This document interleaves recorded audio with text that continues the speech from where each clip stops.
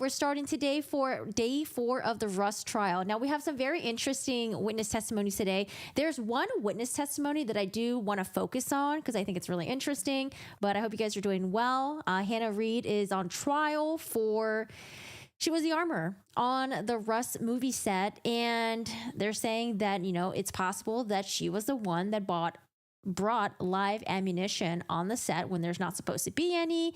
And then also as an armorer, she's supposed to be checking the guns. She's supposed to be checking the ammunition and all that stuff. And it seems like there are a lot of things that she was not doing. There were a lot of safety concerns on the movie set of Russ, but we're here for a trial. Alec Baldwin will have his trial in a couple of months. Possibly we're just waiting for all the scheduling stuff.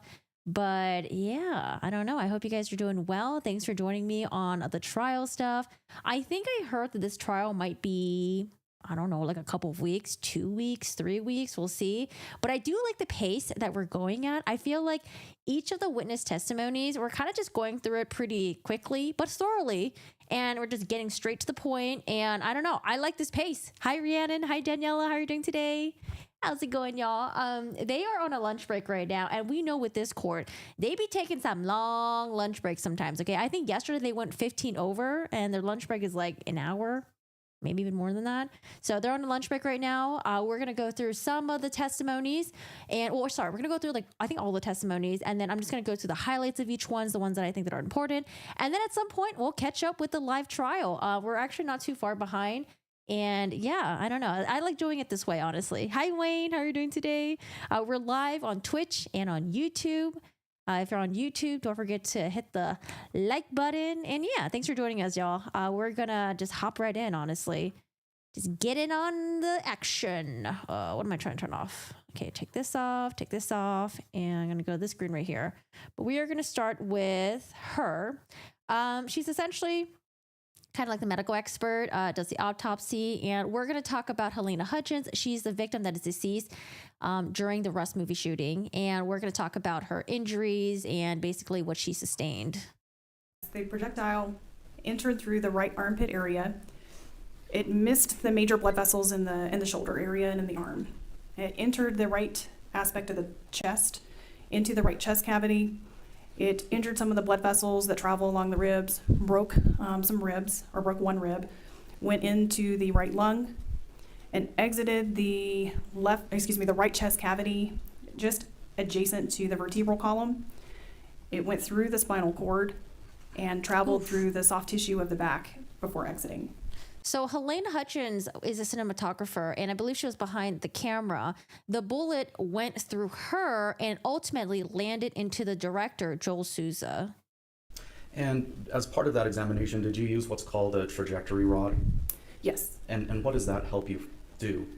Oh my God, this was brutal. Yes. And then we're going to have an expert later on that's going to talk about the weight of the ammunition, how initially it weighed a certain amount, but because it went through so much like damage, like going through the barrel, for example, right? All the heat that it has to go through, but then going through 2 different bodies, like having to go through like the tissues and the bones and stuff like that. Like, yeah, it sounds very, very brutal.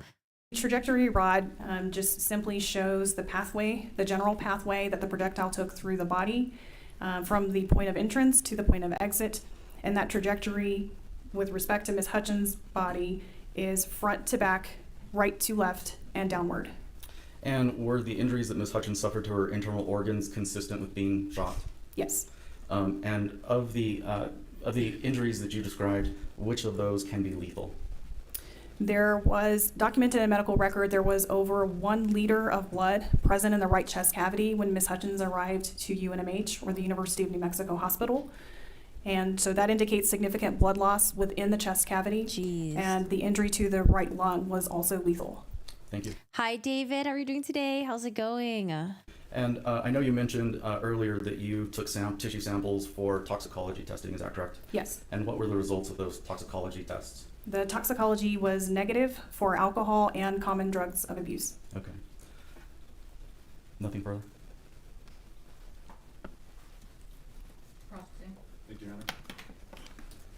Okay, so this is the cross-examining defense attorney. Thank you. Good morning, Doctor. Good morning. Doctor, I first want to ask you about your classification. Now, you've been doing autopsies, you said, I think, 3,000 or 3,500? Yes, 3,500. 3,500. How long, how many years Wow. have you done autopsies?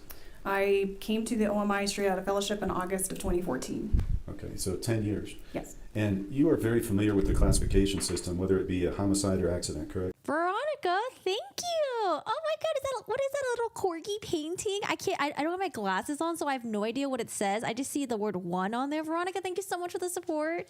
Thank you for the $4.99. Let's celebrate their 10th super on the live stream. Woo! Thank you, thank you. He's gonna imply that she could have been saved. She was treated quicker. Why, I do not know. Yeah, they do kind of go into that. I don't know. I mean, as a defense attorney, you just have to present anything that you can, right? And see what catches on with the jury. You never know what the jury might hook onto. Yes. And in this case, you ruled the cause and manner of death to be accident. Yes. And in a homicide, your definition you gave was to rule it a homicide, it has to be a volitional act caused by another to cause death, correct? Yes. And volitional means purposeful? No. What does volitional mean? Volitional volitional means a voluntary act. It doesn't mean that there is it doesn't always mean there's intent. You don't need intent. So something as simple as pulling a trigger could be the volitional act. Okay, but in this case, you reviewed reports and you got information, and based on that, your determination was that this was an accident. Yes. And when you said accident, I think you described that as what must not be present is intent to cause death. There should not be intent to cause fear, harm, or death. Okay. That's correct. So in the materials you read and the information you reviewed, you did not find an intent to cause death by anybody. That's It's a nice little necklace you got there. I like that bright blue. correct. Okay. And with regard to that classification, that is an official state of New Mexico ruling, correct? Yes. Okay.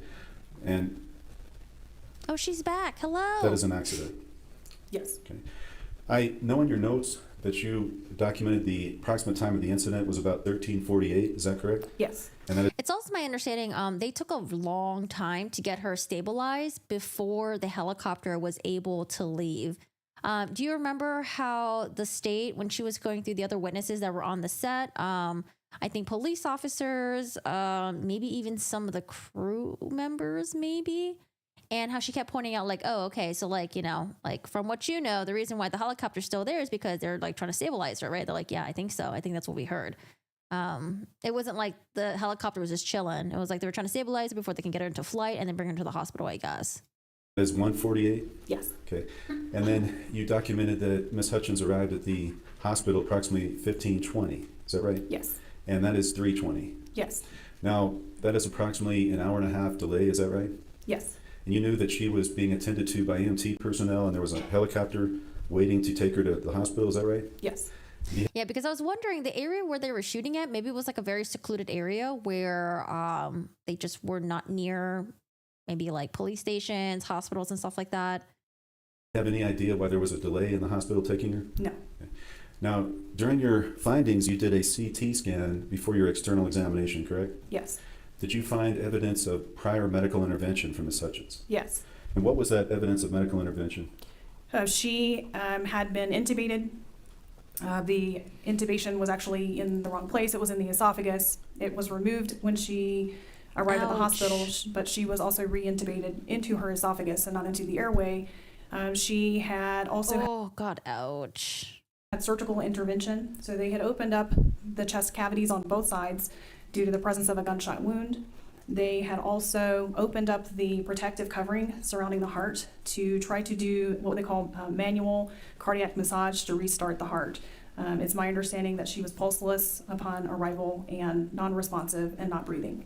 Oh. You said that she had an intubation and another intubation. Is that right? Yes. And they were both in the esophagus. Yes. Now, an esophageal intubation can be a dangerous situation, correct? It's an ineffective way to respirate someone or to Hi, Christine. establish air. And in fact, can that potentially cause an anoxic situation, lack of oxygen to the brain? Well, the injury itself is what causes the anoxic situation, but the Not the intubation. intubation into the esophagus isn't giving adequate airway establishment. Because, doctor, when you do the intubation, you're trying to get it into the bronchus, correct? Yes. And the bronchus, can you tell the jury what the bronchus is? The bronchus, the main stem bronchus, is the main airway that goes to both lungs. It eventually divides into a left and right bronchus, and it goes to each lung. Hi, And so by Michelle. putting it in the esophagus, that is basically sending oxygen into the stomach. Yes, And part of your notes, I know you indicated that Ms. Hutchins was complaining of shortness of breath. yes, And so an intubation into her esophagus would not have assisted with that, with helping her to get that oxygen. that's correct. Oh, no. Did you also find on your CT examination that there was a chest needle that was tried to put in? They attempted to put in a central line, which means you're trying to get fluid to in the most effective way possible. Because of her situation, they had to put blood products directly into her heart. And did that, based on your review of that CT exam, it looked like it did not go in properly? No, it was in the heart. Oh, it was. I believe it was. Okay. So that wasn't a shallow insertion? I couldn't tell that based on the autopsy or the CT. Okay. So the esophageal intubation, do you know who performed that? Do you know who did that? I do not. The CPR efforts you observed, do you know who performed those? Not off the top of my head, no. I would have to review the medical records.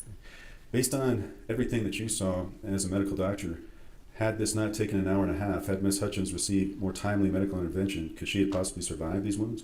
That's difficult for me to answer that question.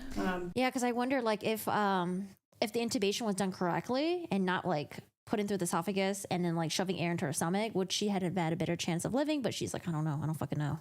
Because I'm not a doctor who treats gunshot wounds in the chest, and I have a very skewed view regarding the lethality of gunshot wounds. So that's outside my purview. Hey, Bernice, When you were do you interviewed, know? didn't you say she possibly could have survived? Potentially, but I'm not the best person to ask for that question because I don't treat patients. Okay, but you previously had said that. You Yes. acknowledged that. Okay. Thank you, Your Honor. I have nothing further. Oh my God, that's so sad. Next one we have to her again. Hold on, what do I have? So Oh no, yeah, we listened through her entirety of the cross examination. Okay, so next witness that we have. I do, yes. Okay, yes, yes, ma'am. Do you recognize that? I do. Where did that come from? And Oh, okay. This witness that we have, he is from the sheriff's office. So he was trying to. There was a gun that came and it was like jammed, and he was like trying to figure out like the fuck was wrong with it. I think what the state is trying to say is that Hannah loaded the wrong caliber into this gun. how did you end up in possession of it? Once again, I was at the office. I don't recall the reason for the third time. I don't recall the reason why I was at the office that day. Sergeant Zook, who was at the time the sergeant of the Criminal Investigation Division, asked me to take a look at this rifle. Apparently, there were some cartridges that were stuck in the gun, and Hi, Jill. How are you doing today? How's it going? Definitely listen to opening statements just so you can get like a lay of the land, I guess, if you're not familiar with the case. But yeah, I don't know. This case is very interesting to me because I don't know anything about movies, production, filming, not very limited knowledge about like guns, ammos, all that stuff. No webcam. My webcam is right here. Can you see me, Joe? Right here. Oh God, I hope you can see me. But yeah, it's very interesting. I remember when this initially first happened, because I stream on Twitch. There were a lot of people debating on Twitch about this, about like, oh, everything that happened, whose fault it is, gun safety rules, onset, offset, blah, blah, blah, blah. And I remember just like hearing about it. And then now that the trial is here, I'm like, okay, well, I kind of want to just see what's going on. It's a camel joke. I totally knew you were making a camel joke. Yes. he didn't know how to clear it, so he asked me to clear it for him. Sorry, So let me go stuck back a in little time, the sergeant of the Criminal Investigation Division asked me to take a look at this rifle. Apparently, there were some cartridges that were stuck in the gun, and he didn't know how to clear it, so he asked me to clear it for him. So to answer your question, what I'm looking at here is a Henry Patton Allen Arms 4440 lever action rifle. So let me ask you, was the gun jammed? It was jammed, yes. Why was the gun jammed? Well, first of all, let me explain the difference between a jam and a malfunction. Okay, a malfunction is something that can be readily cleared by the operator of the firearm. A jam is something that's going to take an armor or possibly even a gunsmith to take it apart. What happened with this particular I had no idea. I always used jam. I thought jam just meant like, oh, it's stuck, and then you got to like do something to like, you know, like manipulate it in order to get it unjammed. So malfunction versus jam, very interesting. I don't know. These are just like new things that I've just never really thought of, or yeah. firearm here, there was a cartridge of the wrong size, the wrong diameter, entered into the tubular magazine of the gun. And as Sergeant Zook was trying to eject the rounds, probably by, and I'm only guessing because I wasn't there, by moving the lever action back and forth to eject the rounds from the gun, the round of the wrong caliber wouldn't chamber into the firearm, so then it couldn't be ejected. So did the gun jam because Sergeant Zook was manipulating the lever action, or did it jam because there was a wrong caliber bullet in there, or cartridge rather? Well, the cartridge wouldn't properly chamber, so since it couldn't properly chamber, it couldn't properly eject. So that's what caused the jam. So can you explain to the jurors how that gun would have been able to receive a cartridge of the wrong caliber to begin with? Yes. She looks so young to me every time I see her. I keep thinking it's a different trial because she doesn't seem old enough to have the responsibility she was given. Well, she was like, what, 24 at the time? You know, I don't know. I think I heard that she had like very, her experience was like, she was probably just like getting into the industry. I heard that she had the armor role previously, and then she was like someone else's assistant before that.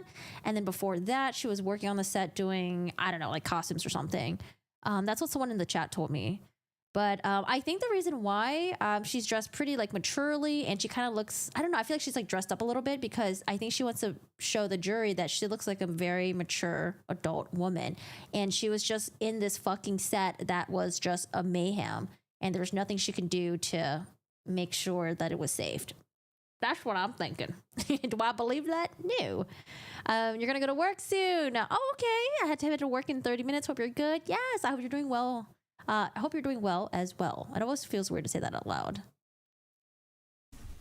Do they have a picture of this gun? Hi, Neko. They do. Okay. And your monitor has arrows and all kinds of stuff. I'm not an expert at using that, but So I think what the state is trying to say is like, oh, hey, like Hannah Reed probably loaded the wrong caliber into this gun. Therefore, she doesn't really know what she's doing. You know, she's kind of like on the set. She wasn't practicing safety rules.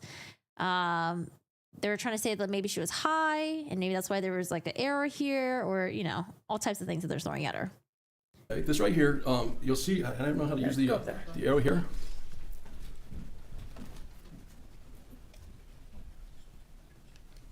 Okay. Does anyone have a link to the Nicolas Cage thing? Can you link it in my Discord? There's a lever right here that you can see, and you move this lever forward, all right, to the front portion. Yes.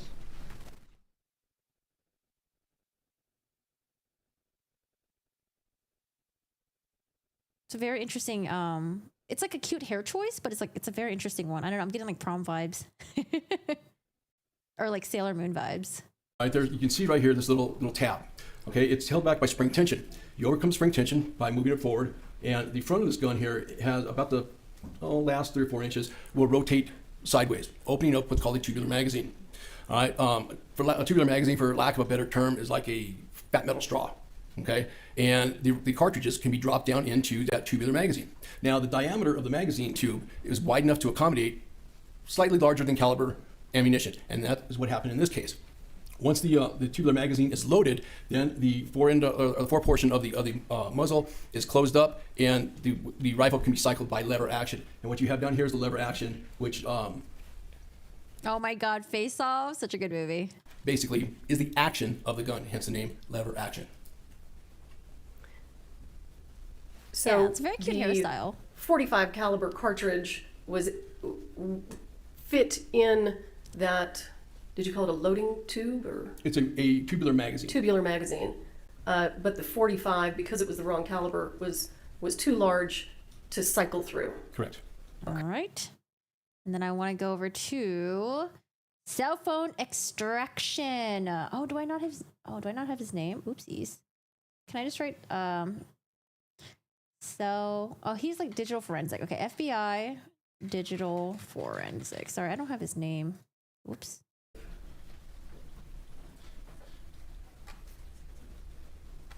Yeah, the little tendrils like up here, right? I think it'd be really cute if she just like had like a very nice clean bun on top of her head. The half Usagi look. Usagi. Yes. If you can just give us the date and time. Brian, sorry, Toy Box Brian. I always call you Brian. Toy Box, thank you so much for the $1.99. I appreciate it. Heart and like. Thank you. I appreciate your little support. Thank you. And whether or not those messages are incoming or outgoing, who they're going from and who they're going to. So the state said that they're charging her essentially with manslaughter, and they're charging her with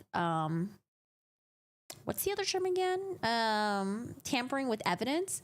So apparently, she had maybe like a little baggie of cocaine on her, and she handed it off to a coworker so she wouldn't get caught with it. And now I believe these were text messages of her trying to get that little baggie of cocaine back, and maybe some other stuff. I don't know. I don't know if it's just like the cocaine or if there's like other things that was there as well. And I think that's what we're looking at. Sure. So both of these messages appear to be outgoing from the what's identified as the owner of the device, Hannah Reed, to a contact named Becca Santa Fe. The first message has the I wonder if we're going to get the testimony from Becca. Becca, we're going to hear from you? timestamp at the bottom right of October 23rd, 2021, 12:28 p.m. And it says, "Hey, comma, I might be coming to Albuquerque tonight and was wondering if I can get that stuff." So that's 2 days after the shooting occurred on the Rust movie set. Hi, The Rain. next message CMB. has a timestamp of October 23rd, 2021 at 5:09 p.m. And it says, "Becca, call me when you get a chance." And States Exhibit 120.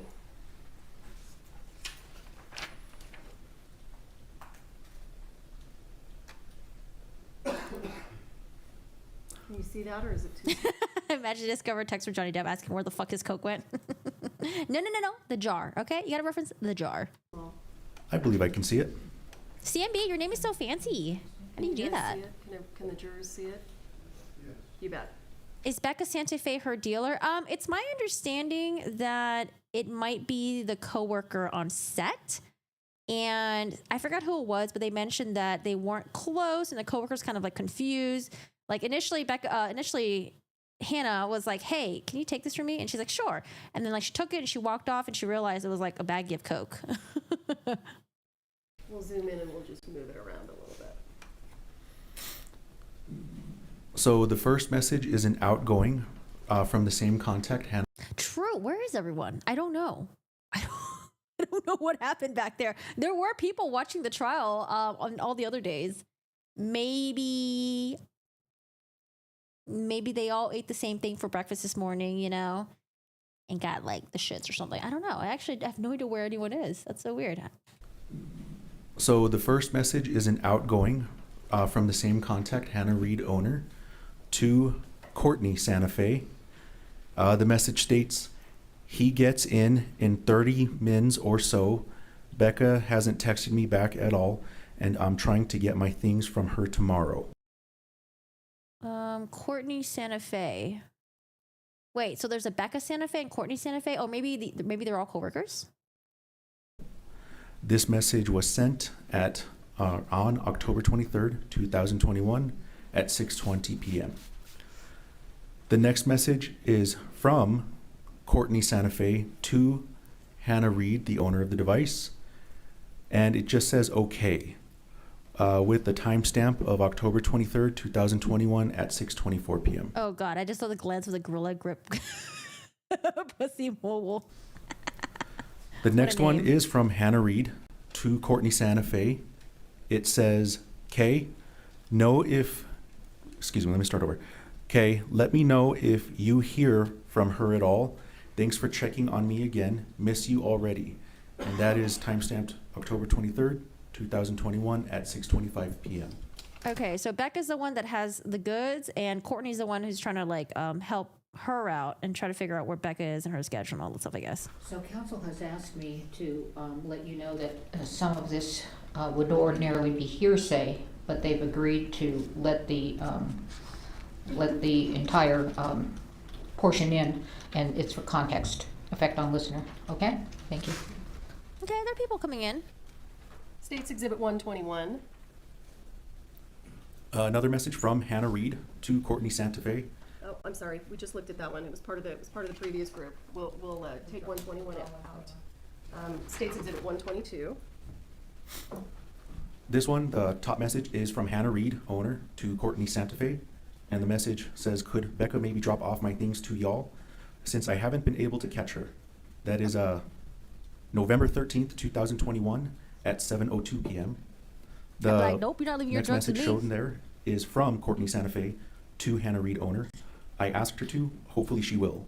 And that is the same time, or the same day, November 13th, 2021. Wait, so it's been about like 3 weeks now, and she still hasn't got her cocaine? I'd be like, just throw that shit away, flush it down the toilet.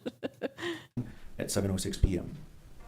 States Exhibit 123. Yeah, no, I could totally see that, Nicole. There are several areas around Albuquerque where they film movies. Maybe she works in multiple sets and just like divides her coworkers by location on the set. My ex was in a few movies. I think it's just an easy way just to label like your coworkers, right? You could do like Rust. You could do like, I don't know, my location. That's what I do. Like when if I meet friends like through like different platforms, like I'll type in like Twitch, blah, blah, blah, or like, stuff like that. It makes it easier. And then once I get to like really know them, then maybe I'll update their full name on there. 3. The top message is from Hannah Reed, owner, to Becca Santa Fe. Hey, coming to Albuquerque tomorrow. That is timestamped November, it looks like 7th, 2021 Like maybe they met in at Santa Fe. 2:52 p.m. And the next message is from Hannah Reed, owner, to Becca Santa Fe. Gonna be there for a week or so. November 7th, 2021 at 2:52 p.m. Oh, Santa Fe is about an hour away from Albuquerque. The top one is from Becca Santa Fe. From Becca Santa Fe to Hannah Reed, owner. I'm in Roswell working on Barron and Toluca, and that is timestamped November 8th, 2021 at 9:20 a.m. The next message is from Hannah Reed, owner, to Becca Santa Fe. Aw, is that far? Bummer, I wanted to see you. And that is November 10th, 2021 at 2:39 p.m. States Exhibit 125. The Sleepaway Camp trilogy? This I have one not is heard from of that. Hannah Reed, owner, to Becca Santa Fe. And it says, hey, Becca, mind if my brother-in-law picks up my things from you after Thanksgiving? He lives in Albuquerque. That is timestamped November 22nd, 2021 at 5:53 p.m. I wonder if Becca wasn't trying to give her shit because by that time Becca has already turned it into like law enforcement maybe. I don't know. I wonder if she ended up getting her stuff back. Because maybe Becca was like, this might be evidence. Maybe I should just give it to law enforcement. States Exhibit 126. I know these are a little out of order. We'll pull them together with another witness in terms of their chronology. Go ahead, sir. This one is from Hannah Reed, owner, to Courtney Santa Fe. Hey, do you have Becca's number? And that is October 23rd, 2021 at 5:17 p.m. Okay, we're going backwards. States Exhibit 128. A message from Hannah Reed, owner, to Becca Santa Fe. Becca, with the question mark, on October 24th, 2021 at 11:31 a.m. Becca's like, leave me And alone. context 129. This one, the first one, is from Becca Santa Fe to Hannah Reed, owner. And it says, hey, ... I am in Hamus working on Big Sky Splinter Unit. That is October 24th, 2021 at 11:33 a.m. The next message is from Becca Santa Fe to Hannah Reed, owner. How are you doing, lady? And that is October 24th, 2021 at 11:34 a.m. Thank you, sir. I'll pass the witness. All right, I don't think there's really much. Let's see. Pictures. Oh, actually, no, cross-examination. I do want to listen to cross-examination. Because she's going to be like, what about text messages with Sarah Zachary? Huh? Dave Halls. Good morning, Mr. French. Good morning, ma'am. So you looked at phones, and I'm going to focus on Sarah Zachary and Dave Halls. You looked at those two phones, didn't you? I did. And for Sarah Zachary and Dave Halls, you bookmarked very limited data that you extracted, right? Yes, ma'am. So you didn't extract all the data on Sarah Zachary's phone, right? I did full extractions on all phones that were given to me, ma'am. And then you bookmarked the limited data and passed that on to Detective Hancock, right? Yes, ma'am, that is correct. And the same for Dave Halls. You bookmarked limited data and passed that on to Detective Hancock, right? Yes, ma'am. But isn't it true that you don't know the significance of any of the items you bookmarked and what they have to do pertaining to the shooting event, do you? Can you phrase the question differently, please? Sure, and you talked about this a little bit in your pretrial interview. The significance of the items from the phones of Sarah Zachary and Dave Halls. You bookmarked those, but you don't have any information. You don't know the significance of what you bookmarked in relation to the shooting event. I don't know if I would word it as significance. I generally do what is requested of me within the request form. Okay, so do you remember giving a pretrial interview in this case, November 29th of 2023? I do. Okay, and counsel, I'm referring to page 5, lines 19 through 24. Okay. And do you remember being asked, specifically with respect to the examination of Dave Hall's phones, so of these items from his phone, do any of them have any significance to this event, this shooting? And answering, I don't know. I just bookmark it for the case agent. That way she could make her determination. That's correct. I did say that. Okay, so then you'd agree with me that the items that you bookmarked and gave and passed on that we're talking about here today pertaining to Dave Halls and Sarah, you don't know the significance of those items pertaining to the shooting. Well, ma'am, it is not my job to determine significance. Exactly. I just determine, or I don't even determine, I just find what is asked of me within the request form, and I leave it up to the case agent to continue her investigation with it. Okay, and you also don't have any texts between Sarah Zachary and Seth Kinney before October 21st of 2021, right? I do not remember. So the reason why the defense, they keep bringing up Seth Kenny and Sarah Zachary. Seth Kenny is like the props guy who provided the props to the Rust movie set. And the defense was like, well, maybe he was the one that provided the live ammunition. Sarah Zachary is the defense, it's her supervisor. And apparently the defense was like, oh, well, Sarah Zachary on the day of the shooting apparently was talking with the props guy, Seth Hall, and she went back on set and she took out live ammunition from 2 of the guns and threw it away in the trash. And we don't know where it is. It hasn't been recovered. That's what they said. And so that's the reason why they keep bringing up Seth, whatever the fuck his name is, and Sarah Zachary. But, I mean, so far, I think the state has done a really good job to show that they're kind of like, I don't know, like, it seems like the live ammunition didn't come from the PDQ props, which is Seth, why did I forget his name? Seth, whatever his name is. Seth Hall? Seth Hall? No, not Hey, Seth do you Hall. remember- Seth, it's Dave Halls, Sarah Zachary, and Seth something. Oh, Seth Kenny. Before October 21st of 2021, right? I do not remember. Okay, do you remember your did you review your report prior to coming into court to testify? There was multiple reports for this, and unfortunately, I can't commit all of them to Thanks, memory. y'all. Okay, so sitting, sure.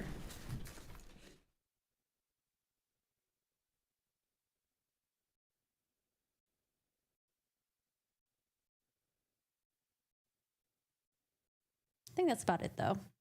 This cross-examination is like very short. I really want to get into the next witness. We're gonna watch that for a little bit. So sitting here today, is it fair to say you don't remember any text messages in your review between Sarah Zachary and Seth Kinney I don't. before October 21st of 2021? I don't, ma'am. Okay, and Very true. Shonda was totally giving Little House on a Prairie vibes. Oh my lord.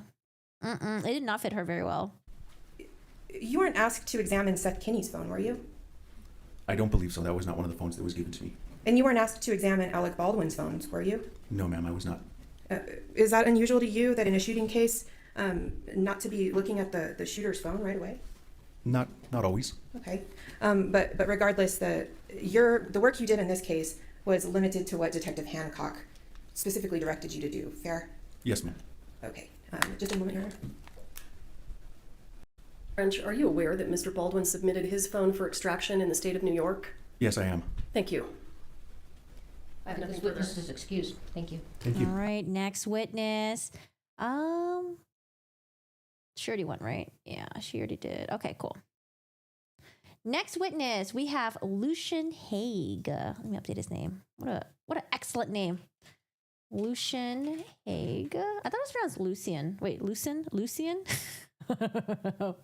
Firearm examination and reconstruction. So do you guys remember how they were talking about the gun that Alex had, the revolver, how the hammer can be in 4 different resting positions? So he does a really good job at going through it again. So we have like the hammer at rest. This is like a 4th cock position. I think this was supposed to be 1/2. I thought it was 1/8. Does that say 1/2 or 1/8? Hello? Anyone here with good eyes? What does that say? 1/8, right? In a full cock position. So during this testimony, we're going to hear lots of cocks, okay? Lots of cocks. Hannah's giving me like 90210 hairstyle vibes. It works for Brenda to make her seem mature. I'm just getting prom vibes, you know, like prom vibes. You guys ever watch like Wish Upon a Star with what's her face? Katherine Hagel, I think. Yeah, totally prom vibes, like with like the glittery blue, purple eyeshadow. I can totally see that. Is that half? No, this one's half, isn't it? Is that half? So this is 1/4. That's half right there. Oh yeah, duh, because it's halfway position. Just kidding.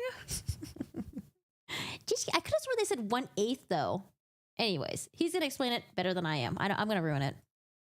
On the left side are the 4 positions that the hammer can have with this gun when it's working properly and undamaged. Hi, Top one Kiki. shows the hammer fully forward and down. That's the way it would appear if you had just fired it or even dry fired it.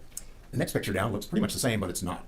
The hammer is about 1/8 of an inch rearward, and now it has engaged an internal mechanism, Oh, 1/8 of an inch. Maybe that's why I thought he said it was an 1/8 position. Okay. a safety notch. So now the hammer and firing pin cannot reach a live cartridge. The third picture down is the loading position, also known as half cock. The previous position could be called, and it's often called, quarter cock. At that half cock position, the third picture down, the cylinder, which holds capable of holding 6 cartridges, is now free to rotate. Prior to this, in the upper 2 pictures, it was locked and secured by a small latch that we can't see in these pictures. Oh, Final I'm so picture, sorry. and the most important I was like, why is he talking so fast? Sorry. one, the hammer is at the full cock, ready to fire position. You can now see the firing pin in the hammer, that it's fully rearward, and it's staying there. That will be important later. And if you would, because describe for us what the firearm is that you have in front of you. Is that this exact gun? It's the brother to the evidence gun. Same make, model, caliber. It's just not the evidence gun. See, I was looking at, we got to see the scene that he was like practicing where he quickly pulls out of the holster and he goes like this. I think it's possible in that quick little whip action that he does, he may have actually just pulled the trigger. Like he probably didn't mean to. He probably just did it accidentally. If I remember correctly, what did I think the guy said like in order to press the trigger, I think you need like at least like 4 pounds. Or was that the hammer? Oh God, I had to re-listen to the guy's testimony. And would you demonstrate for the ladies and gentlemen of the jury the different positions and also specifically the half-cock position and the rotation of the cylinder? Sure. Well, I checked it, but again, just so everyone feels as comfortable as they're going to be around a firearm. Hang on just a second. You should probably stand in the middle. Yeah, do you want to stand? And Sure. That would be great.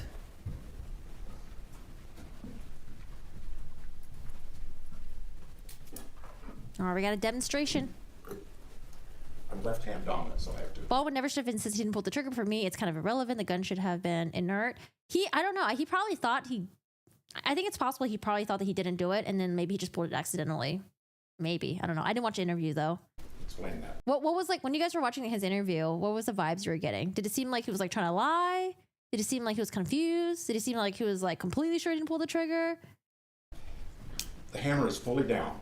If there were a live cartridge in this gun, the firing pin would be resting right against it. So this is an unsafe carry position if it were a loaded gun. It would also be the position if I had just fired it. There would be a spent cartridge. The firing pin would be deep into the primer of that cartridge. You can also see if the trigger is back. Now when I pull it, there. That's the safety position. Very little movement, but the hammer is now about 1/8 of an inch rearward. The trigger is just popped forward, so it's got an internal spring that is resetting. Cylinder is still locked up, cannot rotate. Now when I pull it to the load position, you may have seen the cylinder rotate already. It's free to rotate now. The little latch that I mentioned, which we can't see, has been pulled down by that motion. There's a loading gate here on the side that's opened, and this is where I would either remove fired cartridges or place live cartridges up to a total of 6. After fully loading it, I close that gate, and I have 2 choices. If I'm ready to shoot, I'm going to cock it. And if I decided what I'm going to shoot at is to be shot at, pull the trigger. Hammer falls off of a ledge, a little notch.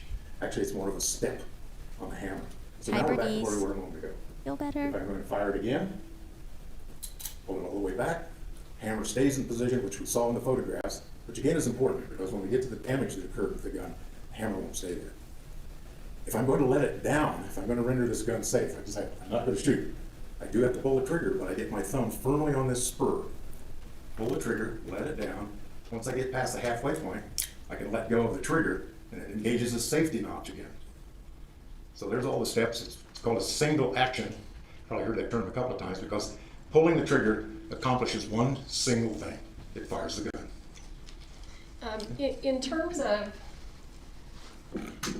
sorry. In terms of that loading gate and the loading of the gun, if you were to show me the primers and the head stamps of the rounds that you have in the gun, we know that there are none, but this is, we're just going to play pretend. Show me how you would show me what's in that gun. Well, I bring it up, no one downrange.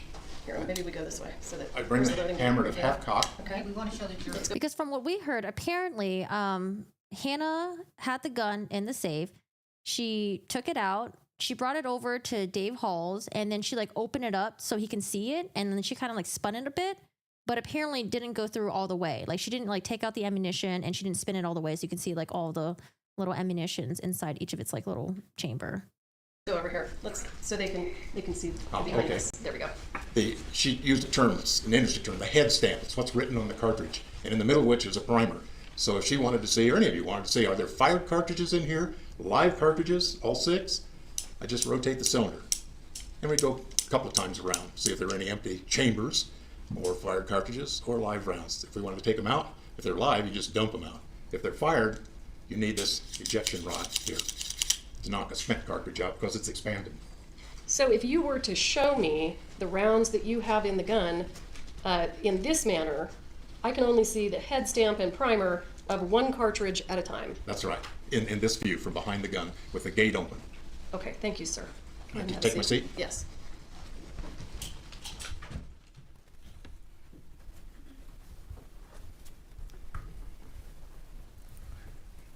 So, when you, oh, thank you. Is there anything else that you can think of from the documents that you reviewed that went into, that contributed to your opinion that the gun was in proper working order when it was received at the FBI? Yes, the examiner was able to fire at least 12 live cartridges for comparison purposes to recover bullets in fired cartridge cases. The gun had to be in working order to do that. Had it been in the condition I later found it, you wouldn't have been able to do that. Hi, Caitlin. How are you doing today? Hello, all. How's it going so far? So we heard from the medical examiner. We heard we heard from the guy who works in the sheriff's office how he received a rifle and it was jammed because I think the state is trying to say that Hannah may have put the wrong caliber in the rifle and that's why it jammed. Which would show like kind of like incompetence, I guess. And then now we're hearing from him, which I think his testimony is very interesting today. And he is the what's it called? Firearm examination and reconstruction. So he's going to talk about the revolver that Alec Baldwin used on that set that day. I think this is where I want to jump to. Let me see where we're at. I'm left-hand dominant, so I have to explain that. Demonstration video with a damaged hammer. Oh, sorry. No, I want to continue listening to this part. And the condition that you later found it, can you just kind of describe what was wrong with it when you took it into evidence? And I'm going to pull an 8 up. This is going to be an exhibit that's already entered into evidence, Exhibit 97A. It had been partially disassembled. It was in a gun box with some ties. I'm working on it. Here, let me get to that part. Not this part right here. Not this one. So they disassembled a gun. They put it back together. Hold on, there's a video that I'm like specifically looking for.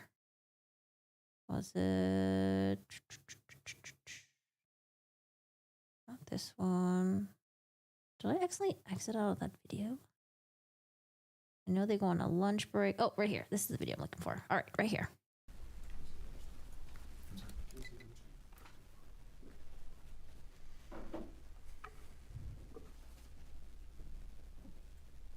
I'll play States Exhibit 147. Oh, the gun was cleared, and then he cleared it again when he went on the stand. Hang on. Hannah be taking notes, oh, that's how you do it. I took it down too far. Hi, Lisette.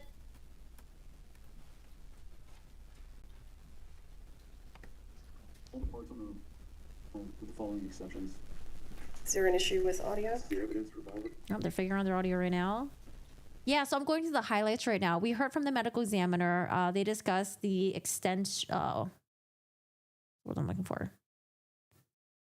Extensive? It sounds so weird. Yeah, we listened to the medical examiner who talked about the injuries that Helena had sustained. Also, the defense went up there and cross-examined and was like, oh, had the intubation was done correctly, or had she have gotten to the hospital faster, would her life have been saved? And she's like, I don't know. I'm not a firearms injuries expert. I just do the medical examining stuff. And then we heard from the sheriff's office who talked about a rifle that was jammed. And I think the state was trying to say that maybe Hannah loaded the wrong caliber into the rifle, that she didn't know what the fuck she was doing. I don't know, incompetent, something like that. And now we're listening to this guy, and I think his testimony is really interesting. He's talking about the revolver that was used by Alec Baldwin. And essentially, he's just going to say what the FBI report said, which was the gun wouldn't have discharged if someone pulled the trigger. Which would have been Alec Baldwin. We've done to put it back in operating condition. All the parts on the revolver are original with the following exceptions. This is a new trigger and sear, same case. It's my understanding it was the difference in caliber was 44 and 45, I think. It's the original hammer. It does also have a replacement bolt or cylinder catch. Otherwise, as mentioned, every pin, screw, spring, whether that's the main hammer spring or the flat spring that operates the trigger, are original to the revolver. So what we did is, just as a recap, this is the Baldwin gun, is that right? That's correct. And the hammer, or I'm sorry, the trigger is a new unbroken trigger, is that correct? That's also correct.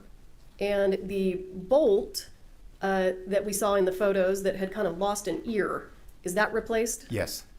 But the hammer that's in this gun is the original hammer from this gun, is that correct? But damaged, yes. And that was the whole point. Does the damage, how does it affect the operation of the gun if we isolate the hammer? And the reason why they're doing this is because initially when the gun was received, FBI, they did some testing on it, and there was one testing that they had to do that would essentially damage was it the hammer, I think? It would damage a part of the gun. And so when that happened, now this guy is going to reconstruct it and say that okay, well, if the hammer was damaged, let's see how it affects how the gun would be used. And I think whether or not the hammer is damaged or not, it doesn't matter. You would still have to pull the trigger in order for it to discharge. This is the hammer that you believe was damaged at the FBI. Yes. Because maybe Hannah's defense would be oh, well, how do you know the hammer wasn't damaged at the set? And again, they were saying they don't believe it was damaged because they did test it, they shot 12 to 13 times and it was working fine. The full cock position. Hammer falls and is captured at the half cock position. Again. So what did you ask your son to do? He's the one holding the gun. I asked him to go through the normal cycle. If you produced this firearm and cocked it and expected the hammer to stay cocked until you pull the trigger, it will not. Because that full cocked step or notch has been rounded off, the perfectly brand new trigger cannot retain the full cocked position. The hammer falls to what you just saw, and it falls to that half cock notch. So the good trigger and its sear drop into that notch, preventing the gun from firing. So that's intentional. That's what Mr. Colt intended. If somehow the gun got worn and the hammer started to drop when you cocked it, it's going to get captured. And if it gets past that point, it'll be captured by the quarter cock notch. And it wouldn't discharge. Okay, demonstrate the positions of the hammer, normal positions. From full down where the firing pin is protruding from the breech. Can you see the firing pin protruding from the breech in this video? Yes, when I first described how this gun works for you, the hammer is fully down.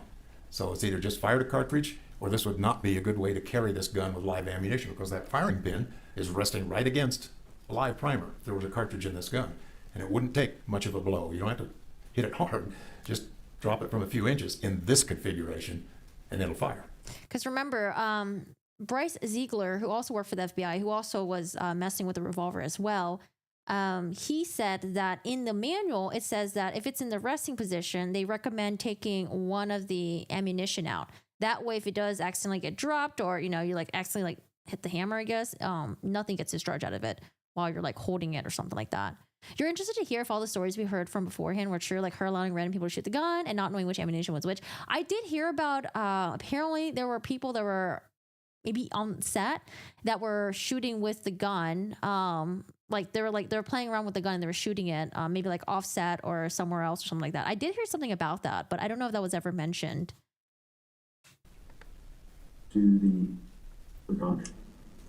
And from here, the trigger will not allow the hammer to drop because of the shape of the notches in the hammer. From the half cock or load condition also, pulling the trigger does not drop the hammer. And the cylinder is now out of alignment with the axis of the bore. And then Tell us what you mean there, and why is that important in gun handling? You indicated that the cylinder is now out of alignment with the axis of the bore. Well, the two things you just saw was starting to bring the hammer back all the way. It went through the safety notch, cylinder's still locked up. But when you get to this position, the cylinder now rotates a few degrees, more than a few, about 10 or so. If somehow you were able to fire this gun from that position that you're looking at in the screen right now, there's going to be a real disaster because the bullet can't go down the barrel. Maybe half of it might, but the other half is going to be jammed up against that area. That's really hard to do. And you're probably going to blow the cylinder apart. You may get injured. So there again, what Mike and I were demonstrating is it's called a slip off. If you're trying to cock the gun and you lose your grasp on it, the hammer falls, that safety notch captures it. And now if we get this far, it still is going to be captured, but somehow if it got past that, the safety notch, you're going to have a damaged at the minimum or a destroyed gun and probably an injury to yourself. And in this position where the cylinder is no longer aligned with the axis of the bore, does the firing pin hit the primer every time? No. It wouldn't be It aligned. can hit it just at one side, and primers are designed to detonate, and it's the proper term, with basically a central hit in the primer. If you get off to one side, you'll often have a misfire, a failure to fire. And if it gets any further than that, it hits out in the head stamp area, doesn't hit the primer at all. The more that cylinder rotates Oh, out, is that like what we see in movies sometimes, when they're like reloading and then like it doesn't fire? out of It's because phase. the primer, I guess, is not lined up correctly. which normally would be caught when released, drops. And with lateral pressure, both directions, this one slipping the thumb off to the right side of the hammer, this one slipping the thumb off to the left side of the hammer, all catch on the half cock as long as the trigger. Why the example of the hammer slipping? Why would we do that example? Yeah. It can be a misadventure with this kind of firearm. One of them I described. You're trying to cock it and you lose control of it. If you haven't pulled the trigger, what you just saw will happen. Nothing. It'll capture the hammer. Similarly, you can cock a gun and then decide, as I demonstrated, I want to let the hammer down. You don't want it cocked. You're going to have to pull the trigger. You're going to have to coast that hammer down with a good thumb on this area called the spur. And when it gets past the safety notch, the proper thing is to let go of the trigger and the safety notch will capture it once again. All right, this is August 24, 2023. All right. Mike Haig and Luke Haig at the Santa Fe Sheriff's Laboratory. No, Let's look at State's Exhibit 147A. This is the same evidence revolver. You're now looking at the other side, and we've removed the cylinder and the cylinder pin. Is everything still the same though? We've got damaged hammer, everything else works. Yes, everything else is the same. I think we wanted to see the stop latch working at one point. Okay, we'll go ahead and play this. Stopwatch is like right here, I think. 2023 in the property room at the Santa Fe Sheriff's Office. And Mike, you're on to describe what we've done to the evidence gun. So it's the item 1 revolver, the Pieta. Original parts include all the pins, screws, grip, the original hammer. It has the original hammer spring as well as the original flat spring that operates the trigger. The trigger is a replacement trigger, so the top of the sear is a functioning original piece. And as that original hammer, it does have a replacement bolt as well. Otherwise, all parts are original. Okay, and the hammer's in the fully forward position at this top. The normal full cock position. Hammer falls, doesn't hold, but the half cock notch captures it. Let's do it again. I'll take it all the way down. We can see the quarter cock notch also functions. half cock functions, and then all the way to full. And you can see the stop latch finally in that view. Over It's this here. little piece right there. It went down when it got to the half cock and then came back up when it reached the full cock position because that locks the cylinder in alignment with the axis of the barrel. And again, when it was in the full cock position and it was released and it fell and was caught at half cock, that was why. That was as designed. That's what it should do. In that situation, the cylinder would have been aligned, but in a way it doesn't matter because it wouldn't fire. No, I'm talking about when your son pulled it into the full cock position and it didn't stay there. Why didn't it stay there? Again, the former full cock notch or step has just been beaten off. It's just rounded. There's no step there any longer. So it'd be the same as the edge of this witness stand. If it were round, I couldn't do that. Slip off. That's a good way of explaining it. Okay, so now, yeah, I mean, this is not looking good for Alec Baldwin, right? But I think Alec Baldwin could say that, like, hey, when I did that police interview, I really thought that I didn't pull the trigger. If the FBI said I did it, then I must have done it accidentally when I whipped it out quickly. I don't know. I think he could still say that. The hammer is fully down. If there were a live cartridge in this gun, the firing pin would be resting right against it. So this is an unsafe carry position if it were a loaded gun. It would also be the position if I had just fired it. There would be a spent cartridge. The firing pin would be deep into the primer of that cartridge. You can also see if the trigger is back. Now when I pull it, there. That's the safety position. Very little movement, but the hammer is now about 1/8 of an inch rearward. The trigger has just popped forward, so it's got an internal spring that is resetting. Cylinder is still locked up, cannot rotate. Now when I pull it to the load position, you may have seen the cylinder rotate already. It's free to rotate now. The little latch that I mentioned, which we can't see, has been pulled down by that motion. There's a loading gate here on the side that's opened, and this is where I would either remove fired cartridges or place live cartridges up to a total of 6. After loading it, fully loading it, I close that gate, and I have 2 choices. If I'm ready to shoot, I'm going to cock it. And if I decided what I'm going to shoot at is to be shot at, pull the trigger. Hammer falls off of a ledge, a little notch. Actually, it's more of a step on the hammer. So now we're back to where we were a moment ago. If I'm going to fire it again, I heard about that, Lisette. pull it all the way back. He went on and on about how experienced he is with handling firearms on his movie sets. I heard about that. Hammer stays in position, which we saw in the photographs, which again is important because when we get to the damage that occurred with the gun, the hammer won't stay there. If I'm going to let it down, if I'm going to render this gun safe, like I said, I'm not going to shoot. I do have to pull the trigger, but I get my thumb firmly on this spur. Pull the trigger, let it down. Once I get past the halfway point, I can let go of the trigger, and it engages a safety notch again. So there's all the steps. It's called a single action. Probably heard that term a couple of times because pulling the trigger accomplishes one single thing. It fires the gun.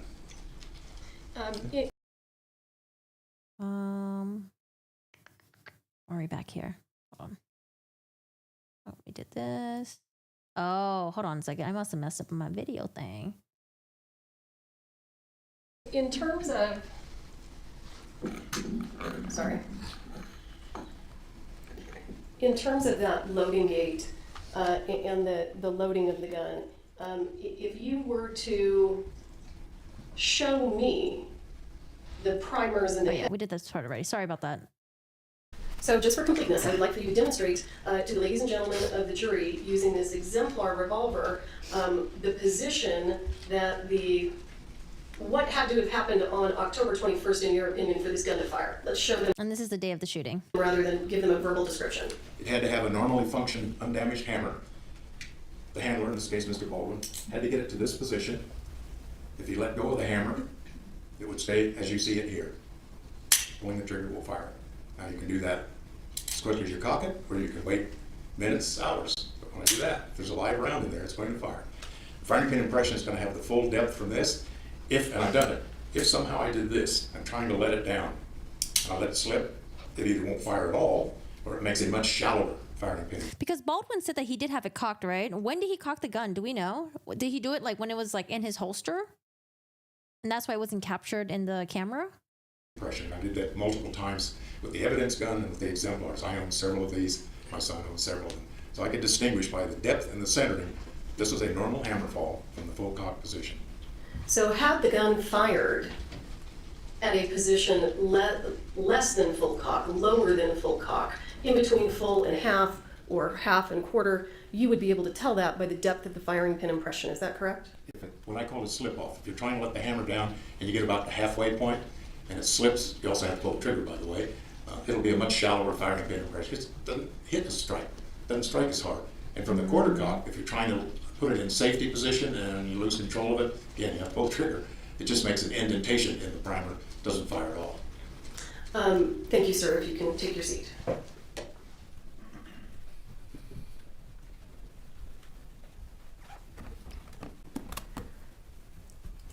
Sir, in the what we call the discovery, in the documents and information that you reviewed, did you have an opportunity to review some videos of Mr. Baldwin on set in the church pulling the gun out of his holster? Yes, I did.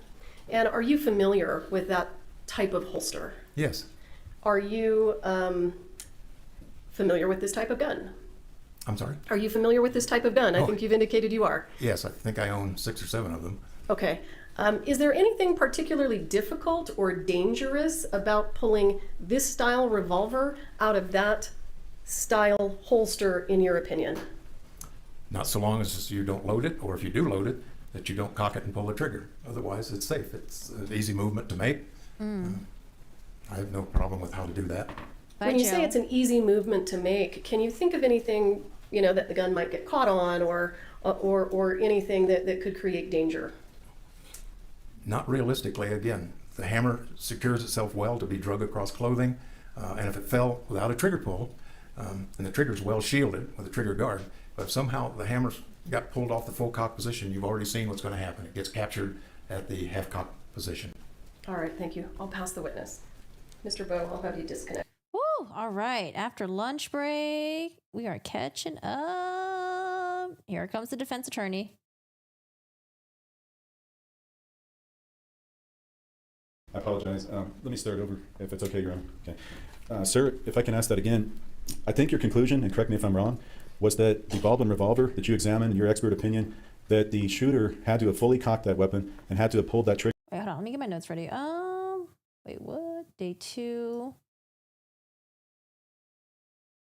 Day 1. Where are my notes from day 3? The hell? What happened to my notes? Did I just lose a day's worth of notes? What? I hope not. Sorry. Hi, good guy. How are you doing today? Sir, if I can ask that again, I think your conclusion, and correct me if I'm wrong, was that the Baldwin revolver that you examined, in your expert opinion, that the shooter had to have fully cocked that weapon and had to have pulled that trigger all the way, or pulled the trigger to fire it. Yes, on the first part, I bifurcated my answer in the report. Either pull the trigger, which I regard as a volitional act, or have already depressed it. If Yes, sir. already depressed it, the very instant he let go of the hammer, it would fire. So, sir, for example, if Mr. Baldwin were cross-drawing that weapon and had his finger in the trigger guard, and then he pulled it and it had it fully cocked and it slipped and let go, would that fire that weapon? Only if he had the trigger pulled or depressed. They're similar, but I make a slight distinction between it being depressed versus pulled. Okay, so, sir, so either way, that shooter had to either have it depressed, have his finger in the trigger, or pull that trigger for that to fire. And have it cocked. And have it cocked. Fully cocked. Fully cocked. Yes. Okay. Okay, now, I noticed earlier when you were doing a demonstration with the jury, you exercised extreme muzzle discipline, I'm going to call it. You learned that, correct? Not to ever point that weapon at an individual, a human? Long ago. Yes, sir. Been around guns a long time? I have.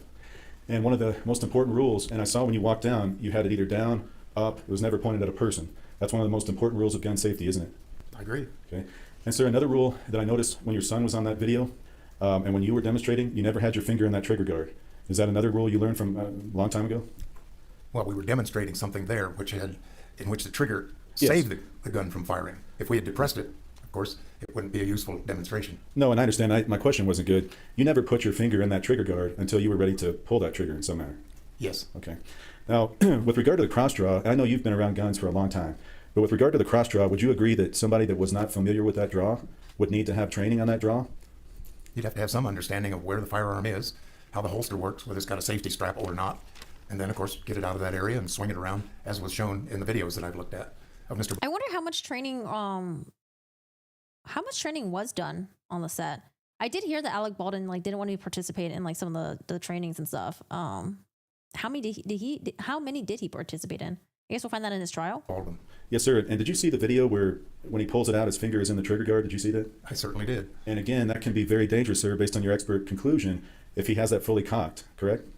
And it's loaded and fully cocked, yes. Yes, sir. And so when you watched that video, did you make a determination as to whether he should have drawn that with his finger in the trigger guard? It's been a while since I've looked at it. I was trying to decide a couple of other things. If that's the evidence gun, I was satisfied it was because of the plain bare metal hammer. And then, of course, looking at, can I really determine if his finger's inside the trigger guard but not on the trigger itself? I could never resolve that. Okay. Because of the camera angle. And in any event, you should not have your finger on the trigger in that cross draw. Well, it doesn't matter what it's a cross draw. It's if you're going to cock the gun, which he did after it's out. I do remember that. When it's out of the holster, you can see him cocking it. It's now clear of the holster. But we're back to, or I'm back to, I can't tell if he's already got the trigger depressed or it gets pulled later. Okay, sir. And with regard to your conclusion, I want to make sure I was clear on that. I know that you, and I don't want to use the word critical, but you didn't think that aggressive testing by the FBI was a good idea? I didn't think it was necessary in this case, given the context. What are the issues in the case? In my mind, it was never an issue that the hammer got struck by anything or that the gun got dropped. And so you didn't believe that the FBI even needed to do that test? From my viewpoint, no. It was not a useful or necessary test to strike the hammer of the fully cocked evidence gun. Did you also say that you did not find any damage to that weapon that would have prevented it from... But it's funny because this lawyer was giving the FBI guy shit for not doing the drop test. And he's like, well, why didn't you do the drop test? He's like, well, I mean, I didn't hear that it was dropped, so that's why I didn't do it. Firing as designed? And I'm talking about not after the FBI, but prior. Is that your conclusion? Yes, if the hammer were replaced and the trigger replaced and the bolt, it was a perfectly functioning, authentic replica of a classic firearm. Okay, sir, and in your inspection of that weapon, that Baldwin revolver, did you see any modifications that would have changed the firing characteristics of that weapon? No, not at all. In fact, I went through, I think there are 12 other revolvers. 9 of them are Gutierrez. And I took them all apart with the help of my younger son, Mike, and we looked at the sears, the triggers, the full cock notches, and they were all equivalent. You could have swapped them out because they're carefully manufactured parts. So that's how I addressed and answered that question in my own mind. Okay, sir, so other than the FBI testing, breaking those components, you didn't see any other evidence of modification or damage? I did not. Okay, sir. With regard to the rounds that you were talking about, the Starline brass is used by hand loaders at times. Hand loaders use Starline brass, is that true? Yes, that's their primary market. I'm one of their consumers.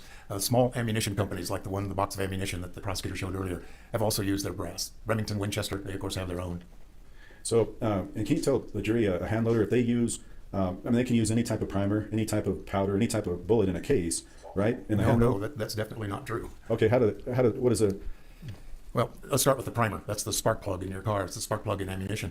There are large pistol primers and there are small pistol primers. The Colt cartridge requires a large pistol primer. There are also rifle primers that have the same dimensions, but they're harder and usually have more explosive in them. The same way there's small rifle primers. So you got 4 types. Then they can be plain brass, if that's your pleasure for aesthetics, or nickel plated. And I've seen them both ways. So we got 4 types and 2 finishes. There are even some that are custom for bench rest shooting and other exotic competition, but those are the 4 main. The powders, yet another thing. They're powders that are specifically manufactured for handguns. You've got a big bore and a heavy bullet that's got to be accelerated in a short distance. So those powders have to burn very fast and produce their energy. Rifle powders, if you shoot a 30-30 or a 30-06, you couldn't take the powder that's in one of your rifle cartridges and put it in a pistol cartridge and get it to work. It'd basically fizzle or squib. They burn it. It's like sawdust, sticks, and logs. Powders burn at different rates for shotguns, pistols, and rifles. So there's a lot of thought that's gone into this over the last century and a half of how you make all this come together to not blow up the gun, to achieve the desired pressure and velocity, and of course, produce an accurate shot. Yes, sir. And so, did you have any evidence when you looked at the live rounds from the rust set that those were hand loads or those were some other type? Did you determine that? Well, they're in Starline brass, which is sold for hand loaders. But as I said, a commercial manufacturer can buy Starline brass, just as you saw in that one box. The bullets look more amateurish to me. In fact, I have that same bullet with a blue lube, and it's a cast bullet. It doesn't come in cartridges. So I don't have a definitive answer on you. They were virgin cases. That means they hadn't been fired previously and then reloaded. They were shiny inside. So they were first time assembled. And the powder, their physical forms, just as I mentioned, look like a powder called Bullseye, which is probably the oldest pistol powder around. It's very popular. I use it myself. It's normally associated with hand loaders, but it doesn't stop the industry from buying a ton. Like, I feel like it would be the armorer's job as well to discuss the scene that they're shooting. So, and like discuss it with the entire crew that's like around. Like, okay, so Alec Baldwin is going to pull the gun out of his holster. That's when he's going to cock it, and then he's going to pull it. He's going to aim it towards the camera. But don't worry, guys. He's not going to pull the trigger. I feel like wouldn't that in itself kind of be discussed with everyone so they know what's going on? Like, when is he going to have it cocked? If he's going to pull the trigger or not? Instead of leaving it to the discretion of Alec Baldwin when he's shooting the scene. Like, okay, Alec Baldwin, do whatever you need to do to shoot the scene. And we just won't know what's going to happen. Ton of it and loading a few million rounds. Okay, sir, so you didn't make a definitive determination, but those rounds appeared amateurish, which would be more like a hand load. Is that fair? Yes, that has kind of a demeaning character to it. I pride myself on my hand loads, and they look fine, but they'd already been disassembled, so I didn't get to see the quality of the crimp and just where the crimp was made. That's where you hold the bullet in the cartridge case. I wished I'd seen them before they were disassembled. Disassembled, so, but when you looked at it, it did appear, I'm just trying to establish, it did appear more likely to be a hand load. Yes. Okay. And if we could have,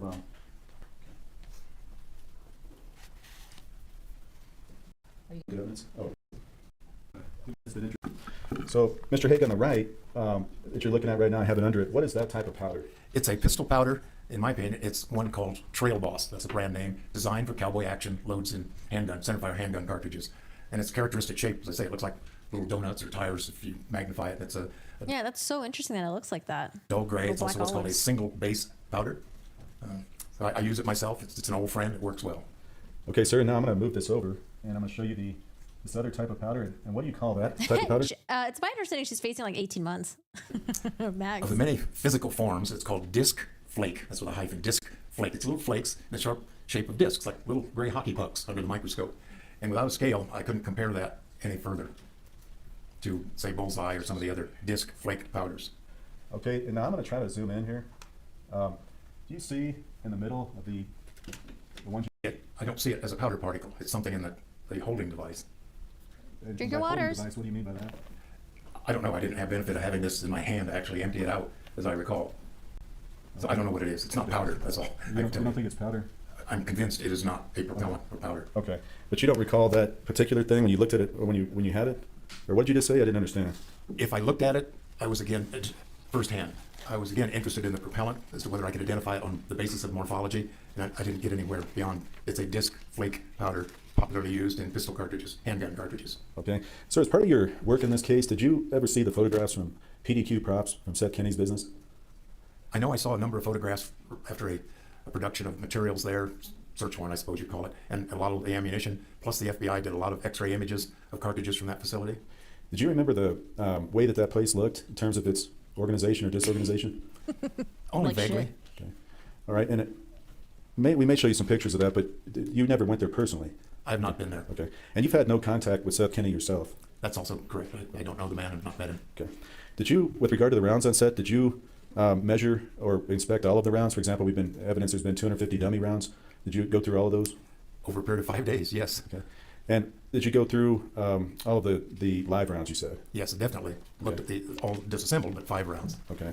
And other than what you told us, anything else about those live rounds? You did tell us the blue loop. Any other matters that you investigated that you determined about those? Well, I probably said earlier this morning, those are hard to cast, meaning the lead has been hardened. It's not dead soft lead like you get out of an x-ray machine. Cast bullets, there's another way you can make bullets that the manufacturers do, but casting with a mold, bullet mold.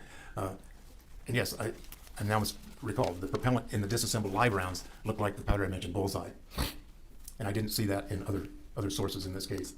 Now, sir, can you tell a jury what a light strike misfire is, if that term's familiar to you? Yes, I'd usually separate the terms, but let's just start with a misfire is a cartridge fails to fire for some reason. A light strike could be one of those reasons. That means the hammer didn't fall its full distance, or it was retarded by something. It was going to fall, but something got caught up in it. Or the example I gave earlier, and I did it with the actual evidence gun, pull the hammer back with real ammunition, pull the hammer back to the quarter cock, that little distance where the safety would set, but I had the trigger depressed, and then let the hammer fall. That would make it'd be actually hard to see, a little tick mark, T-I-C-K, a little tick mark in the primer, but it wouldn't fire it. And observing that after that happened, if you observe that round and you can see that little strike in the primer, is it true that round could still go off the next hit? Yes, if it didn't fire and a primer had a tick mark, one of these little light indentations in it, and you put it back in the firearm and drew the hammer all the way back, it's going to fire. And sir, one other area on the Besides, I know Hannah Reid has an interview video and Alec Baldwin. Do we have an interview video from anyone else, like Dave Halls? You mentioned that the gun barrel, the Baldwin revolver, it was dirty. Well, it had to be dirty when the evidence bullet went down the barrel. Okay. And let me just ask you, does it take some time for an individual to properly clean a gun that's been firing black powder? Whether black powder, I saw no evidence black powder was used in this case, but I know what you mean. There's a substitute called 777 which acts like black powder. They both leave a lot of residue in the gun barrel. And it can be difficult to get out, especially if you don't know what you're doing, because it's largely water soluble. And modern powders, like you just showed me in the picture, are not water soluble. So you need to know, okay, this is 777 or black gunpowder, and I've got to get this stuff out. You're going to have to scrub it out with hot soapy water is the best way, and then dry the gun barrel out. Okay, sir, and I appreciate that. I know you operate a business. Were you paid or compensated in this case for your work? For my time, of course. Yes, sir. And how much have you been compensated? Well, my wife handles the bookkeeping, so I don't know for sure. But there's been quite a few hours. As I said, 5 days just looking at all this evidence alone. Then another when I came over here in July to look at the clothing, and then in August for the videos you saw. So there's 5, 6, 7, 8 or so days. And what's your hourly rate? $350 per hour. Okay. Okay, and I thank you for your time. You're welcome. All right, let's go to the next witness. What do we have here? This will be the truth, the whole truth, and nothing but the truth? Yes, sir. All right, thank you. Have a seat. Detective Hancock, go ahead and state your name for the record. Alexandria Hancock. How are you currently employed? I am currently a corporal with the Santa Fe County Sheriff's Office. How long have you been employed at the Santa Fe County Sheriff's Office? A little over 6 years now. This was sheriff's, right? Sheriff's? That's the And sheriff. have you only worked at the Santa Fe County Sheriff's Office? Yes. Okay. On October 21st, 2021, what was your position with the department? Hi, LaGrange. So on October 21st, 2021, I was a detective in the Criminal Investigations Division, and I was assigned to the Violent Crimes Division. And how did you become involved in this case? I became involved in the Rust case. We were working that day and in the office, and got notified that there was a shooting on a movie set. And when you received that information, what did you do? So we met essentially as a team in investigations, and at that point we had essentially split up assignments. We do this with any sort of major case like a homicide, shooting, stabbing, anything like that. So we'll meet with the supervisors and then the entire team, and then at that point we'll divvy up essentially who's going to do what at that time. We're doing state right now. Defense doesn't go until later on. So right now the state is going to present their case, and then they rest, and then the defense will go. So everyone that we're seeing right now, it's all they're all called by the state. Tell us how you divvied things up. So at the initial point of this case, the And on the 21st of October? Yeah, so the day of the incident, I was assigned to take some individuals back to the sheriff's office to be interviewed. Those individuals involved Hannah Gutierrez Reed, who is here in the courtroom today, David Halls, and Alec Baldwin. And those are the 3 people who ultimately were criminally charged in this case, correct? That is Do we have David Hall's interview video anywhere on the internet? correct. Would you agree with me that you did basically the primary interviews on October 21st? yes. And so while you were interviewing kind of the main players on October 21st, what was Detective Cano doing? So Detective Cano had stayed at the ranch, so at the Bonanza Creek Ranch, and it was my understanding that there were additional people who were inside of the church at the time that the incident happened that he had interviewed and had assistance from another detective. So essentially they stayed on scene and used a like a movie trailer or whatever was designated towards them to interview all those other people. And why were you guys interviewing people at the same time? You in one location, him in another location? Anyone think Alec Baldwin did it on purpose? Nah. Because of the amount of people that we had to interview, Hi, and Yoshi. at the sheriff's office we only have one interview room. Now, you were present in the courtroom when Officer LaFleur and Mr. Benavides testified. Do you recall that? Yes. What's your opinion with regard to their sentiments that this was a difficult scene because of the number of people? Yeah, I would say it produced a pretty big problem for the sheriff's office just because of the fact that there were so many people on this movie scene, hundreds of people, and there were so few of us at the time. Now, in addition to interviewing Mr. Baldwin, Ms. Gutierrez, and Mr. Halls on October 21st, 2021, did you also conduct a subsequent interview with Ms. Gutierrez? Yes, I did. And Yes, was her Yoshi. attorney, Mr. Bowles, present for that interview? Yes, he was. And did you have numerous subsequent telephone conversations with Mr. Baldwin? Yes, quite a few. At any point in time after October 21st, did you conduct an interview of a witness by the name of Sarah Zachary? Yes, I did handle her initial interview was with Detective Cano, and then I had a follow-up interview with her sometime in November with her attorney.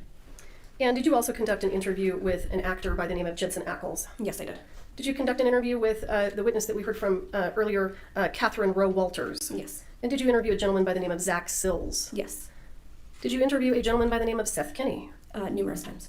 And when you say numerous times, how many times do you think you spoke to Mr. Kinney? Over 5. And did you interview a gentleman by the name of Thel Reed? Yes, I did.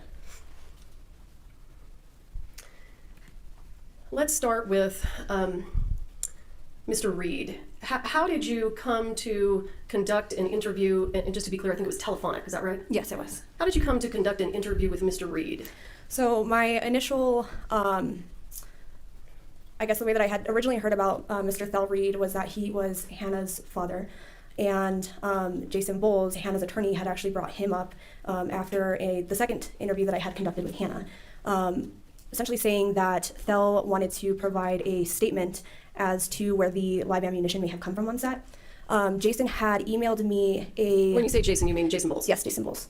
Had emailed me a typed out statement, and at the bottom of this statement, it had Thel's name on it.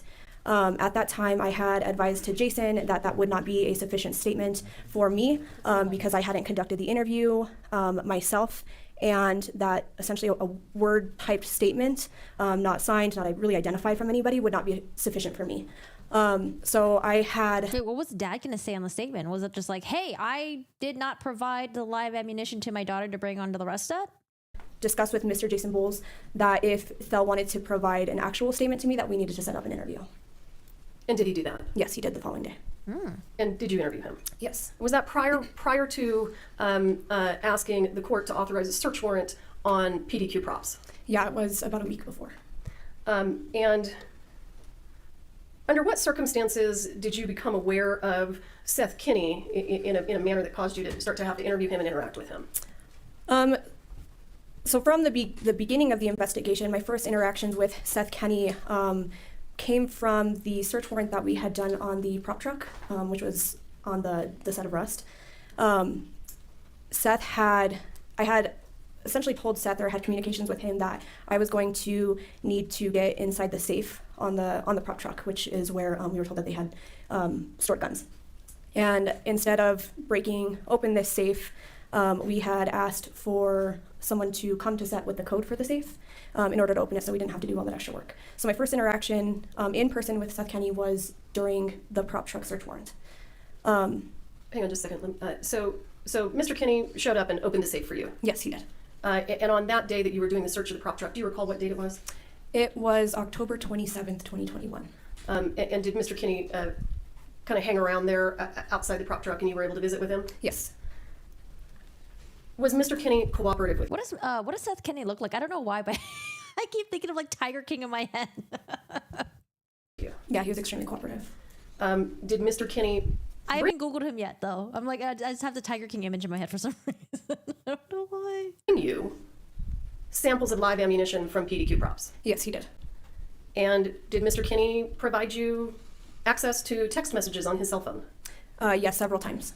Did he provide you access to information on his tablet? Yes.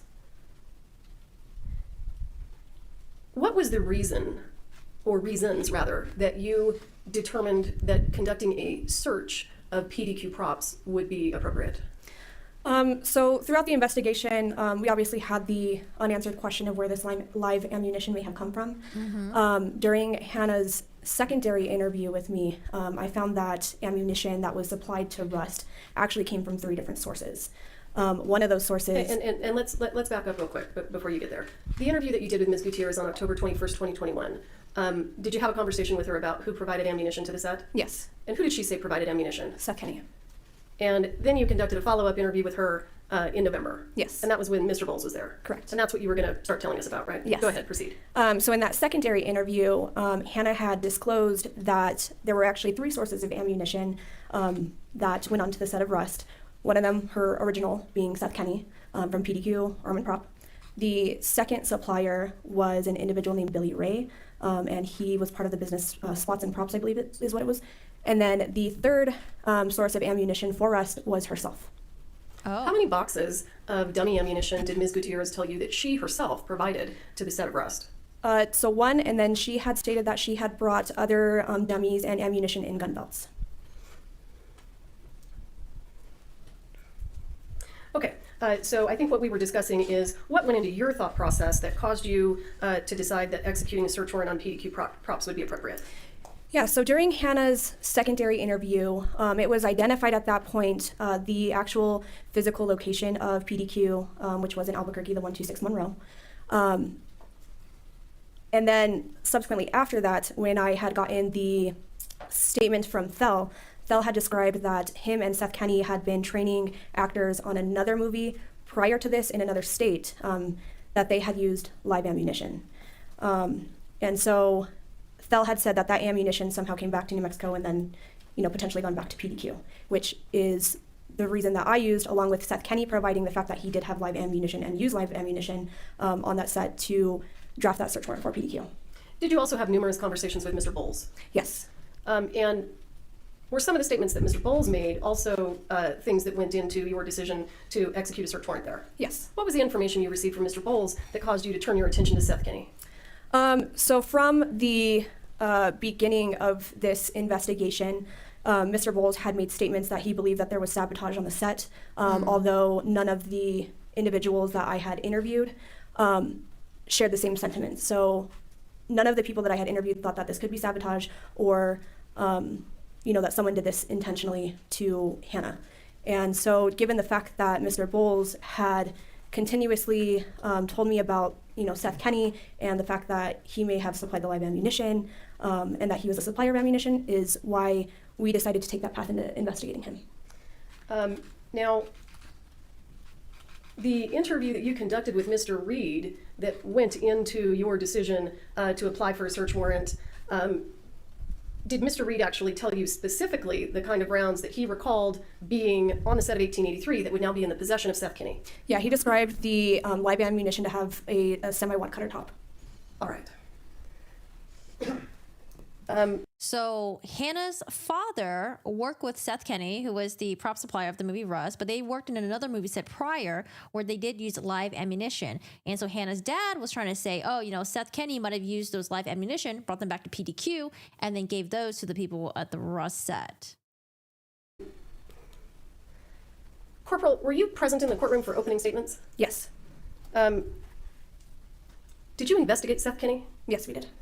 And based on Mr. Bowles' communications with you and other information, you actually applied for a search warrant and you conducted a search of PDQ props, correct? Yes, I did. And you spoke to Mr. Kenny numerous times, I think you testified to. Many, many times. Hi, Storm. What's and up? he was completely cooperative with you. Yes, for over a year, I believe. And sorry. Oh, no, I was just going to say, we had numerous conversations for an extended period of time. Is there any particular reason that you didn't ask him for a DNA swab or a fingerprint sample?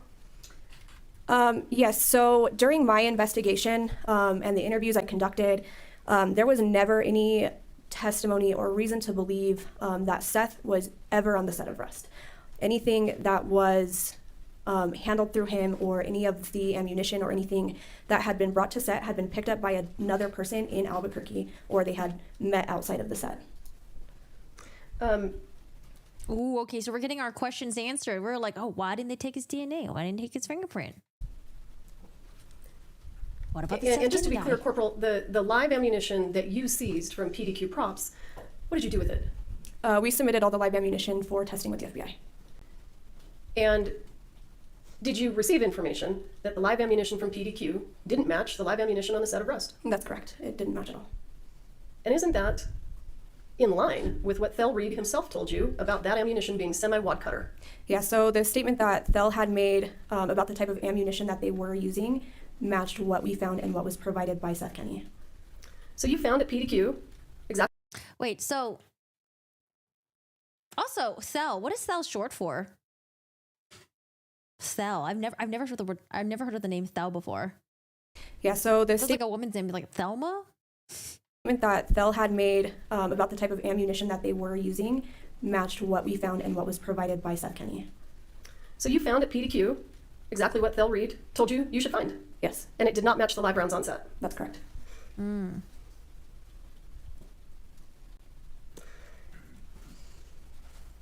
Let's talk about the cell phone extractions that were done in this case.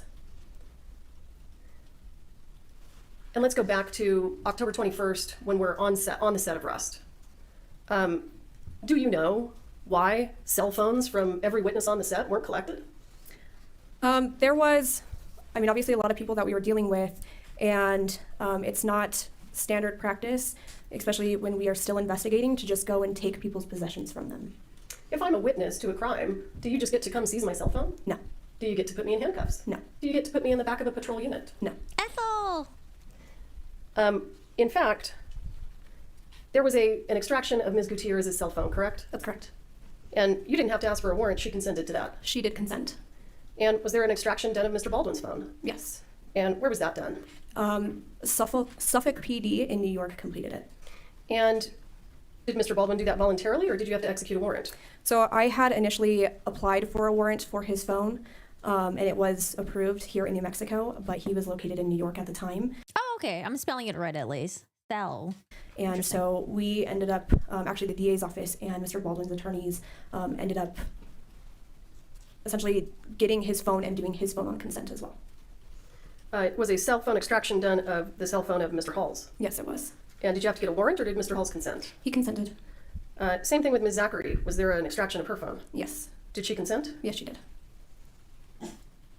And Mr. Kenny shared with you the information from his phone that you asked for? Yes, numerous times. Okay, state's doing Is a there a good reason job. that the prop truck wasn't searched until October 27th? Yes, so with the initial information that we had been given and that we responded to the day of the incident, the entire incident in itself had occurred inside the church. So that was our primary area that we were going to be investigating and processing and looking into, because that's where the incident occurred. Additional information that we had received was obviously involving the prop cart that Hannah and the props team was using, and that's why we processed that prop cart as well. We didn't have information until later on that this prop truck had been involved in the props department and that we would potentially need to be looking for evidence there, which is why we didn't conduct that search until a few days later. And Corporal, why wasn't the search of PDQ props done until the end of November? Because the information that I had started receiving in terms of PDQ didn't come until, I believe it was November 9th. The statement that I was given from Thel, or my interview with Thel Reed, was November 17th. We had also received some evidence back from OMI November 22nd, and then I had another interview with Sarah, her secondary interview, on November 29th.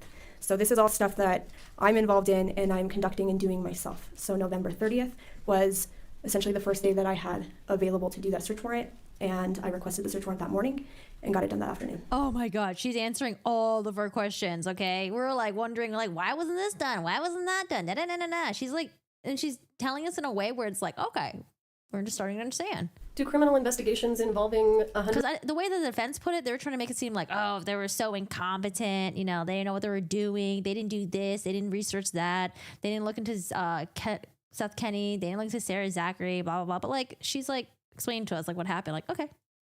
Third witnesses sometimes take time. Absolutely, even ones that don't involve that many people. Can you explain to the jury why latent fingerprint testing was not requested on the live rounds found on the set of arrest? Yeah, absolutely. So during my interviews with... Well, I mean, because like the police department, wherever she's working with, they probably don't deal with like movie sets. So they probably don't really have much knowledge of like movie set stuff, right? Like I wouldn't have known either unless someone brought it up. Like, oh, by the way, the prop cart, it is all part of this prop truck here. And she probably has never heard of the prop truck before. It probably wasn't brought up maybe in other interviews that she had with other individuals. So like finally, when she said a couple days later, when she interviewed someone and someone mentioned, oh, prop truck, she's like, oh wait, what's a prop truck? She's like, oh yeah, that's where the prop truck, prop cart would have been kept. So that's probably what happened. I feel like if you're not really familiar with movie set stuff, like you're not just gonna know like, okay, where's a prop truck? Where's a prop car? Like where's all this stuff? Like, I don't know. I feel like she wouldn't have known. All the people that I initially interviewed, there was statements from them that the gun that Alec Baldwin was using was taken from the church, that Dave Halls had taken it from the church, that he had handed that gun to Miss Reed, directed Miss Reed to essentially empty all the bullets from that gun. So in doing so, with Miss Reed emptying the bullets and examining them at that time, I know she touched them. I know her DNA or potentially her prints. I thought she didn't do that in front of Dave Halls. Wait, what? Hold on a second. The gun that Alec, there was statements from them that the gun that Alec Baldwin was using was taken from the church, that Dave Halls had taken it from the church, that he had handed that gun to Miss Reed, directed Miss Reed to essentially empty all the bullets from that gun. So in doing so, with Miss Reed emptying the bullets and examining them at that time, I know she touched them. I know her DNA or potentially her prints are going to be on those bullets. So it didn't make sense for us to DNA or latent test that round because I know who touched it, and she wasn't the only one that touched it after that. In addition to that, the other live rounds that were found in gun belts, the box or the ammo box, and the carts had all been handled by several people. Wait, quick time check. What time is it for everyone right now? 11:15. Have a good night. Watch us back on the live stream VOD. During this movie set, especially after the shooting, I had gotten statements that they had been handled by several different people, and not only that, but the gun belts that contained the live ammunition were said to have come from another set. And so for us, and in speaking with the DA's office as well as the FBI, our representative from the FBI, it didn't make sense. It would be a test that just wouldn't yield anything that we were looking for. 4, 2, And 2. why wasn't 9? DNA testing requested on the live rounds or the spent casing? The spent from the gun? From the set, yes. I'm sorry, the spent casing from the gun or the live rounds from the set abreast. My apologies. I'm sorry, you're saying why wasn't it? Why requested? wasn't DNA testing requested? Okay, essentially for the same reason, because of because of all the various people that had claimed to handle these rounds. Yeah, we heard this already with the other 2 witnesses. 3:20? Representative Central who was time? assigned to the case here in Santa Fe. 9? Now, we understand from previous testimony that you sent the gun that was being used by Mr. Baldwin to the FBI for testing. Is that correct? Yes, we did.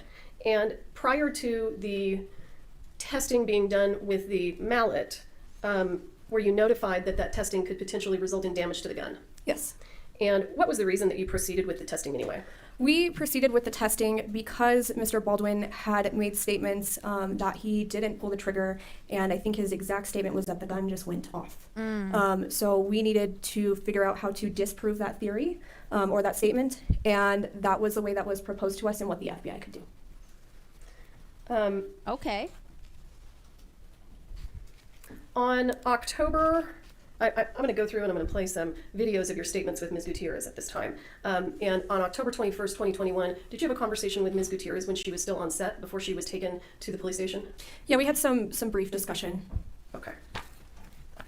Oh yeah, I'm planning on going to. Are they going to break soon? Wait, break? I'm planning on going to Austin. When's the best time to go to Austin? Is April okay?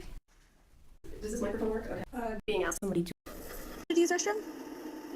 Okay, here we go. After her? Yeah.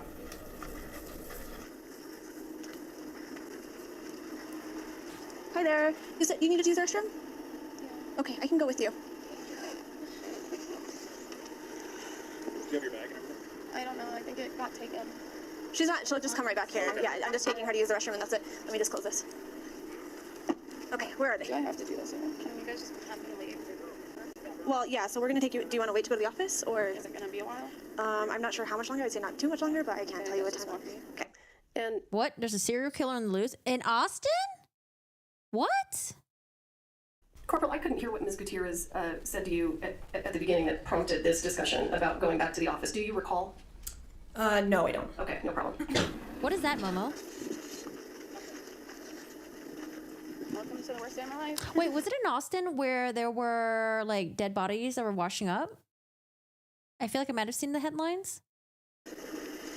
Hey, Welcome to the worst day of my life.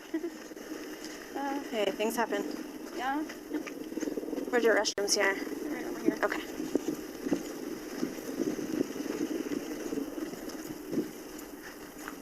I can't believe Alec Baldwin was holding the gun. That's so fucked.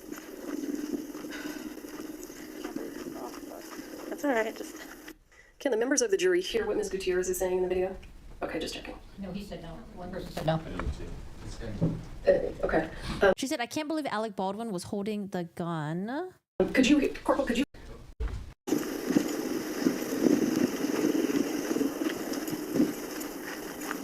can't believe Alec Baldwin was holding the gun. That's so fucked. What did Ms. Gutierrez say to you? Her statement was, I can't believe Alec Baldwin was holding the gun. That's so fucked. And just to be clear, at this point in time, where's Ms. Hutchins? I believe she's still in the care flight, the helicopter. And you saw the previous videos, the video from Mr. Benavides. Do you recall seeing that? Yes. Okay. And in that video, did Ms. Gutierrez learn that Ms. Hutchins was critical but stable? Yes. Oh, Dallas. All right. It's 3 hours away. Take a deep breath and we'll work this all out, okay?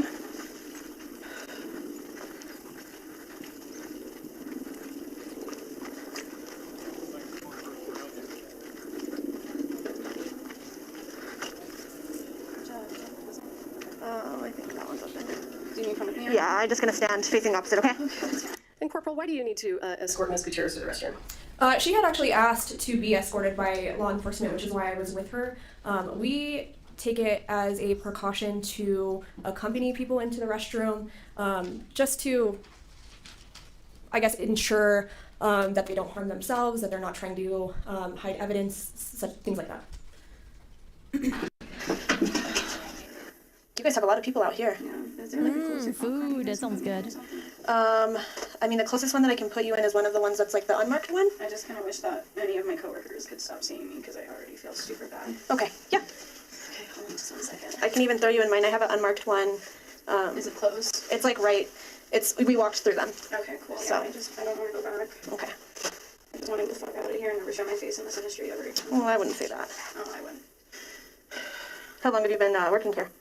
Nah, just a month. Just a month? Yeah. I've just been doing this job for like 9 months now. Okay. How old are you? 24. I'm like the only female armorer in the game, and I just fucked up my whole entire career.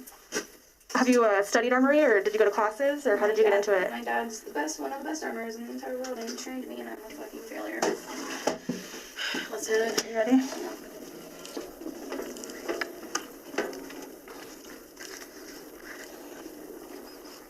Yeah, so it's these cars. Mine's actually the silver car over here. Okay, my little fanny pack is right in front of that cop car on that thing, if we could bring it. Okay. Possibly. What's in it? Just my keys. Bye, Kiki. My ID. Okay. Thank you. Yeah, let me just figure out. Let me see. I Give me mean, here. you can just leave it, honestly. Yeah, my inhaler is in it. Okay, do you need that? My inhaler might be in the back of the cop car. You know what? Let me... Sorry, we have so much gear.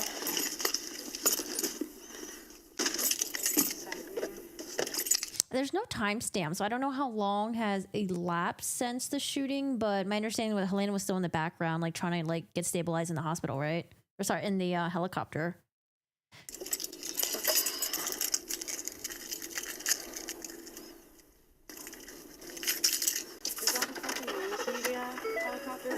Hey, go lucky. I'm not sure.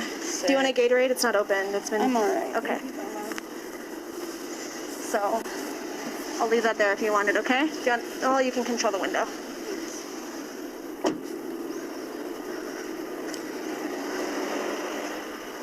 Joe! Vehicle is... So, she doesn't want to be up in the cop car until they figure out transportation. Yeah, so she's just talking Wanna to the be- officer right now. Hannah wants to be separated from her coworkers because, you know, it's like the shame. Everyone's like looking at her. She feels bad. Doesn't wanna deal with that. I actually don't think I... Go ahead. Whoever you need to call. I guess she's going to call someone. Okay. Corporal, at Ms. Gutierrez's request, did you take her to the restroom? Yes. And at her request, did you permit her to sit in your patrol unit? Yes. Did you turn your patrol unit on so that she could be in a comfortable temperature? Yes. Did you allow her full use of her cell phone? Yes, I did. So just to be clear, Ms. Gutierrez's phone wasn't taken either, was it? No, it wasn't. And then later that day, did you do another interview with Ms. Gutierrez at the police station? Yes. Okay, enter it into evidence. Yes. Okay, because the defense was like, why didn't you take away people's phone? Alec Baldwin was walking around on set and he was like on the phone with someone. Why didn't you take his phone away? But then they were saying, they're like, oh, well, Hannah's phone wasn't taken either. And we don't just take people's phones. We're still investigating. We would move into evidence states exhibit 67 and ask for permission to publish. What have you been up to? What is this audio? Ay, ay, ay, state, why you do this to us? Okay, guys, hold on. Watch out for the audio. There's something weird going on. Oh, yes. Before we get started, you're here for an interview, and that's what we're doing right now. Okay, just introducing what happened. Can everybody hear that? No. Okay, if you can't, raise your hand. Here. Anytime when we interview somebody, especially when we do it here at the office. George, can you just bump it up another notch and let's see how that works? Leave it there. Okay, cool. So we have here, we use forms. And that's what she had here, but I guess you wouldn't go get them. So we're just going to get you those. And Corporal, where did you go? That's not Court TV's fault. It's her fault. I went to go get a form which essentially has Miranda rights on them. And who's this lady in the room? This was the, so her name is Samantha Talamonte. She was a detective that I was interviewing with on that day. And does she still work at Santa Fe County Sheriff's Office? Yeah, she's a corporal as well right now. Thank you. Go over them, and just formality we have to do, okay?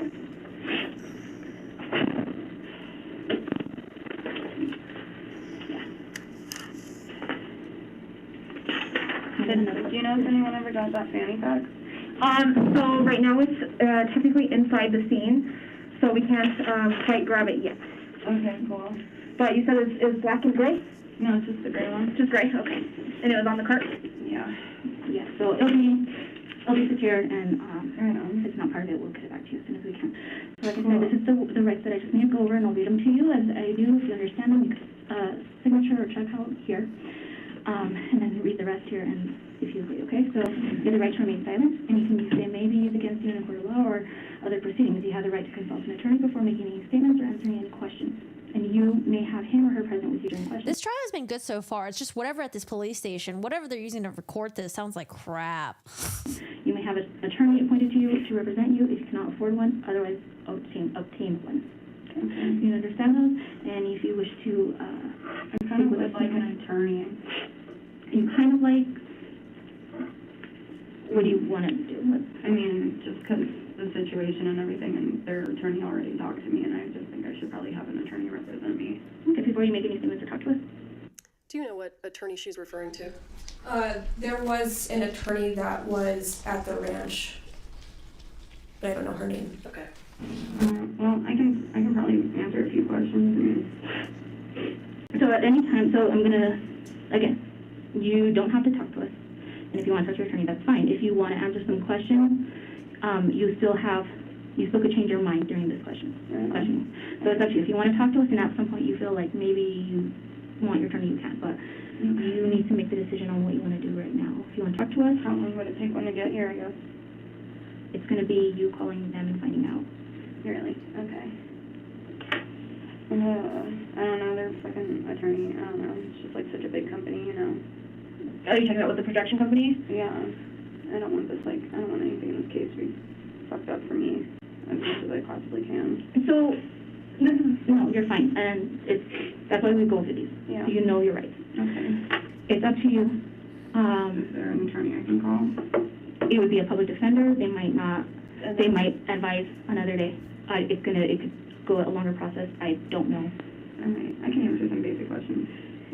If you want to answer some basic questions, we could do that, and then if you at some point feel like it's Right on, yeah. And like I said, right now we are just interviewing you because you were there.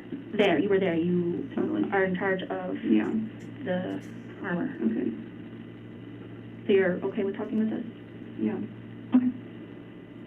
So you're particular 21. Hannah, HANNA.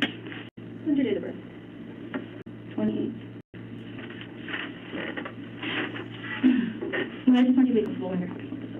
Okay. So this said you've been here for 2 weeks. Yes. And this is your primary job is handling the armor. Yeah. Can you go into detail about what you do? I check the guns and I load the guns and I hand the guns off to the actor. Okay. How long have you been doing this? Because you mentioned you've been on multiple sets. Since about March, but I've been handling guns my whole life pretty much. So you're very familiar with guns. And this is your primary function. You go to different sets and you primarily handle these guns. Yeah. Okay. So can you tell us what happened today when you started work, when you got there to work? Yeah, I went to work. we got the guns out. Who did we? Me, my coworker Sarah, she helped me with the guns a little bit too. Yeah. And we got the guns out, we went to set, we had the guns on set. I dummied the guns up with the dummy rounds. And yeah, we were on set all day, no, nothing happened, and then we came back from lunch and that happened. Okay. So you got on set with the gun, with the dummy rounds about what time? Like 7:30 probably. Around 7:30 Hi, this DJ. morning? Yeah, I didn't dummy the gun up until about a little before lunch, like an hour before lunch. Corporal, could you understand what Ms. Gutierrez said about something about the gun? Did she say dummy the gun up? Yeah, she had said that she dummied the gun up right before lunch. Okay. And we take all the guns and we lock them up for lunch. So yeah, that's what I was going to ask you. You and Sarah, what's Sarah's last name, do you know? Sarah's last name, I don't think she really worked with that gun that day, by the way. But Sarah Zachary, Z-A-C-H-R-Y. Okay. So just to be clear, did Ms. Gutierrez just tell you that Ms. Zachary didn't really work with the Baldwin gun that day? That's correct.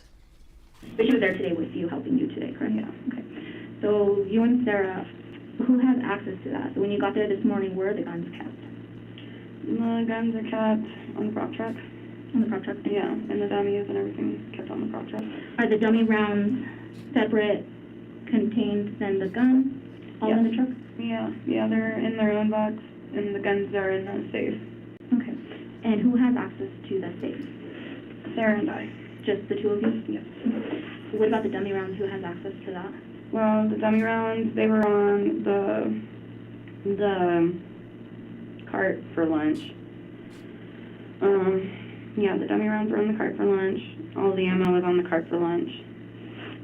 Is there, okay, so you're saying dummy rounds and ammo, are there two separate things? So there's blanks, my bad, not ammo, but there's blanks, you know, the blanks look different. Okay. They shoot the stuff and the dummies normally just have a little BB in them. Okay. What is the purpose for the dummy rounds? Because you were loading those up this morning. So the dummy rounds, they're meant to put in like the belts of the cowboys and everything, and like in the revolver you can see if it's empty or not. So yeah, I have to dummy them up if they're gonna be like looking right at the camera. Oh, okay, so you just for show, the dummy rounds are just for show to make it look for show. Yeah. Mm-hmm. Okay.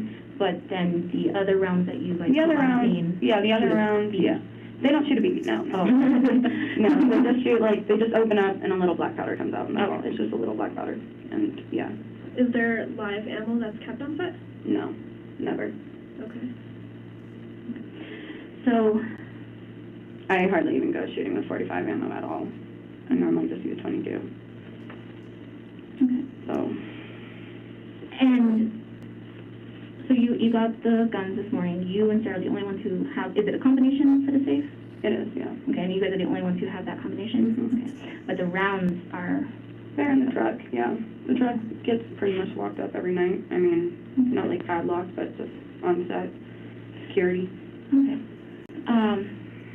Where do you guys have lunch? Does a lot of people just eat lunch there? We all leave and we go back to base camp. Okay. And you guys left the dummy rounds and the ammo, but it's not real ammo. She's sitting so relaxed. I'd be so nervous if I was her. But she did mention that like she couldn't believe that Alec Baldwin was holding the gun. That's fucked. So maybe she thought it was his fault and not her fault.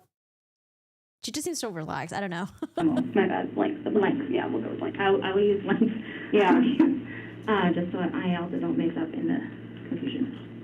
Yeah. It's like when Alec Murdoch came in for one of the interview, when he came with his like one of his lawyer friends. He was like trying to come by to just like give a little update or something, but they ended up interrogating him and he didn't expect that. And he was sitting all like laid back, legs crossed, you know, laying back a little bit with his like arms crossed.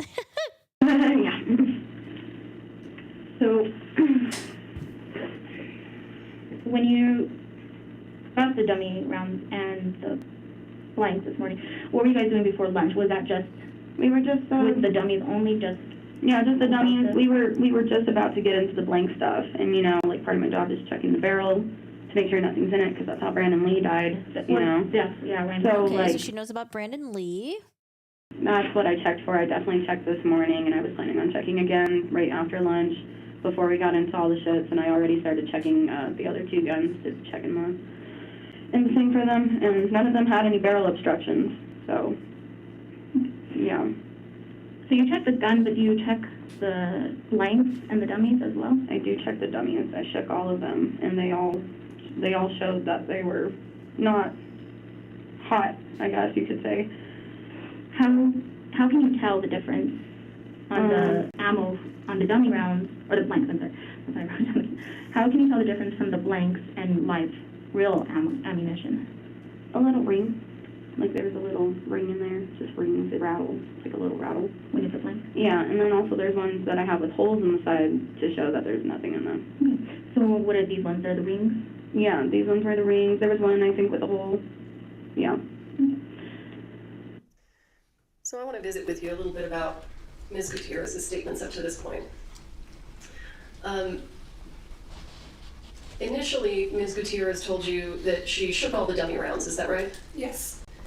And then, upon further questioning, did Ms. Gutierrez tell you that, in fact, one of the rounds actually wouldn't have been a shaker, it had a hole in the side? Correct, which wouldn't give any sort of audible noise if she shook it. All right. Yeah, so she mentioned so far that she checked the barrel of all the guns because of the Brandon Lee incident, just to make sure that none of them had obstruction. She said she checked all the dummy to make sure they weren't hot. And you put the gun before going to lunch back in the safe? Yeah. But the blanks and dummies were left on the cart? Yeah. Did you, when you got back, did they look moved or tampered with or touched when you got back from lunch? They did not. No, nothing seemed out of the ordinary. Okay. Was the gun still in the safe after lunch? Yeah. Who pulled it out? Sarah pulled it out and she handed it to me. Okay. Yeah. And you watched her? Yeah. Where I'm trying to get with is because you can handle the gun, you obviously are going to be loading the gun, so that's why I'm concerned about this dummy and the blanks, because those are left out. And is there some way that somebody can alter them to make them still look like your dummy rounds? Well, so that's the thing, is that like bullets, like real bullets, pretty much look the same as dummies. The only difference is the rattle. And so, yeah, that's a choice, but also, I don't know, I'm kind of wondering, because I heard back in the day, dummies used to have like a primer cap. So I'm wondering if maybe it was one of those older ones or something like that. Did you load them after lunch? They were already loaded from before lunch. And so that's the thing, is like, you know, we had that gun the whole time before that, and it was, nothing happened, and I wasn't in there, and they weren't supposed to be even pulling the hammer back. So, okay, all right, let me just clarify a little bit. So prior to lunch, the guns, you had them out? Yeah. And where were they when they were out? They were inside with all the camera crew and everything, but, you know, COVID, everything happening right now, they don't really like a lot of people in there. Okay. And so usually I'm like hardly allowed in there unless there's actual firing happening. Okay. Yeah. Were you inside this morning? I walked in there and I handed the gun to Alex a couple of times, and Alex took it, and everyone was there with him. Alec? Alex. Okay. Baldwin, yeah. Baldwin? Okay, so you handed him the gun this morning. Yeah.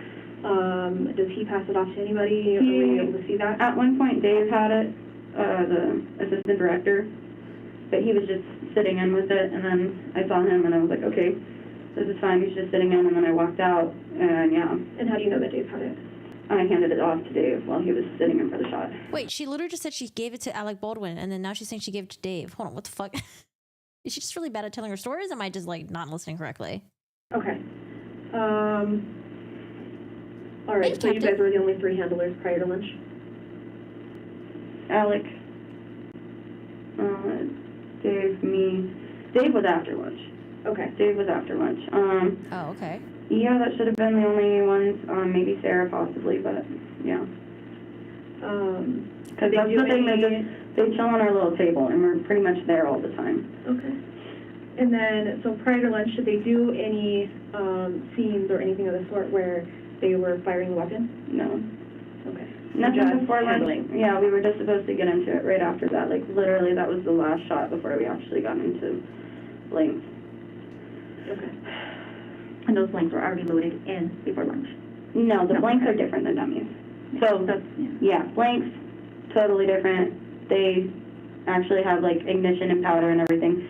Dummies, no powder, just for looks. Just for looks, right? Yeah. So I think everything was after lunch then. So after lunch, you get back, and that's when you loaded a dummy round. I mean the blanks. No blanks were loaded.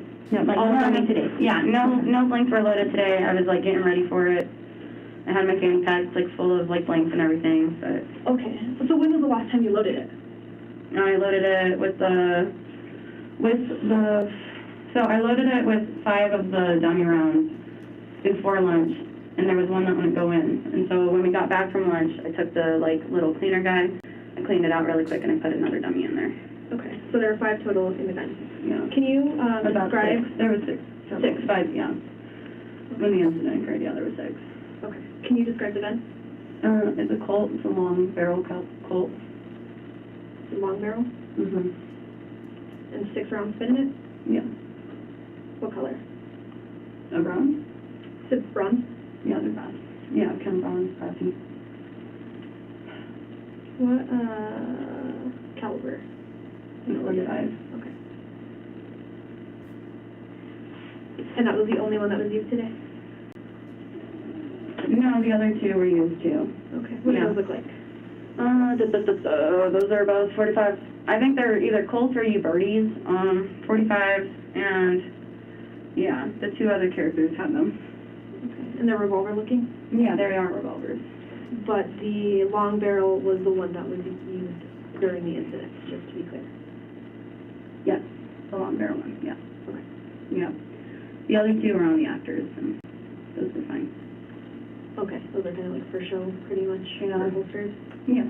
Okay. Like, they took them out and they had them on camera too, and yeah. Okay. Do you know, what time did you go to lunch? Maybe about 12:30. Pretty much on the dot. And then, so after that, Sarah pulled them out. Yeah. Did you see her check them, or did she just hand them to you and that's when you checked the round? She just handed us, we took them in the bag to the set, so we didn't check them there. They're in little, like, little socks. Okay. Yeah. What do those look like? Little socks. Real quick. All right. Yeah, they honestly look like socks, yeah. Okay. And so when you checked it, it was on set or prior to transfer? Yeah, it was on set. I didn't really check it too much after lunch, because it was already locked up and everything at lunch. But yeah, I checked it and put in that last round and sent it in. Okay. Yeah. I know that you had said something about keeping stuff in your fanny pack. Yeah. Can you tell me a little bit more about that? Yeah, it's a little fanny pack. It has a lot of pockets, so it's really cool to like separate the dummies from the blanks. But it's mostly to separate like the blank sizes, because there's quarter loads, there's half loads, and then there's full loads. And I usually don't keep any full loads out there unless I need them. But I usually keep quarter loads and half loads right here. So if it's close up to an actor, we use a quarter load, and if it's farther away from an actor, we go ahead and we use halves. Okay. And what's the reasoning for that? Just the halves have more smoke and they look more real. Okay. Yeah. So pretty much for... Like if it was a bigger gun, like a rifle or something. Yeah. So you keep... Or if it's outdoors, But mostly it's the quarters, just in case they're closer proximity to an actor, Or if it's inside quarters, or if it's around an animal or a child's quarters. Okay. And then you had...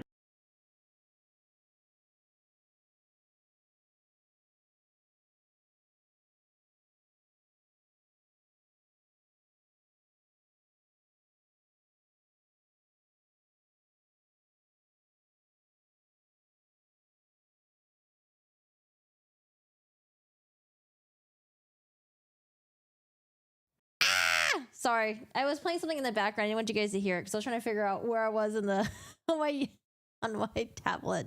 No, sorry. I was saying that it seems like for everything that she's saying so far, it seems like she's culpable for everything. She mentioned how she loaded the revolver with 5 dummies. She, not Sarah Zachary, and then one wouldn't go in. After lunch, she cleaned it out a little bit, and then she put the 6th one in. Sarah Zachary only pulled it out of the safe, but it was in this little baggies, I guess, right? Gave it to her, and she was the one who took care of it, and then gave it to Dave Halls, who gave it to Alec Baldwin. It just seems like it was all her. Hi, Ben. Hi, Moondog. Okay, Elaine moments happening. Said that they're only supposed to pretty much expel dust or smoke, right? Yes. Okay. Were you inside when the incident occurred? No, I was right outside by my, my cart. Okay. And why weren't you inside the church when they were handling the gun, Hannah? Oh my lord, where were you when the incident occurred? Not looking good. Were you inside when the incident occurred? No, I was right outside by my, my cart. Okay. How close was it? About 15, 20 feet from being inside. Okay. What side of the building was done? So the building, like the door is facing. I don't know. When I think of like right outside, I'm thinking like you're like right at the door. But like 15, 20 feet, I don't know. I don't know if I consider that like right outside. You're just outside of the building. I don't know my north and west. Is it where the cross is? Is that the main door? So where the door, where they were like coming in and everything, that door, we were like right adjacent to that, to the left. Okay. Could you see inside at all? No, not really. No, I couldn't see inside. What do you remember about? Basically, I just like, we had a couple of, we had a popper pop last week. The poppers are for special effects. Like one just went off randomly last week, so I was like, oh, it must be a popper. And I checked all of them myself. So I heard like the shot, and Sarah was like, what was that? And I was like, must have been a popper. And I like turned around, and then I heard them say medic emergency. And I was Oh my god. So when the gun went off, she was like, it's nothing. It's probably just a popper. Yeesh. What the fuck? And then I like checked in and I like looked and I saw Alec on the ground and I was like, not Alec, Joel. And I was like, what the fuck, was it the gun? And Dave was like, yeah, it was the fucking gun. And so I was like, I walked in and I like tried to see what was happening or like where the gun was, to secure the weapons on the set. And I got yelled at, and I ran out and Dave brought me the gun and I opened the gun up and one of the dummies somehow had been discharged. And can you kind of explain a little bit more what you mean by that it was discharged? So if I had a bullet, wait, I have some dummies. So. Oh god, it's just like in my pocket. Right, check it out. I wish it had just been one of these. Fuck. It's like, yeah, I just like casually, Okay. It's just in my pocket. I just have a couple here. They're not kept up in any like safe containers or anything like that. They're just like in my fanny pack, in my Mary Kay bag, just like loose in my pocket. Oy, oy, oy. I wish it had just been one of these. Fuck. But see how these have like the hole? Okay. And this one doesn't have a primer, right? And most of them, like, they have like the primers, but the primers aren't like hot. Like, I've never had one with a hot primer before. Okay. So that seems pretty weird to me. But so basically, this part, when a bullet shoots, the fire projects it, and this comes out, this little piece right here, this little nipple. Mm-hmm. Yeah, and so when I had checked the gun, this part, that was gone.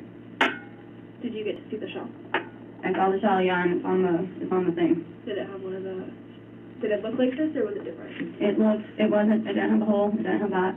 So, I mean, it had that, and it didn't have the hole. And this was gone, so it was just the shell. So it kind of looked just the cartridge. Just the regular, like, cartridge when it's Without shot. this, yeah. So these ones are done because they have the hole. Yeah. So that one didn't have so it looked like a realistic one when you saw it. Mm-hmm. Okay.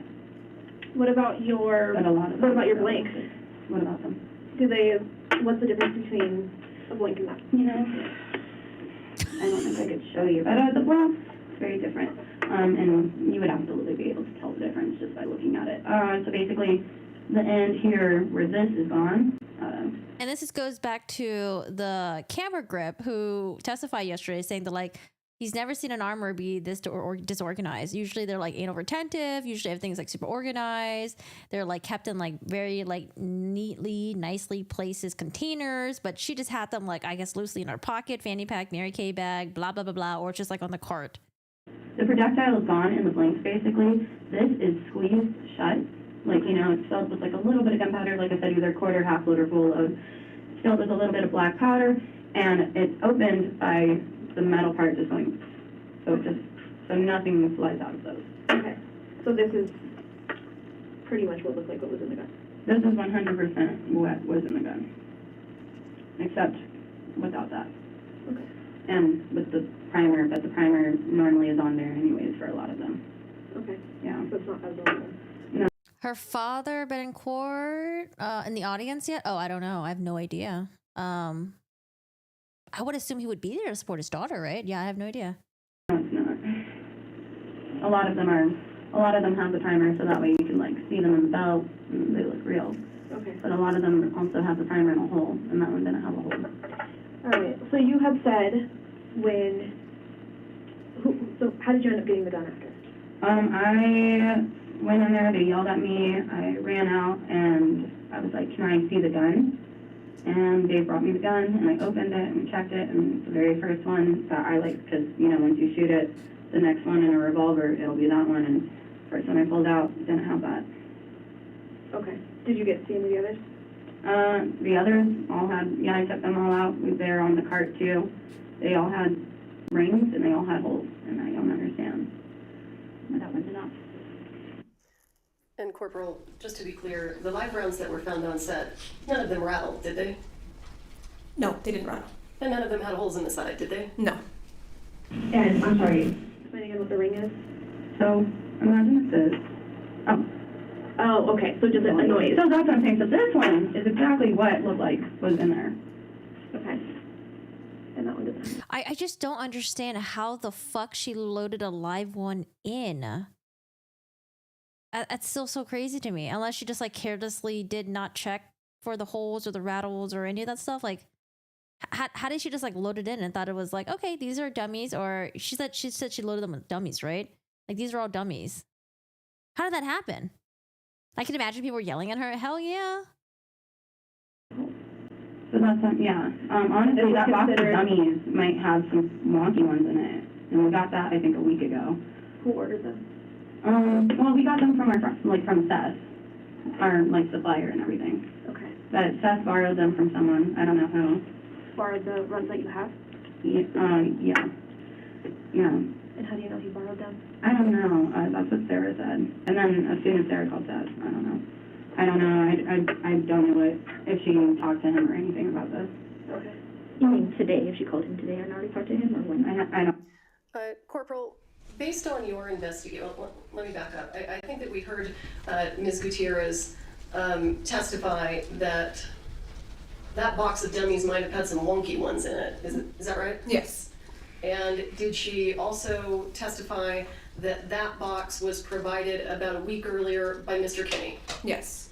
And did you continue to investigate the box and the source of that box of dummies? Yes. Based on your investigation, was Ms. Gutierrez's assertion that that box came from Mr. Kinney a week earlier, was that assertion correct? No, it wasn't.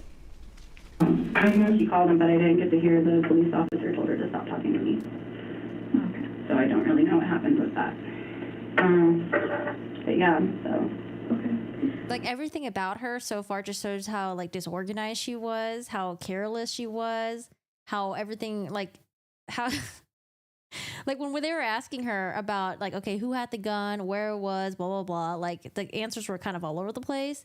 How the cart was so disorganized, or just like ammo just laying around everywhere. How she was inside the church when Alec Baldwin was holding the gun. She was like, yeah, I was just right outside. It's like, oh, how far were you? Well, I was like, I don't know, 15, 20 feet away from the church. It's like, oh, okay. And then she heard the gun go off. And then Sarah Zachary was like, oh, what's that? She's like, yeah, it's probably just like, it's nothing. It's just a popper. Like the fact that she was just so like meh about everything, did not take her job seriously at all. It was just like, seems like she was just chilling, you know? I'm just chilling here. I don't know, just chilling. Are you aware of a time or know if something like that can be dysfunctional or? I mean, you know, like overall, these are some weird, like what we're dealing with are like, you know, explosives. There's always like a chance of like, you know, safety to be compromised. And She said she grabbed one to replace the one that didn't fit. She probably just pulled one out of her pocket or fanny pack, didn't check.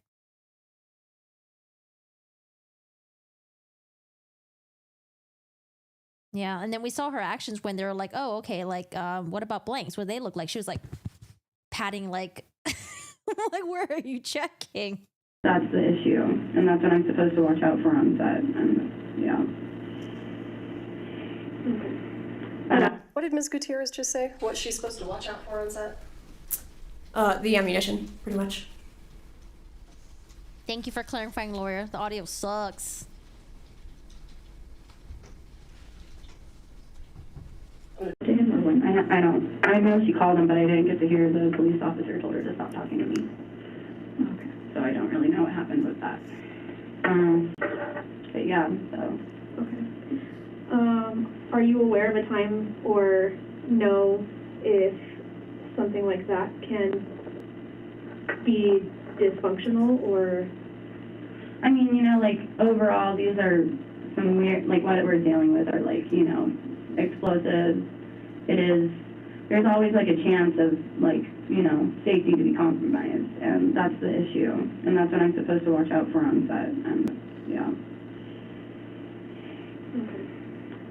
I've never really I've heard of blanks before with the primer, you know, that's the only time I've ever heard of them, which is why I'm wondering if it was kind of one of the older ones, because that kind of stopped after that whole Brandon Lee situation, but I'm not really sure. So Seth orders all of your rounds. Yeah. And is there anybody else that's involved in that? I couldn't really say. Okay. I just get what I get, and I'm told not to bitch it. Yeah. Do you know who the manufacturer is of these? No. Do you know what the box looks like? Yeah, the box is on the cart. Okay. It says dummy rounds. Okay. Yeah. Well, Corporal, did Ms. Gutierrez just tell you where you could find the box of dummy rounds that she was pulling from? Yeah, she said it was on the cart. Okay. And is that consistent with what you saw in Mr. Benavidez's video? In his lapel video, she grabbed them from the cart, however, handed them directly to Lieutenant Benavidez. Okay, so somewhat consistent. Yes. what do you know about that? Just that you ordered them, or? No, Seth is, he's head armor for The Walking Dead. He was on that show for 10 years. But he's also familiar about getting these. Yeah, Seth is, he pretty much is teaching me everything, other than my father. Has anyone ever allowed live ammo on set? No one. Okay. What's your guys' protocol for the ammo? Protocol. Like, what do you have in place? You know, are you supposed to check them every day? How often? Basically, like, you know, our protocol for the ammo is, like, you know, I have to know load sizes, I have to know, like, who's in the proximity, if it's a child, if it's a horse. And my protocol really is a lot of checking for barrel obstructions, mostly because that's where a lot of mistakes get made, is, like, just a blank behind something, and a lot of guns get thrown into, like, dropped in rocks, you know, and rocks get into the barrel and fly out and shit. So my shit is mostly just checking the barrel and everything, and then making sure the dummies are dummies.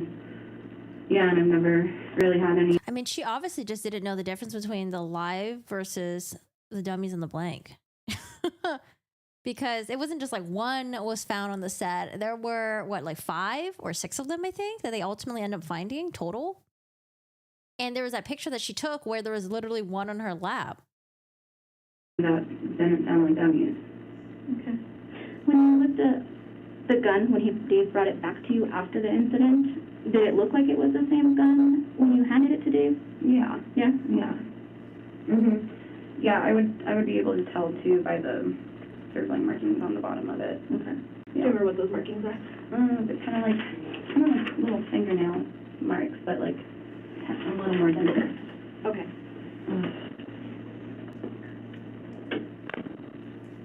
How much time? Okay, so how many guns were pulled out after lunch? Like 7. 7? Yeah. Okay. Because Miller has 2.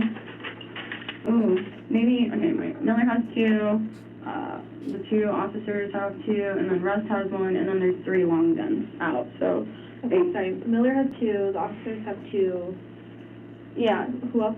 Rust has one. That was the one that was discharged. And, yeah. That, and then we had 3 long guns that were on the cart. A shotgun and a 2 shotguns and a rifle.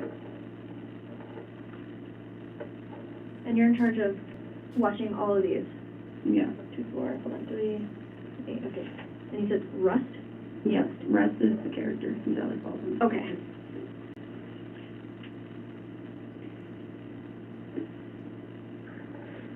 And you handed it directly to him?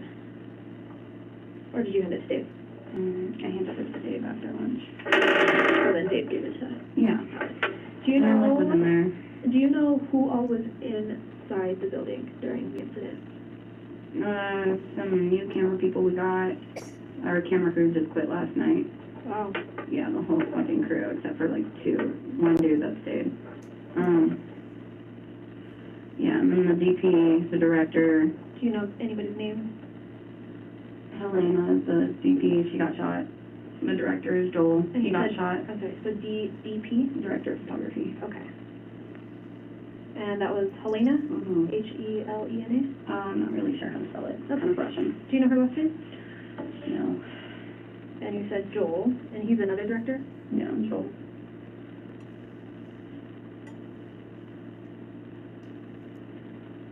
And you said that he was also shot? Yeah, which is just fucking mind-boggling to me. Yeah, both of them got shot. How many? I wonder at this point if she was informed that Helena had already passed, or like informed about like anyone being injured at all. Because I feel like this like blasé attitude might just be representative of like her personality in general, where she's kind of just like, whatever, chill.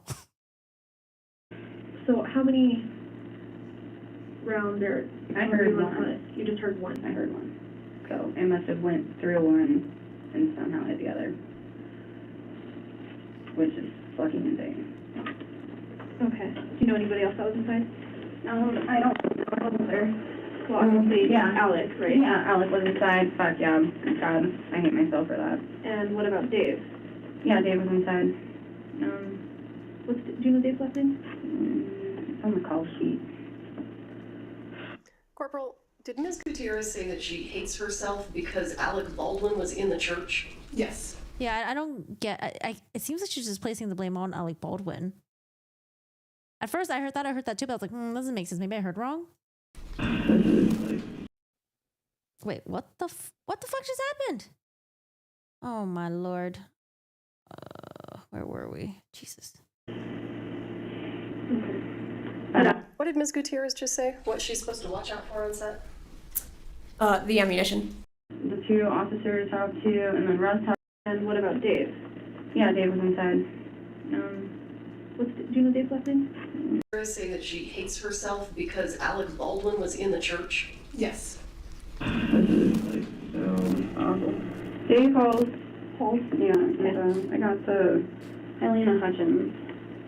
Halyna. And then Hutchins. She was another person that was in there? Mm-hmm. Okay. So I have Helena, Joel. Do you know Joel's last name? Joel Souza, Souza. First, her steady cam operator was inside. His name is Reed, camera guy. She was. Yeah. I mean, I think all this just because, and I don't care about north or that, but, so where we were parked, here's the back of the church. That was the front. The cars, where you were parked? Yeah, we were parked over here. So the church across the main entrance to that would have been over here. We were parked over here. Okay, yeah. Where was your car? Because I don't think there was doors here or on this side of the building. So there's the door here, Okay. and my cart was approximately over here by a little black tent where the producers or fucking cast or anyone would chill under, really. Okay, and then that door's over here. So can you see the front, that door from where you were standing? Yeah. And you could see Dave the whole time on his way. On his way. Corporal, did Ms. Gutierrez indicate that the prop cart during the incident was located over by the black tent? Yes. And was that the exact same spot where it was when Mr. Halls took Mr. Benavides over to the cart to look for the gun? Yes. I went inside to hand him the gun. Oh, he was standing in pretty much. Okay, so you didn't just hand it and then he walked off? And No, went yeah, to you I guys? handed it to Dave with the camera people there. Okay. So you were close to the door when you handed it? I was inside for a second, and then I went back out because, yeah. They tell you to get out? Yeah, Okay. pretty much. I'm just curious because of the whole transferring from one person to another of the gun. Yeah. So he's the one who gives it directly to Alec. Here's a picture, and I just wanted to see if this is something that would have come out of one of these. Totally. It wouldn't be a real life. Let me pause there for a moment. What is Detective Talamonte, or now rather Corporal Talamonte, showing Ms. Gutierrez on her phone? So we had received a photo from the deputy that was at the hospital with Joel Souza. He had sent us a photograph of the projectile that was removed from his shoulder inside a little like plastic canister essentially. Oh no, because I think on some of the bandoliers, I think there were live ammunition on there. So he's probably like, you know what? This one kind of looks weird. Oh no, what's Hannah gonna say about this one? That the hospital staff had put it in. I'm not going to put this up on the Removed from his shoulder inside a little. Like, Oh, sorry. No, they're talking about the one that was in Joel. Okay, sorry. I misunderstood for a second there. plastic canister essentially that the hospital staff had put it in. I'm not going to put this up on the monitor because I think everybody can see it. I'm showing you it's already been entered as State's Exhibit 54. Is this a photograph of what, is this what was in that photograph? Yes. Okay. Just the projectile? Yeah, inside of a little container though. Okay. And this was just a photograph that a detective at the hospital took of the projectile inside the container and texted? I don't believe it was a detective that was there. It was just a deputy that. I'm sorry. Yeah, that was instructed to go to the hospital with Joel Souza.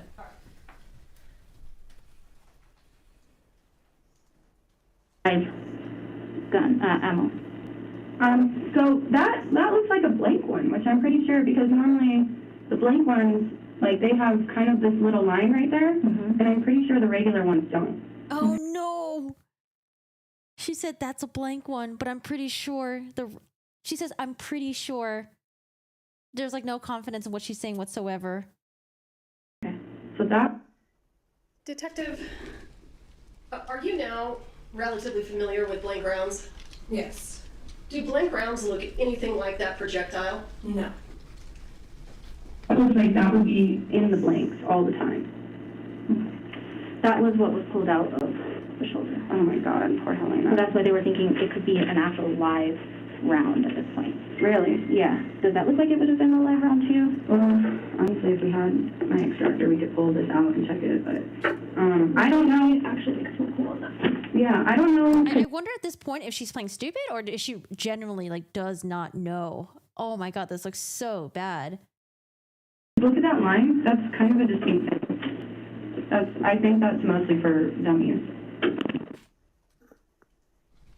Just to be clear, was Ms. Gutierrez offering to use a device to disassemble a round? Yes. Did she do that? No, we couldn't. I could not find a tool at the sheriff's office that we could use to do that. Because, the defense was saying that like, oh, she was sabotaged. Someone put a live round in there, maybe, right? Maybe without her knowing or something like that. But here she is right there when she's presented with the actual like bullet that went through, that was retrieved from Joel Souza. She was like, oh, I mean, that's like a dummy because like I'm pretty sure there's like the little lines there. That's distinct with dummies. Oh my God. Wait, was she not, why did she go to trial? Was she not offer some sort of plea as well, like Joel Souza? Or like do the no contest where it was like, hey, no contest, it's my fault. Why did she go to trial? Why are we here? I'm so confused. Did she indicate to you that she had one? Yes. But just not on her? Correct. All right. Hold on. That might be a regular live round, though. It looks pretty, that's what they were thinking, it could be a live round. Holy fuck. I just think you said, and I think that's why there's a protocol because of Lee, when all that happened on set too. Was there anything that stuck out of the ordinary today to you? No, I mean, just the whole camera crew quit. That's all. So we were like super behind and everything. When did the camera crew quit? Yesterday. Well, the assistant director already pled no contest. He got 6 months like probation.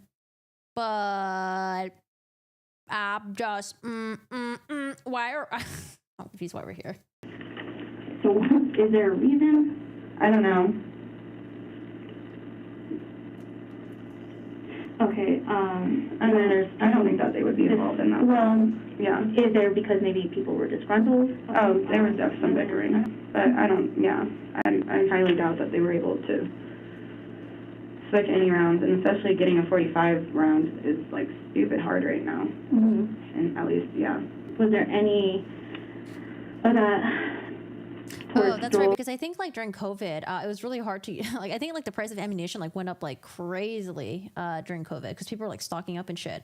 So I guess that's what she meant by 45 rounds. Like really hard to get right now. And I mean, she did mention right there that it'd be really hard to, she doesn't think anyone sabotage. Or did anybody have any issues with Joel, and what was the other one? I don't believe anyone had issues with Joel. What was Helena. Yeah. I don't know. I don't know too much about her. She's definitely a strong personality, that's all. But there's nobody that you could think of that might have any anger? I couldn't really say that anyone would be, like, that angry. Like, we're on a film set. Everybody's always pissed off at each other a little bit. We're together for 12 hours a day, 5 days a week, Yeah. It's hard to not beef with people a little bit. Well, I mean, it's kind of interesting that the Hold on, I will be right back, but I'm listening. whole camera crew quit yesterday, and then That is pretty something happens like this today. Would somebody want to maybe, or they could even have an issue with, if somebody wants to disrupt the filming of this movie, is that something that you could think of? I don't know. I can't really say for sure, and I wouldn't want to think that about anybody on that set, personally. You really don't want to think that about anybody. Never, But no. unfortunately, Yeah, I can't think of, like, any one person. I couldn't really think of a situation that would require, like, I don't know, almost killing somebody. Well, I mean, it happened. I mean, Yeah. you keep mentioning it was Let the Crow when that happened. Yeah, that was scary, So, man. These things happen with somebody. I know, I can't believe I'm, like, the last thing like this to happen since The Crow. And my own fucking worst nightmare. unfortunately, well, I think right now they're good, but again, that's why, unfortunately, you were there right away, like, oh, it's the person who was in charge of all these. Totally. And that's why we wanted to talk to you, was one of the main ones, because, yeah, you're in charge of it, but that's also why would you put yourself in that predicament? Yeah. So would it be possible? Yeah. I don't know. I think maybe there was just perhaps a bad round in that box. Well, a couple of bad rounds. Possibly. Because there wasn't one round that went off. What? There was one, right? Because two people get shot. No, so there was only one round that went off, and I must have went through Joel somehow and fucking hit Helena, and I'm, like, flabbergasted by this. I can't fucking imagine how that happened, but I heard one shot. Okay. Yeah, I heard one shot, and honestly, like, I opened up the gun, I checked the rest of them, only one of these was gone, and the rest were fine. I wish we could. This one has a different top than this one. The one that, yeah. Yeah, I mean, like, they all kind of vary a little bit. That's just the thing about them. They all vary a little bit, yeah. Tell me about what happened yesterday. Did something happen, or did they just walk off set and said I have no idea. I think at the end of the night, they all quit. The camera crew always bickered a lot, to be honest. Like, a lot of, I don't know, just animosity, I guess, or them with the grids, everybody, yeah, it's almost unpleasant to be inside there, just because it's so, like, toxic. Yeah.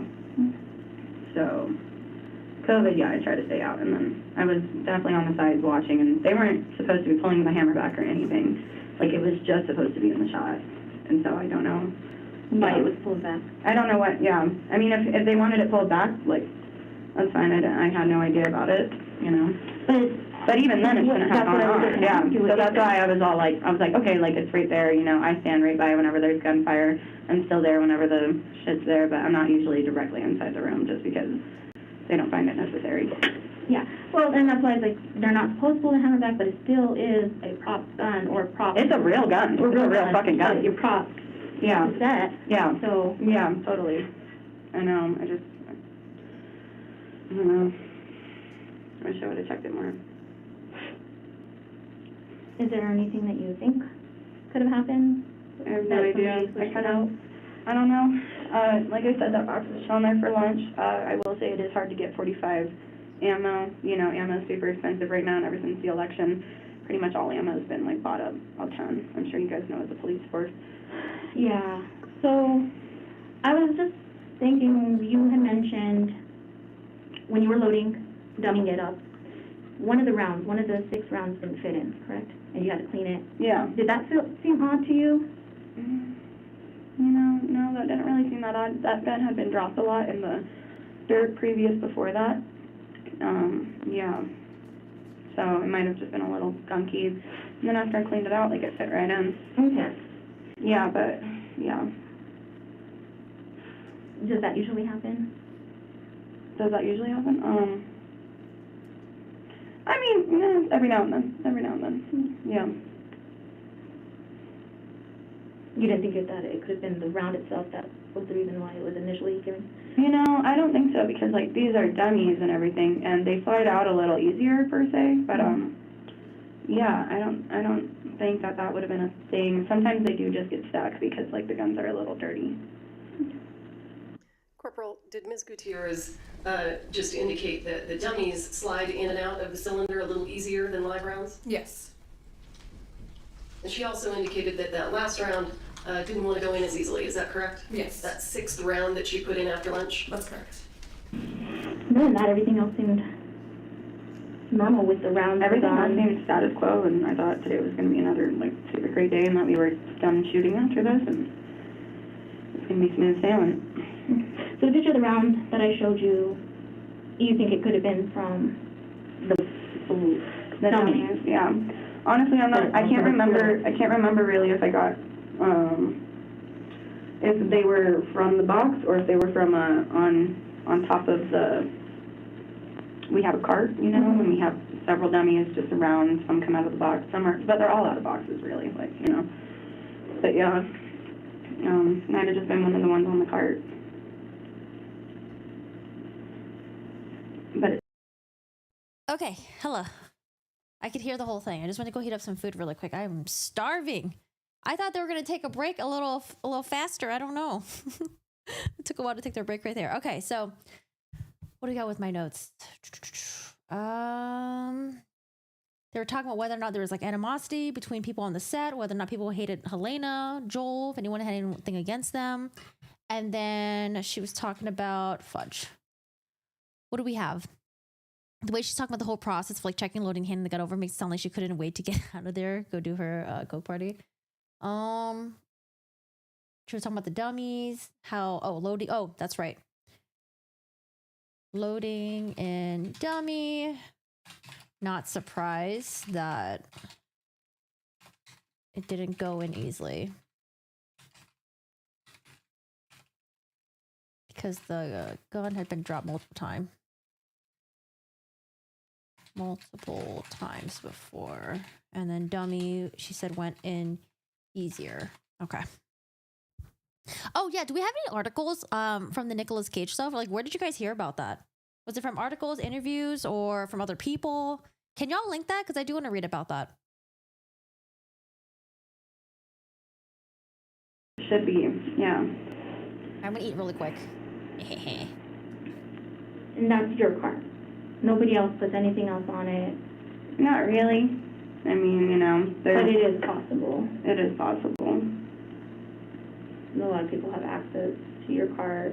Yeah. So, as you're loading it, do you... Corporal, at this point in time, were you aware that there were actually 6 live rounds on set? No. So at this point in time, all you knew of was the one that resulted in the injuries, is that correct? That's correct. And check every single time? Yeah. Every round? Yeah. And you did it on this time too? I did it. Okay. But that one round, you weren't sure if it was fresh out of the box or just laying on the cart? Honestly, I don't think, like, if it didn't rattle, I wouldn't have put it in. Okay. And so you heard the rattle? Okay. Yeah, I checked all 6 of them for a rattle.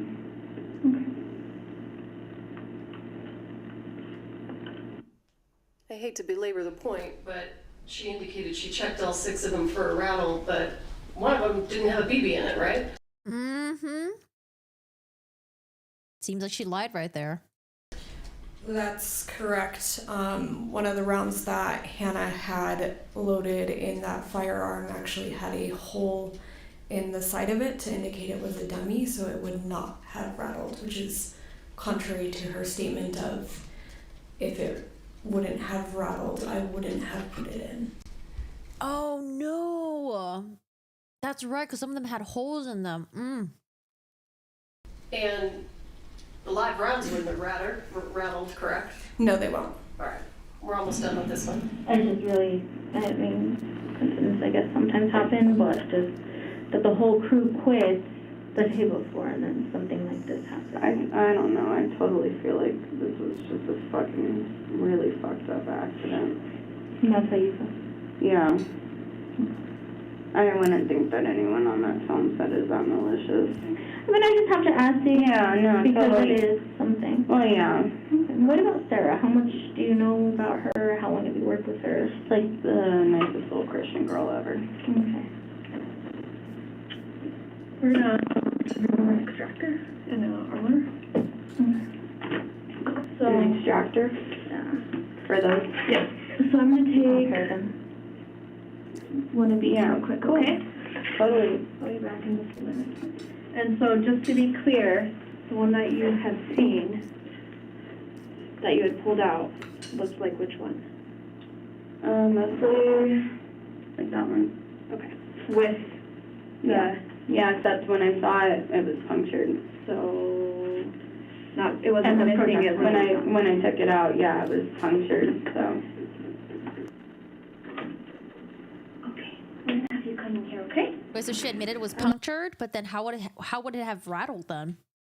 yeah, that's when I saw it, it was punctured. So Not, it wasn't missing it. when I took it out, yeah, it was punctured. So It was punctured, but then why would it rattle? Okay. We're gonna have you come in here, okay?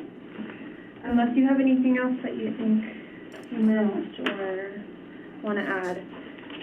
I'm gonna hold on to these, okay? Actually, I'm gonna hold on to them. Okay. Just one more clarification. When you got the gun backhanded to you, had someone already opened it too, or you did all the manipulating of it? I did all the manipulating. So Dave just literally just handed you the gun. Handed it to me. And it was still closed? It was still closed. Okay. All right, let's do this. Yeah, you wanna grab that? There's a trash right there. Yeah,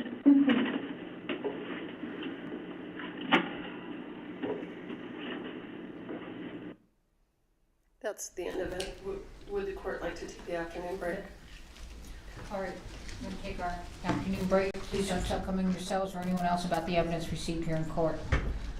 Follow the bailiffs. All rise.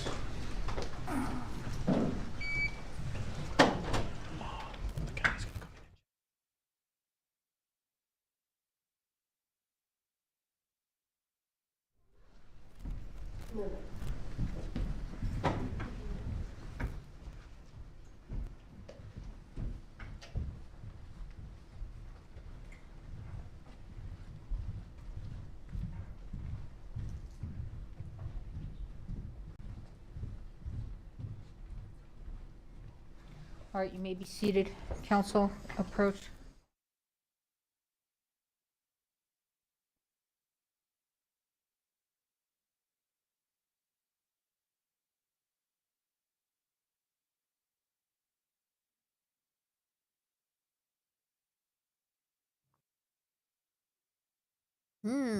Let's see what her dad has to say. Is this like an interview with her dad?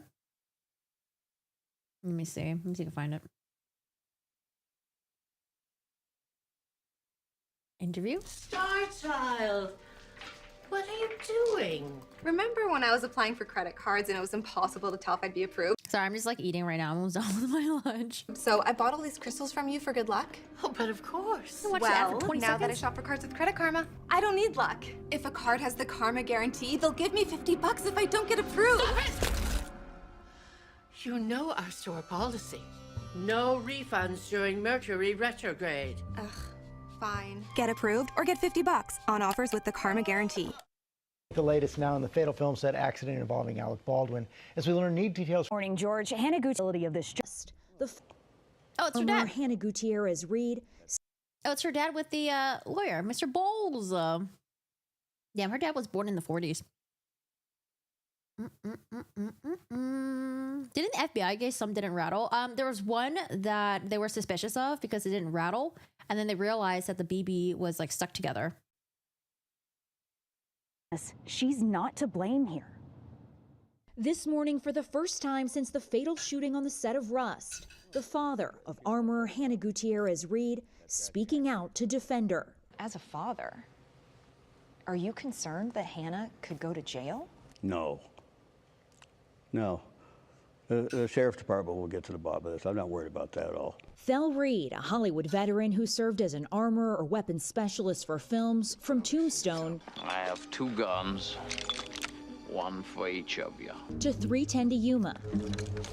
That's Hannah on the set with him when she was 10 years old, eventually following in his footsteps. She's been raised around gun safety and all that stuff when she was a little girl. She liked film, but she thought about going camera.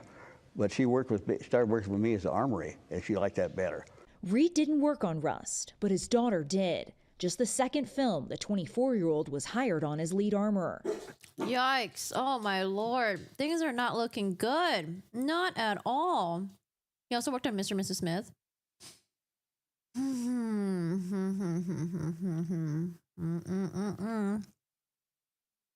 Why would they need to go with the bullets in it? I don't know. Maybe there was going to be a scene. I don't know, actually. I don't know. She said that it was left like that for a bit or something. No. I don't know. I felt like she was giving contradicting statements in her interview. She was like, I mean, the gun was like that, so it didn't have any issues before. But then she mentioned that she put in 5 dummies in there, and then after lunch put in the 6th one. I don't know. I felt like her interrogation was like all over the place.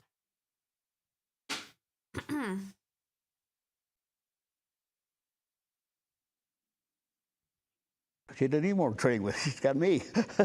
Helena Hutchins was shot as Alec Baldwin says he was following the cinematographer's instructions during a marking rehearsal. I said to her, now in this scene, I'm going to cock the gun. And I said, do you want to see that? And she said, yes. So I take the gun and I start to cock the gun. I'm not going to pull the trigger. I said, do you see that? She goes, well, just cheat it down and tilt it down a little bit like that. Hannah was not in the church at the time. Her attorney saying she gave the gun to Assistant Director Dave Halls. She had 2 duties, prop duties and armorer duties. She had spun the cylinder. She had given it to Halls. She had shown him each of the 6 rounds. Halls was going to take custody of that weapon. He was inside the church then. Hannah was outside the church having to do her prop duties. Were you at all concerned about Hannah having to take on the role of armorer and prop assistant? I didn't like it, and she complained about it too. Her attorney says this was the first time during the production of Rust. I mean, was she really doing her prop duties? It seems like she was just like chilling next to the prop cart with Sarah Zachary. I don't think she mentioned that they were like doing something for props. They were just like kind of like sitting next to it. But I don't know. Maybe they were. That Hannah didn't personally hand the gun to Baldwin. Baldwin says Halls told him the gun was cold, meaning... I also wonder, what does the dad think about her not handing the gun directly to the actor that's going to be using it? One, and then her not being in the vicinity when the gun was being used when they're practicing the scene or what the fuck. Like, what are his thoughts about that? Is he going to be like, oh yeah, those are normal practices for an armorer? Meaning there were no live rounds, which Halls told detectives he believed to be true. I let go of the hammer of the gun goes off. So you never pulled the trigger? No. I would never point a gun at anyone and pull a trigger at them, never. That was the training that I had. You don't point a gun at me and pull the trigger at them. But Reed says his daughter should have been called into the church for that rehearsal. And if she had, this tragedy could have been avoided. At one time, they should have had her on set. She would have rechecked that gun. If there was a live round placed there, she would have found it. You have confidence. But she didn't. We saw in the police interrogation that they showed her the one that came out of Joel Souza's shoulder. And she's like, I don't know. That looks like a dummy. I'm pretty sure because of the lines that are distinctive. Oh my God, this interview is such shit. Oh no. For Alec Baldwin, for Hannah. Oh, yeah. Oh my goodness. I think I saw this a long time ago too. When did this come out? Yeah, 2 years ago. Yeah, I saw this. Jesus. Evidence that Hannah would have checked that gun one more time Well, had she absolutely. been in the church. She knows what to do. Because that's what you would have done. Yeah, she does the job as good as I do now. No one disputes that Hannah loaded Baldwin's gun, but her attorney and her father say they believe sabotage was at work. Oh no. Sabotage is the most likely probability. Do you believe sabotage was possible on the set? Oh, yeah. A lot of motive there. Somebody wanted to cause a safety incident Why? on set. Nobody wanted anybody to be killed. We've developed evidence of motive for that, why they might have wanted to do that, why Hannah might have been a target. And that's all gone to the sheriff. So we're asking for that to be completed before any decisions are made on charging. The sheriff telling ABC News in a new interview this investigation is still active. We have not ruled out anyone in this case, and I don't believe the district attorney has either. And coming off his first. Yeah, I don't know. These interviews always look so bad. I mean, I get it. You're trying to do an interview to look good at the moment, but boy, it could bite you in the butt, okay? Years later. Jeez. Wait, what's going on here? The live court. They Oh, we're begged back. me, Oh, we're back. so I said okay. But if anybody spills it, they don't get another one. So, in fairness to you all, if you want to bring in some coffee, you may. Oh, look at that! You may do so. Okay? Do you all have cups with lids? There are lids in there. Okay. I'll just have to pull them out of the cabinet. Yeah. Okay, that'd be great, because this trial is long, and, you know, it's warm in here. No, she had a coat on before. It's because freezing in here. Anyway, so I think that's helpful to you all, because I think that, you know, especially after lunch, I think that, you know, some of us are like, wow, it's quite a heavy meal I just had, so. All right, now for you, press. I'll let you do it too, but just behave, and if you spill it, you're completely out of here. No, I'm kidding. But just, okay, because, you know, it stains the rug, so, as we all know. All right, so we have a jury question, okay? Oh, jury question. Sure. Jury question. Do we get to hear the jury question? Also, that rug is ugly. They need to pull that rug and replace it, okay? That's a hideous ass rug. Spill that coffee. Rug is ugly.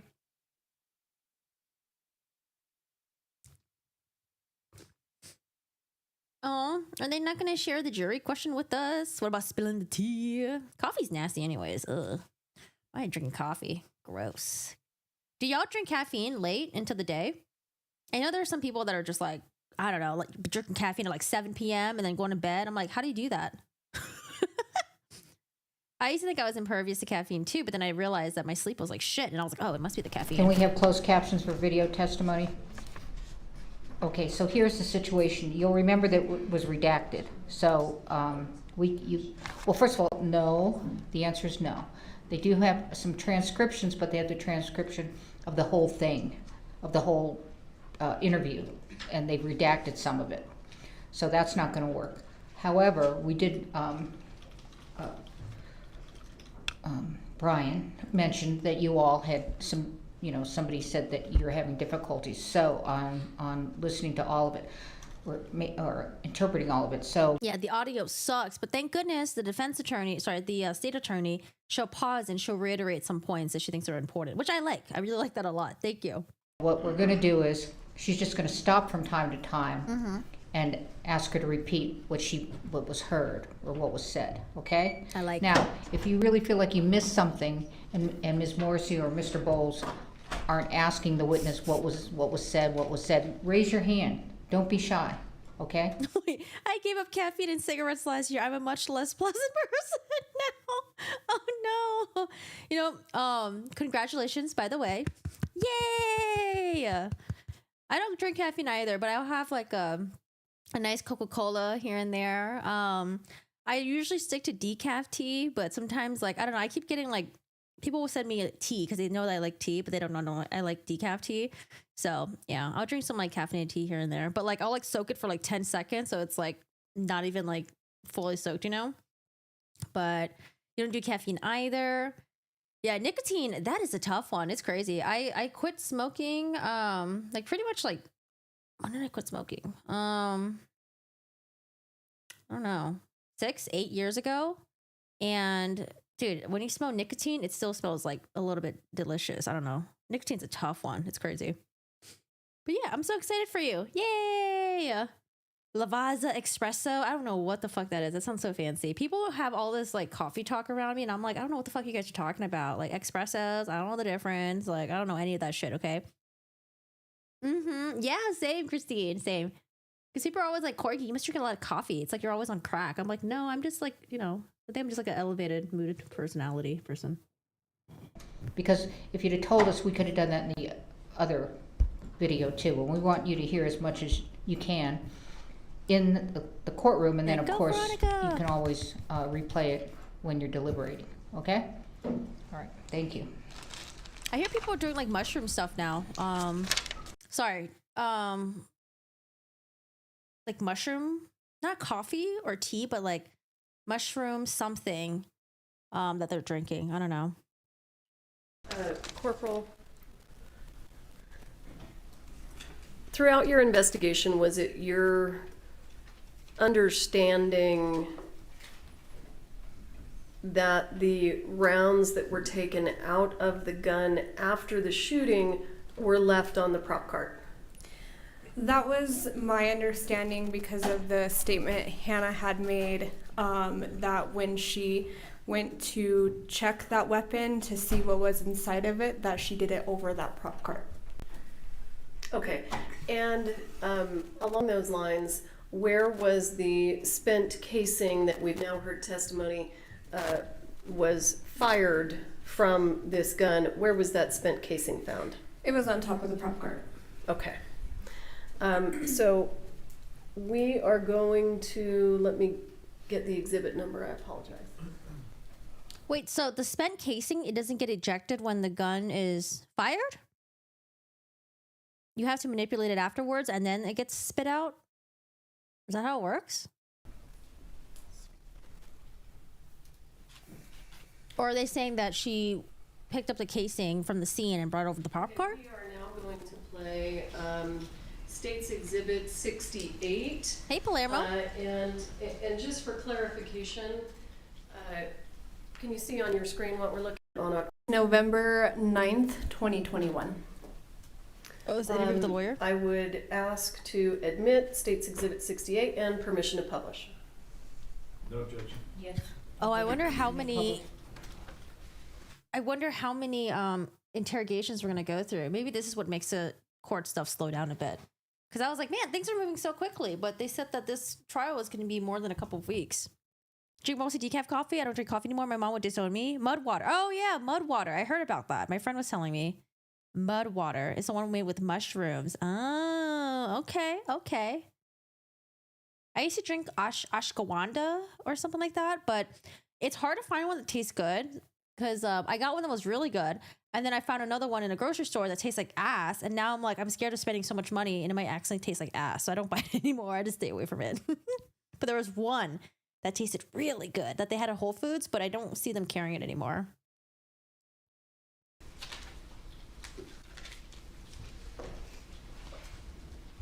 Did Palermo used to do drag in New Orleans? Oh, I don't know. I think he's stuck in Australia right now. Maybe he does drag in Australia. Why do you ask, Nicole? There you go. There you go. Wait, who the fuck is that? Is that Hannah Reid? No, right? That doesn't look like her. Is that her? Alright, let's do this. Yeah. Where's Alex at? Sam? I said, where's Alex at? That's her lawyer. Oh, really? Wait. The other one was Sam? Yeah. Oh, she. If you turn it down a little, do you think you can hear better? I think so. Yeah, I think so.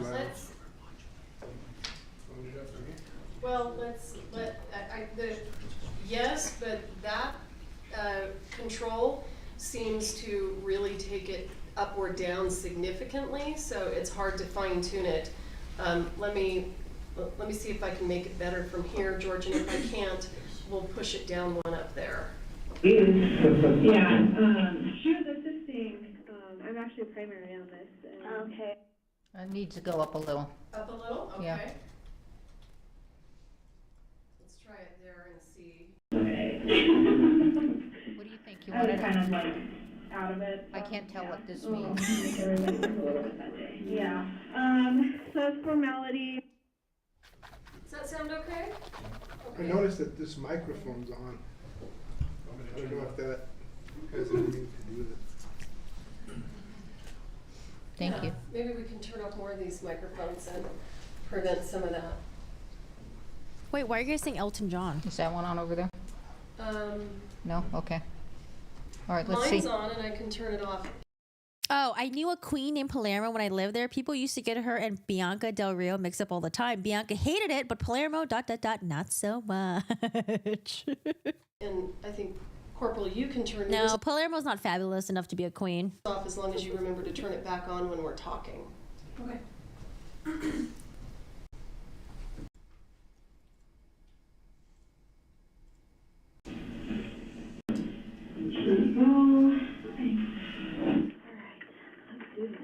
No, the audio just sounds like ass. Where's Alex at?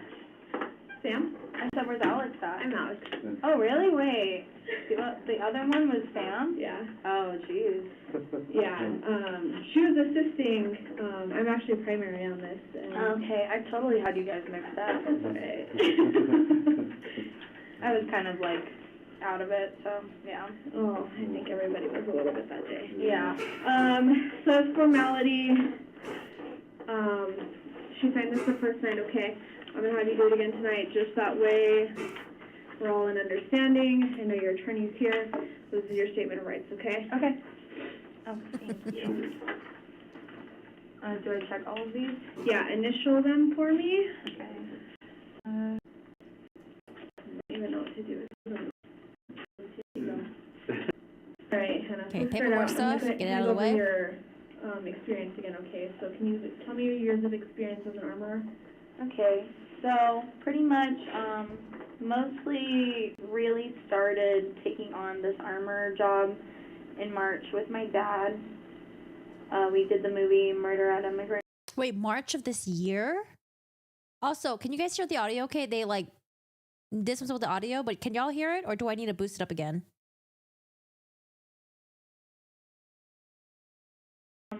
Mostly really started taking on this armor job in March with my dad.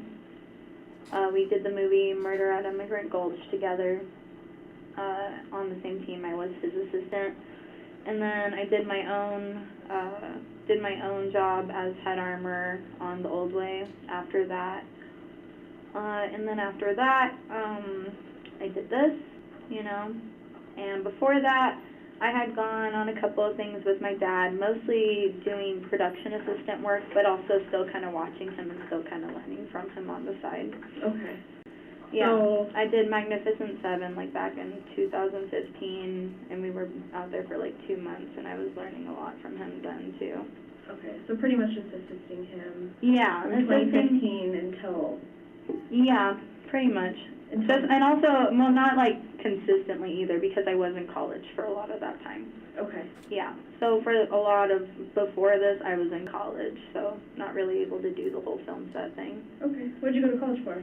I went to college for communications and film. Okay. Yeah, and I also took a lot of art classes too. I wonder if Dad told her, hey, Hannah, we gotta get rid of your old hair, okay? Get rid of the old hair. So how many productions now do you have under your belt? 3 Cinema, whatchamacallit, about 7. 7, yeah, and then also I did a bunch in college, you know. And then how many with you as head armor? Head armor, just 2. Okay. Yeah. So that was This, the old- Rust, and the Old Way, yeah. Okay. How long did you spend on the Old Way? We did that for a month and a week. Oh, so it's like not that much time. Not that much time. And No. But it was only me doing the guns on it. So it was me, 22 guns, doing all of the loading and everything myself. Okay. What about any official training that you've done? In regards to- Official training? Not really much official training. So just... I was planning on getting my, Yeah, is there no official training for this? Like, I get it, she was learning from her dad, but like, there was no like certification or anything, classes that you're supposed to take before you actually take on this role? I'm very surprised about that. I would feel very uncomfortable working on set with the armorer who like just learned from her dad, you know? Like, who knows if like she was even graded? Who knows if she was doing a good job? my concealed carry permit pretty soon. Oh God, she has a concealed carry permit. Oh no. I haven't gotten there yet. Okay. She probably has it by now. For what you do as an armorer, does this job require you to use like specific tools when you're doing inspections on weapons? So I don't really do the inspections on weapons too much. I'm not a gunsmith by any means, you know. I get them from Seth, like, you know, maintenance them and everything. I was cleaning a couple of them, and a couple of them did have some issues that I couldn't figure out, so I sent them back to Seth, and he sent them back to me, and they were okay. Okay. So any type of like malfunction or anything that you came across would go? Yeah. And you're talking about Seth Kenny, right? Yeah. Okay. And I sent back one of the guns because the hammer was pulled back and it wouldn't release back down, and I don't know, he said something about I cleaned it wrong or something, I'm not sure, but I cleaned 17 other pistols that day, so I don't know how I did that one wrong. Okay. Do you remember which one that was? You know, that was actually one of Miller's guns, and not related to the incident really, but Miller was one of the deputies, and just one of his, the hammer got stuck back, and I've never encountered that before, so went ahead and sent it back. Okay. So as far as like the movie productions go, do they require you to have any certifications to work? And it can be like, you know, anything. I'm not really sure entirely, just because most of the jobs I've gotten have just been like through word of mouth and everything, or like, you know, Seth works on getting them for me, or my dad gets them for me, or my dad got me on as his assistant the first time, you know, so I'm not really sure. Oh, it's interesting. So like, I guess she has a pretty decent relationship with Seth, saying that like, if her dad wasn't teaching her, Seth was teaching her. So I guess he was also like a mentor, but now they're all placing the blame on Seth and like Sarah Zachary. Interesting. I wonder how Seth feels about that. Entirely what they are looking for. I know that they get a firearms license and everything, and a license for the area to shoot on and everything, but they usually get that. I don't even get that usually, so I'm not really sure in terms of what else. I know that Seth always tells me that I'm on his license to work with these weapons, and that's all I really know. And that's kind of the same with Sarah, right? Yeah. Not really sure what that's ever meant. Seth always just says Hannah and Sarah are on my license. Okay. But as far as like you go, there's no no one really asks about much of that. Like you don't have to take safety classes in regards to anything with movie sets. So that's the thing. I was actually just getting into the union, and with the union and everything, because on this set they hired me non-union. But normally with the unions, you take a safety course, you take a sexual harassment course, and you take a few different things. And I had like literally just gotten the paperwork and everything to get in that. And you need 30 union days on a union show before you can do that. And so I had 22 before this job. And so a lot of the days from this job were going to count towards that.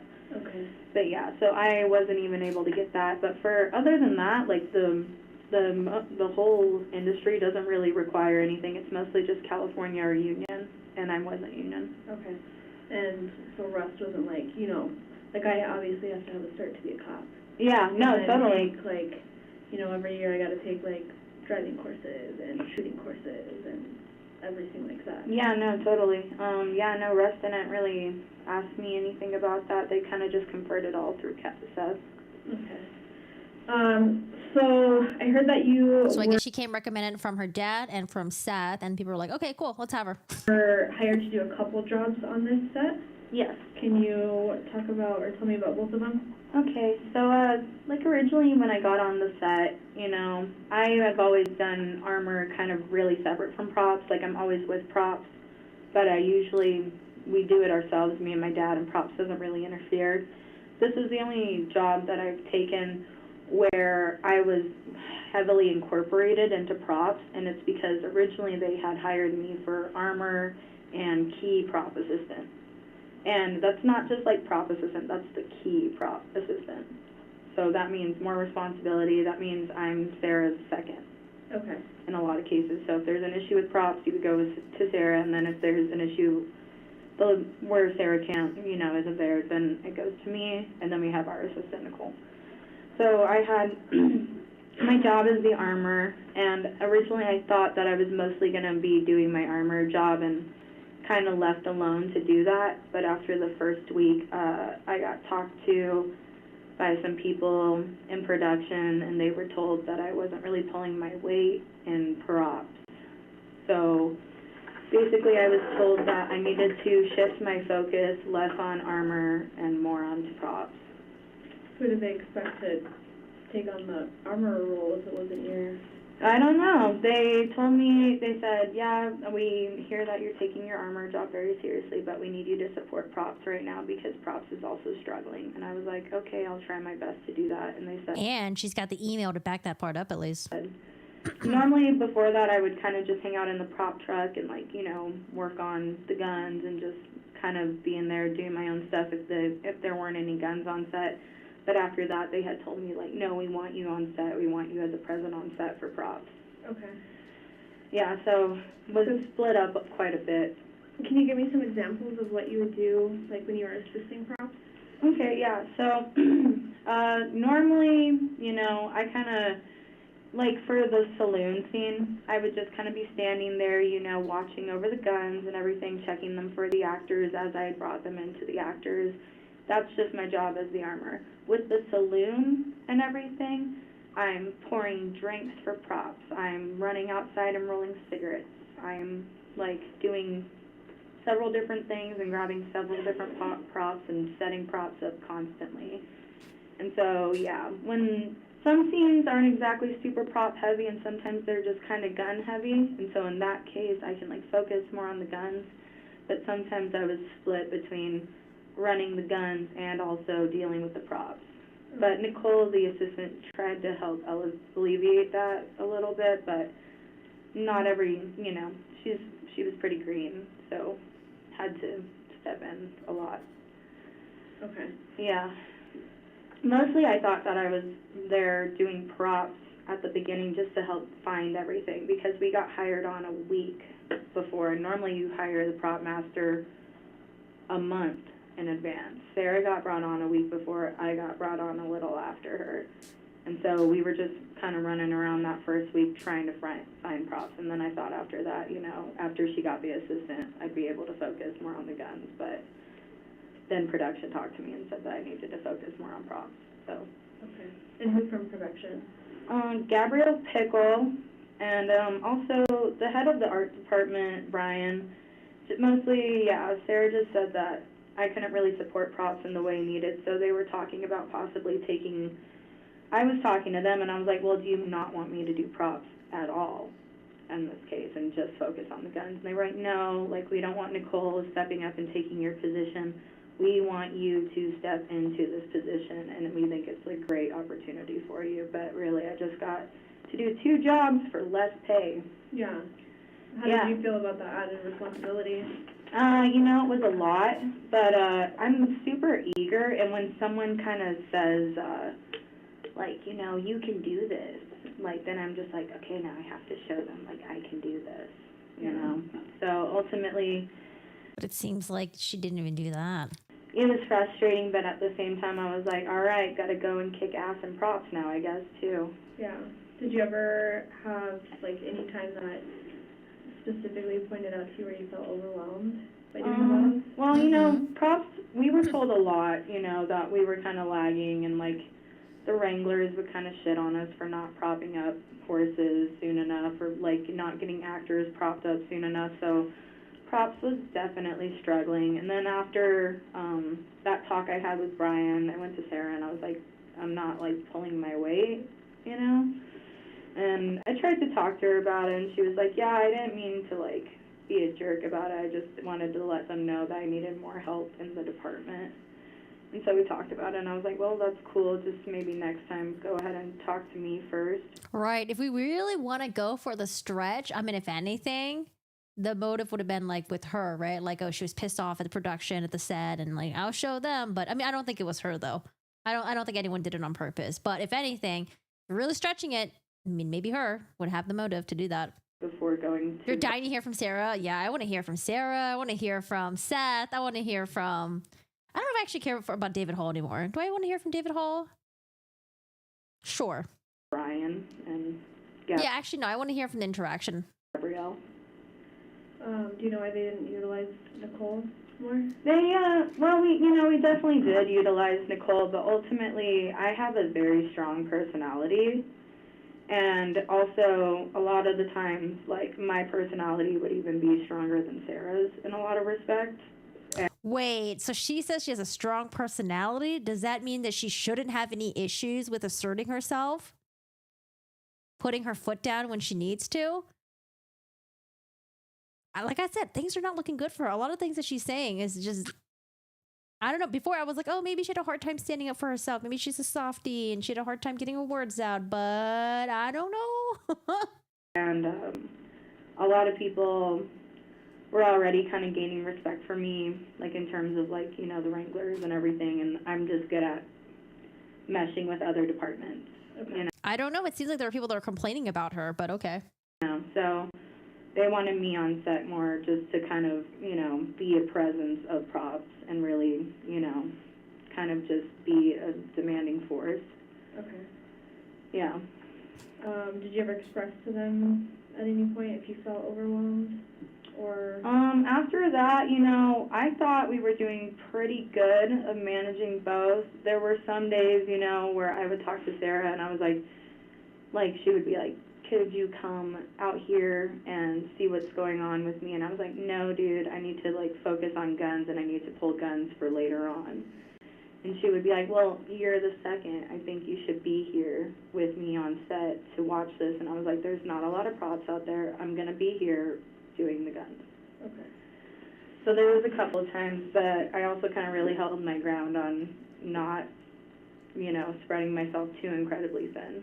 Or getting overran by others. Yeah, exactly. Oh no. I feel like what would have went for her would have been like, oh, you know, I had a hard time kind of like voicing my opinion to my higher ups, especially because, you know, Sarah's like my boss, and you know, there were times where she wanted me to stretch my armor duties thin, and she wanted me to assist her with the prop stuff, and I just couldn't say no to her because she needed help and she was my boss, blah blah blah. But no, she's like, no, I know how to put my foot down. I have a strong personality. Oh no. Because you kind of just have to, you know, but ultimately with higher positions, sometimes you get ran over. Okay. Who hired you for Rust? I believe, I'm not really sure. Seth just texted me and he was like, you got the job, prop assistant, so-and-so. I sent him my resume and Sarah sent it in, and I think Roe approved it. And yeah, so Sarah hired me, Roe approved it. Okay. So it's not like a typical hiring process for a job where you have to go in and... Yeah, no, there's no real interviews like any time in film. Film's a very weird industry. Word of mouth. Word of mouth by all means. I think it's so weird how like secretive it is almost, you know, like it's really hard to get on anything unless you know somebody, and if you stop working for a while, it's like almost hard to jump back in it. Yeah. Yeah. It's really weird. You can't just like look up like film jobs in your area and then go and apply. That's not a thing. Yeah. I really wish it was kind of like that. That would probably, that'd be a lot better. But right now there's just such a media surge, especially that, you know, they're just kind of getting on anyone that they can bring really, because the media surge with all of these different like the networks and everything coming out with their own little internet things. It's making everything like boom right now, like crazy. Yeah. I know you had talked about how you were in the process of becoming a union member. Yeah. With which union? I was working on becoming a union member with the Local 44. Okay. That's the oldest and longest established union, and it's also the one that my dad's a part of, so. Is that like international or? I'm not really entirely sure. I know it's mostly California. You know, each union is kind of specific to the area. Yeah, I think that one is the most put together one, and it's definitely the most active one, which is why I was trying to be a part of it. And I had already... Yeah, when she mentioned the word of mouth thing and how there wasn't really any kind of like formalized interview, I could totally believe that.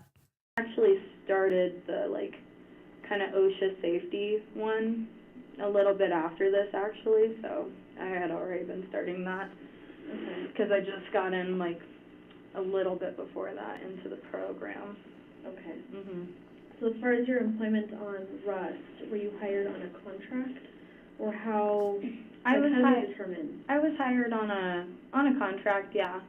You know, the contract wasn't really specific to the job per se. The contract was just like regular employee contract. Jason has a copy of it. Okay. Is there any way I can get a copy? Sure, yeah, I'll send that. Yeah. Besides you and Sarah and Nicole, were there any other armorers or prop masters or anybody brought onto the set at any time? I don't believe so. Not anyone brought on the set. I don't really know if Seth ever came to set, but he was the mentor on the paperwork and everything, and he was like where we got most of our stuff from. Okay. Yeah. But no one else ever worked with you guys? They didn't do like a late hire? Oh, so they did bring in one girl for swing shift, but I don't even know if she ever made it to set or if she just met up with Sarah outside of set. Okay. But yeah, we had finally, week 2 is coming around, and we told them like it's getting crazy busy. We can't have Sarah leaving set to go find these things, so they brought in a day player that could run around and go find things for us. Okay. Because before that, Sarah had to leave set a lot of the time. Oh, that also contributed to spreading us thin for a little while there. That's why they brought in the third person, because ultimately Sarah would have to leave set pretty much every day for several hours, and then it would just be me out there. And what would Sarah go do at that time? Sarah would go try to find props, because with them bringing her in a week, you know, it's hard to find like a weird Indian axe, you know, like there's a bunch of weird, obscure things for a period piece that are super hard to find. So she would go try to find them, meet up with other prop masters in the area and see if they had them. Do you know who that fourth was? You know, I think her name was Jade. Jade? Yeah. Okay. Yeah. I was hoping for her to come more on set, but yeah, they just hired her as a day player every now and then. Okay. Okay, so as far as, and I know some of this that we've talked about before, some of it might be a little bit redundant. It's okay. But just trying to cover all bases. So again, who provides the ammo? So as far as I'm concerned, me and Sarah, we went together and we picked up the ammunition and all the weapons and my leathers from Seth Kinney in Albuquerque at his shop. Yeah, we got 2 boxes of ammo, I'm pretty sure, that day. And then as we went on in the show, there were a couple of times that we needed more. So Sarah and I would text him, you know, that we needed more, and occasionally Sarah brought in more ammo from Seth. Okay. Those 2 boxes that were originally supplied, were they blanks or dummies? Originally supplied. You said that you picked up 2 boxes of ammo. Oh yeah, so I think there were. You mean like boxes, like the white boxes? No, they were like bigger boxes. Okay. For sure. Yeah, no, a lot of them were. There wasn't a lot of dummies in those really much at all. There were some dummies, you know, like obscure dummies that we couldn't really get, like the 50-70 rounds, you know. I don't know if you're familiar with those. Those are big rounds. They go in the trapdoor. So we had some of those dummies with it. But in terms of 45 long Colt dummies, I don't think there was a lot of dummies in there. And so I asked Seth about it, and I said, hey, like, where's all the long Colt dummies?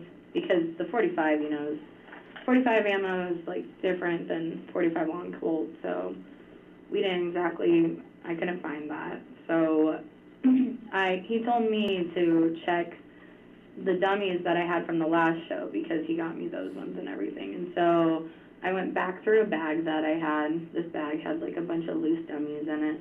And I went through and I checked all of them and I put them into 2 boxes. And so we had 2 boxes of 45 long Colt dummies that were mine from the last show originally. Cage. Yeah. Okay. And I had just brought those off of the old way, and they were in my car for like 2 weeks. I jumped right off of the old way into this. I was barely home for like a week. So, yeah. But he told you to check your supply. Yeah. And what you had to take it. Yeah. So he authorized you to bring. He authorized me to bring, dummies. Okay. And then also, there was one time where he didn't give us any 1/8 loads, and I had 1 box of 1/8 loads, and so I was like... So, Corporal, just to be clear, what we've just heard, did Ms. Gutierrez tell you that she brought 2 boxes of dummies onto the set of Rust that she had left over from the old way? Yes. Mm-hmm. And did she also explain that they were loose in a bag in her car and they had been there for 2 weeks? That's correct. And did she explain that she took them out of the bag and put them in boxes? Yes. I'm gonna use my box of 1/8 loads, put it on the invoice, and I would have received money for that. For blanks. For blanks, yeah. 1/8 load blanks. Okay.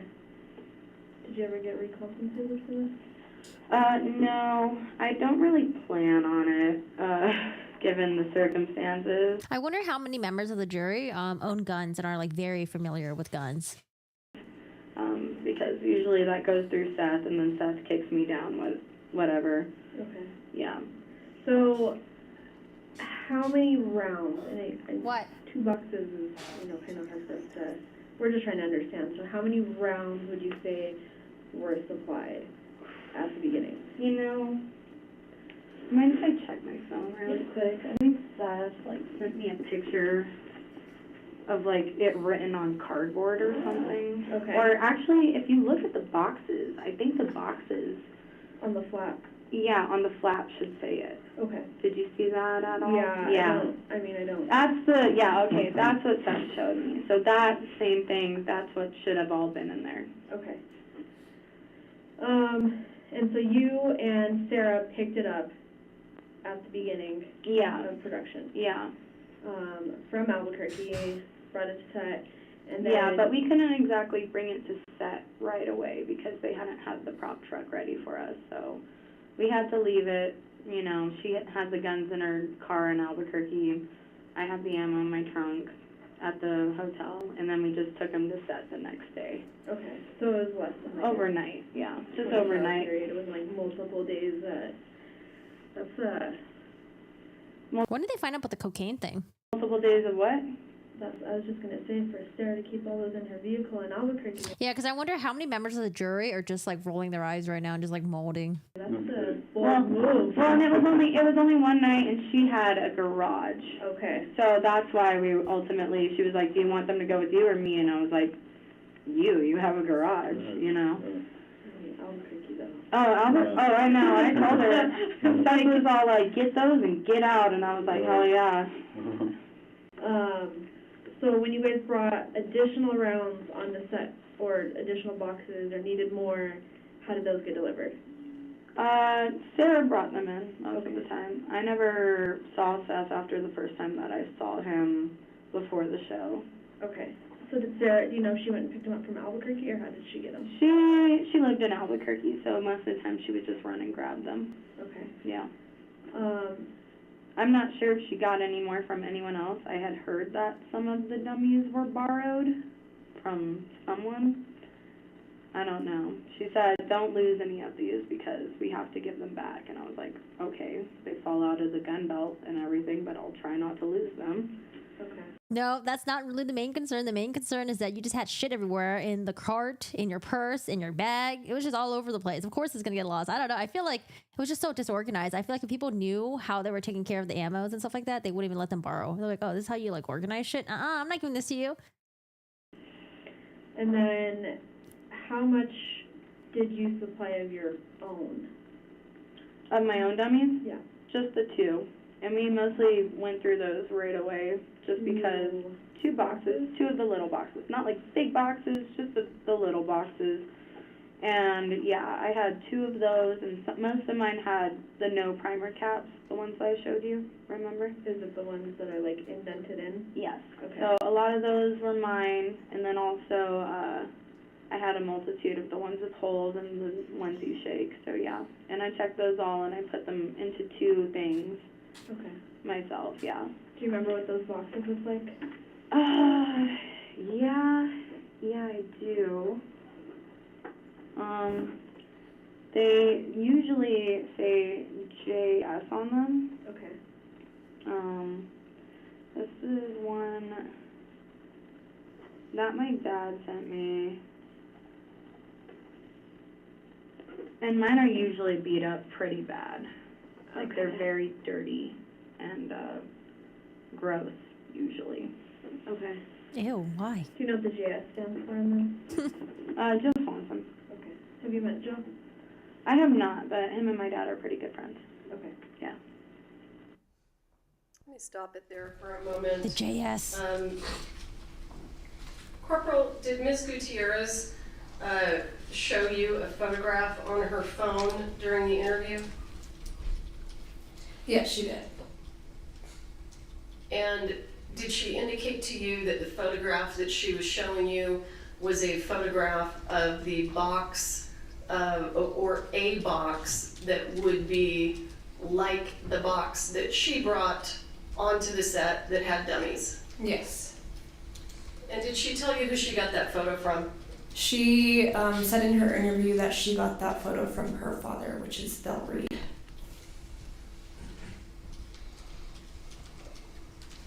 And I'm going to show you what has previously been admitted into evidence as State's Exhibit 69. These are text messages? Do you see that? Oh, yes. Is that the exact photo that she showed you during the interview? Yes, it is. Thank you.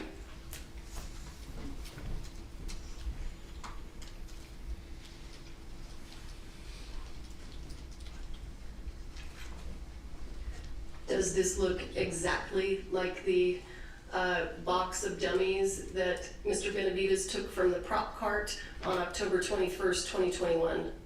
Yes, it looks exactly like it. Thank you.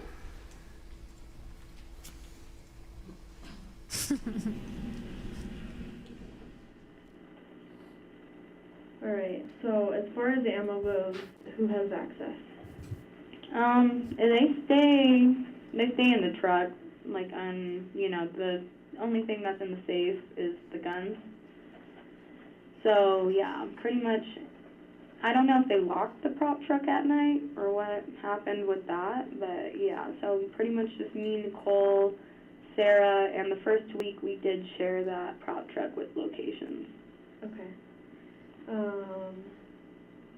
But other than that, the prop truck, would kind of be open most days just because we're running in and out of there. And sometimes, ammo is underneath on our cart, just chilling there usually.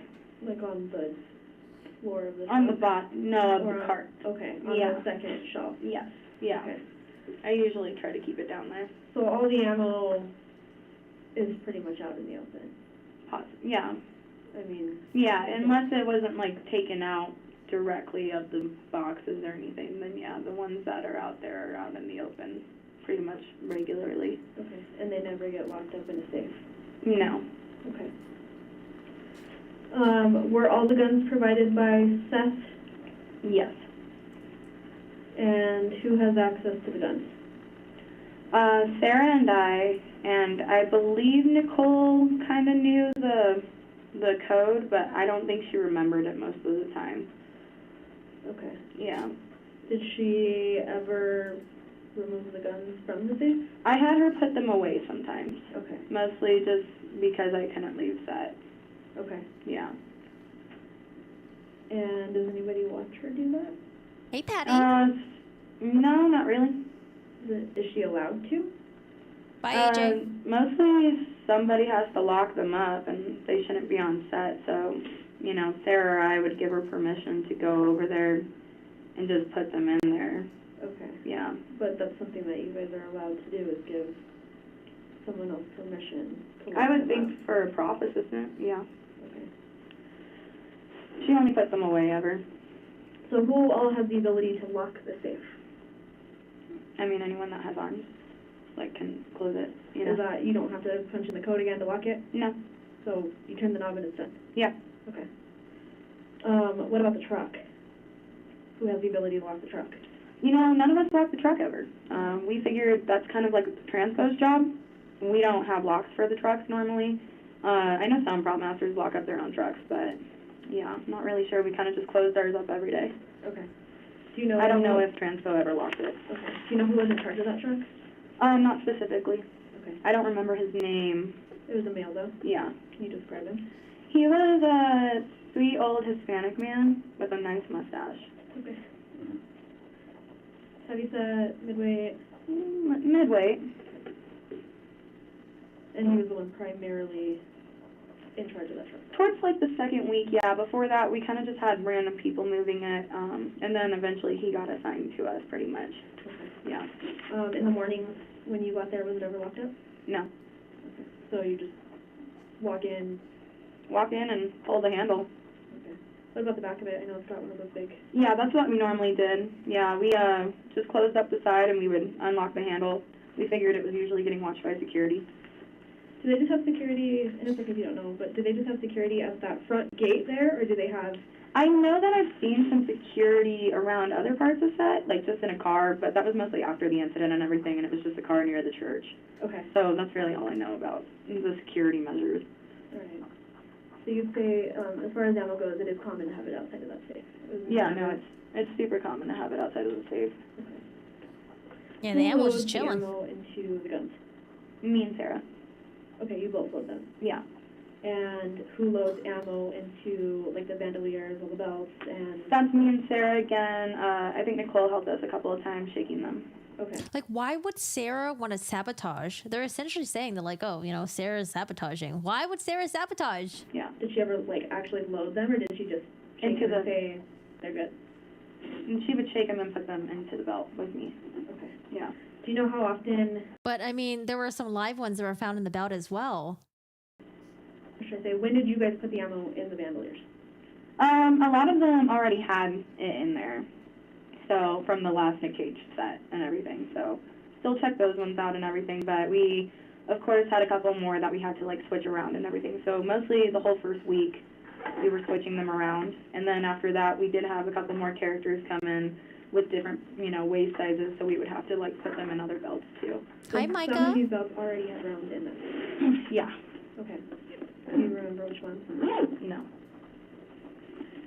They mostly got switched around a lot, and a lot of them fell out pretty regularly out of the rounds in them? Yeah, the dummy rounds would fall out sometimes just because when they're riding the horses, they jiggle out.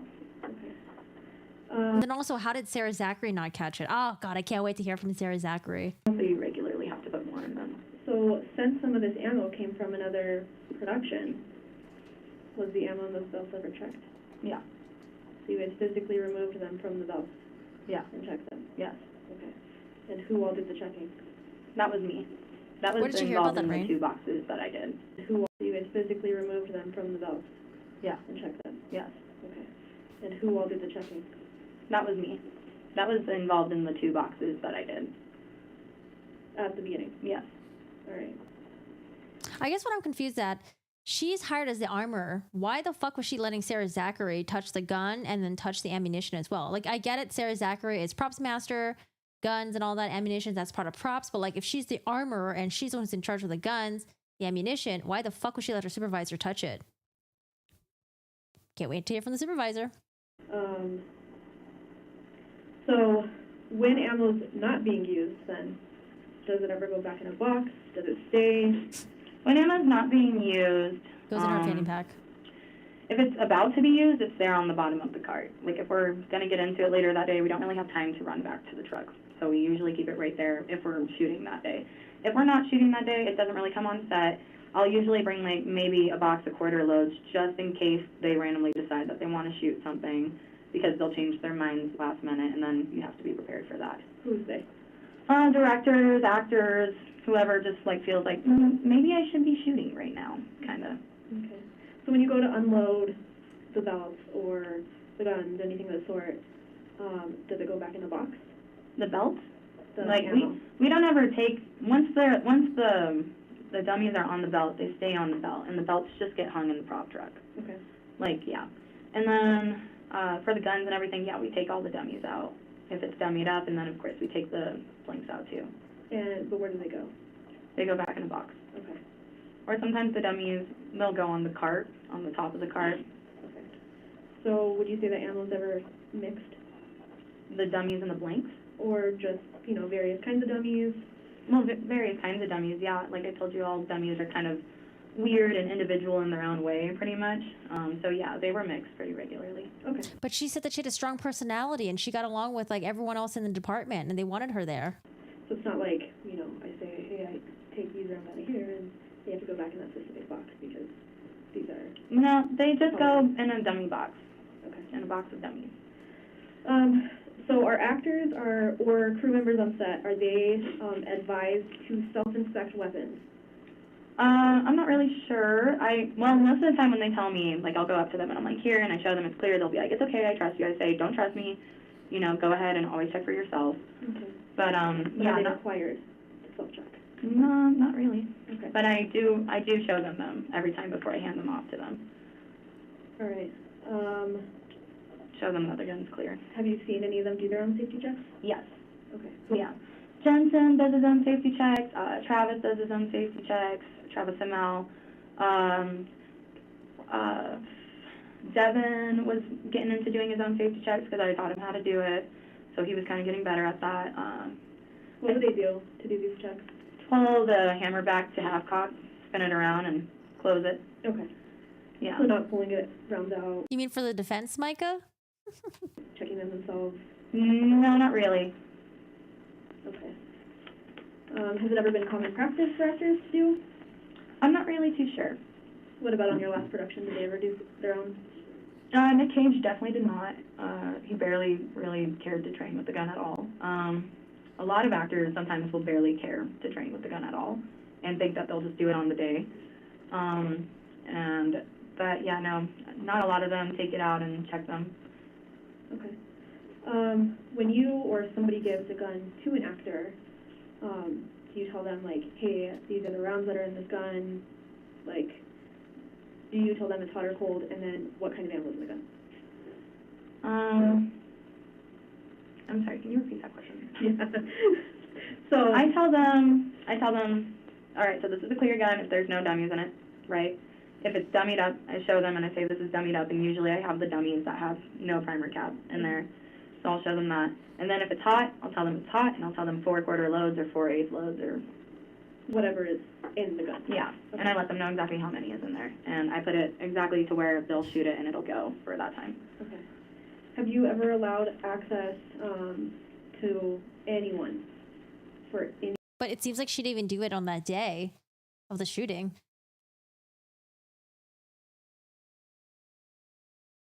On set or For any? Like for using them on set or For any purpose, well, I allow the outside of what their scope was. No. Like after hours, during lunch. No. Days that you guys weren't. No, me, Nicole, and Sarah ate lunch together pretty regularly, pretty much every day, except for a couple of days where I would sit at another table or converse with some other people. But yeah, we all went to lunch together. We all locked them up every day at lunch, and we all locked them up every night. And I definitely didn't go to work on my weekends because why would I do that? Right. I want to be there as least as possible. Same. we all, yeah. So, yeah, last weekend I was in Denver the first weekend actually. So, yeah, and then the other one I was just relaxing at my hotel. Did you spend any time with anybody on the weekend? Yeah, I spent some time with the nice boy at the front desk at my hotel. He was nice. I hung out with some crew members. We went bowling one time. And other than that, I didn't really hang out with people outside of set too much. And I kind of went and did my own thing in Denver the week before. We haven't really been there that long. Okay. Did you go out, did you go out with the crew one night to, I think they said like some brewery? Yeah, we went to the brewery downtown after bowling. After bowling? Yeah. Okay, and that was on a day off though? Yeah. Did you have work the next day? No, that was Monday. We had Monday, Tuesday off. Okay. Do you remember which Monday it was? It was the last Monday before the incident. Oh, that's So fine. 20th was the incident, I believe, on Wednesday. 21st. So The 11th? the Monday. Columbus Day? Is that a holiday? Or would that be the No. 18th? Yeah, it would be the 18th. Okay. So you were off that Monday and Tuesday? Yeah. And then we're back on holiday. Yeah. Okay.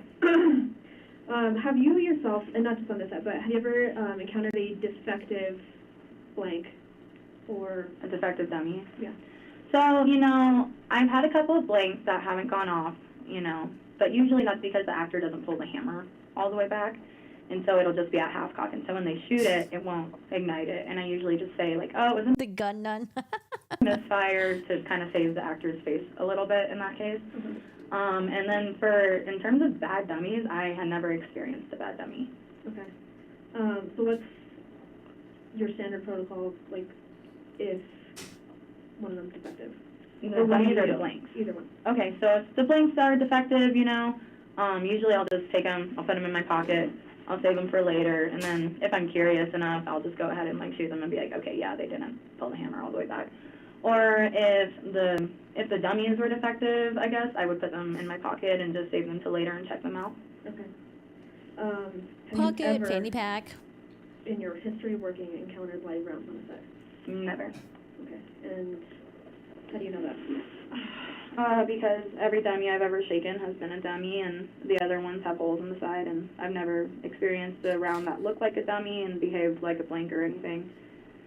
So, yeah, I am shaking all of them most of the time.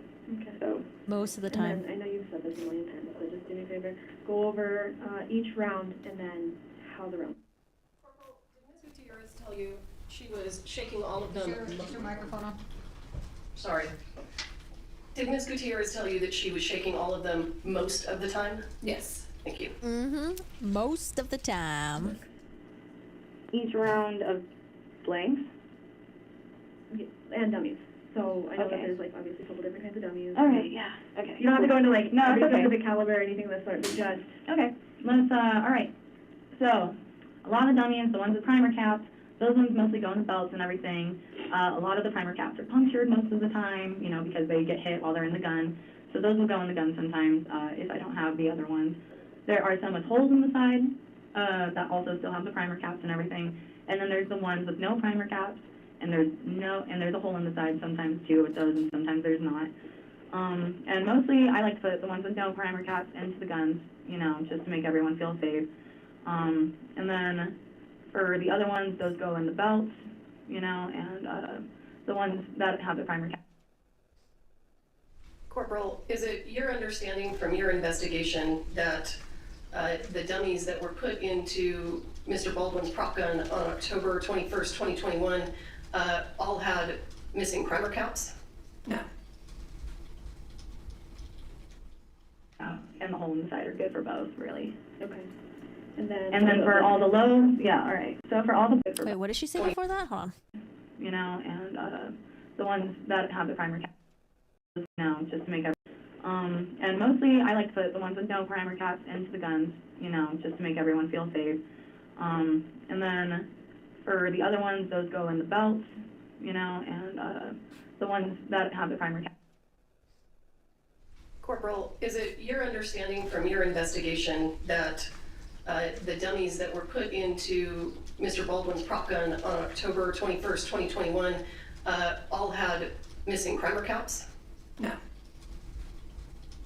Oh, Hannah, you are a hot mess, And girl. the hole inside are good for both, really. Okay. She's like, I like to put the ones with no primer caps, in the gun to make sure that everyone feels safe. And then for all the loads, yeah, all right. So for all the blanks, all the quarters, so there's 8 loads. Those are the super quietest ones. And I just worked with Ryan Armstrong, that little 11-year-old on the old way, and I had her use. From how she described it, she said dummies are just like the aesthetic. It just looks like it. Blanks, they actually have like what's called like ignition. So like you can actually shoot out, like when you shoot it, there'll be like the smoke effect that comes out of it. But dummies are like the ones that you put in your, I don't know, your belts just for the look of it. Or like sometimes they'll put it in like the gun chamber in case if there's like a close up of like inside the gun and you want to have like the dummies in there. That's what she said. So I think that's my understanding of it too. Especially if it's someone that's really young and new with the guns, I'll make sure that they're the smallest load possible, which is an 8. Some horses require 8 loads. Most of the time I'll put the box and I'll put horsey rounds on them in my own handwriting, so that way I know. And are those the 8s? Yeah, those are the 8s. And then sometimes, I will, if it's super close proximity and inside 8s too, but quarters also work for inside proximities that are close. And then on top of that, for the quarters, around kids, around horses too, that's like the last size pretty much allowed. And then we do the half loads if it's going into like a rifle, or if we're outside, like we did a lot of half loads on the show because a lot of it was outside. And then for the full loads, it's very rare still that I use a full load, unless like an actor is just really weird and wants it. Alec only wanted to train with full loads because he wanted it to look realistic. And most of the time I'll use full loads if it's a really big gun, like a trapdoor or something, a trapdoor rifle. That would have a lot of smoke coming out of it, so you want to make sure it looks realistic. Okay. Were all of these used for rust? Fulls were used for us, some of my 8s were used for us, quarters were used for us, and halves were used for us, yeah. Okay. So it was really a variety and just depending on the situation. Okay. And then, is anyone allowed to bring their personal firearms on the set? No. Did you see anybody bring personal firearms? No. And did you ever see anyone bring ammo? No. Okay. Did anybody ask you about going target shooting? Yeah, the Wranglers made a joke about it one time to me, and I said something to the effect of, well, you can try, you don't have the ammo. Okay. What did they say? Do you remember? Not really. I don't really remember what they said. But they insinuated about shooting actual rounds? Yeah. Okay. I think that they were joking, though.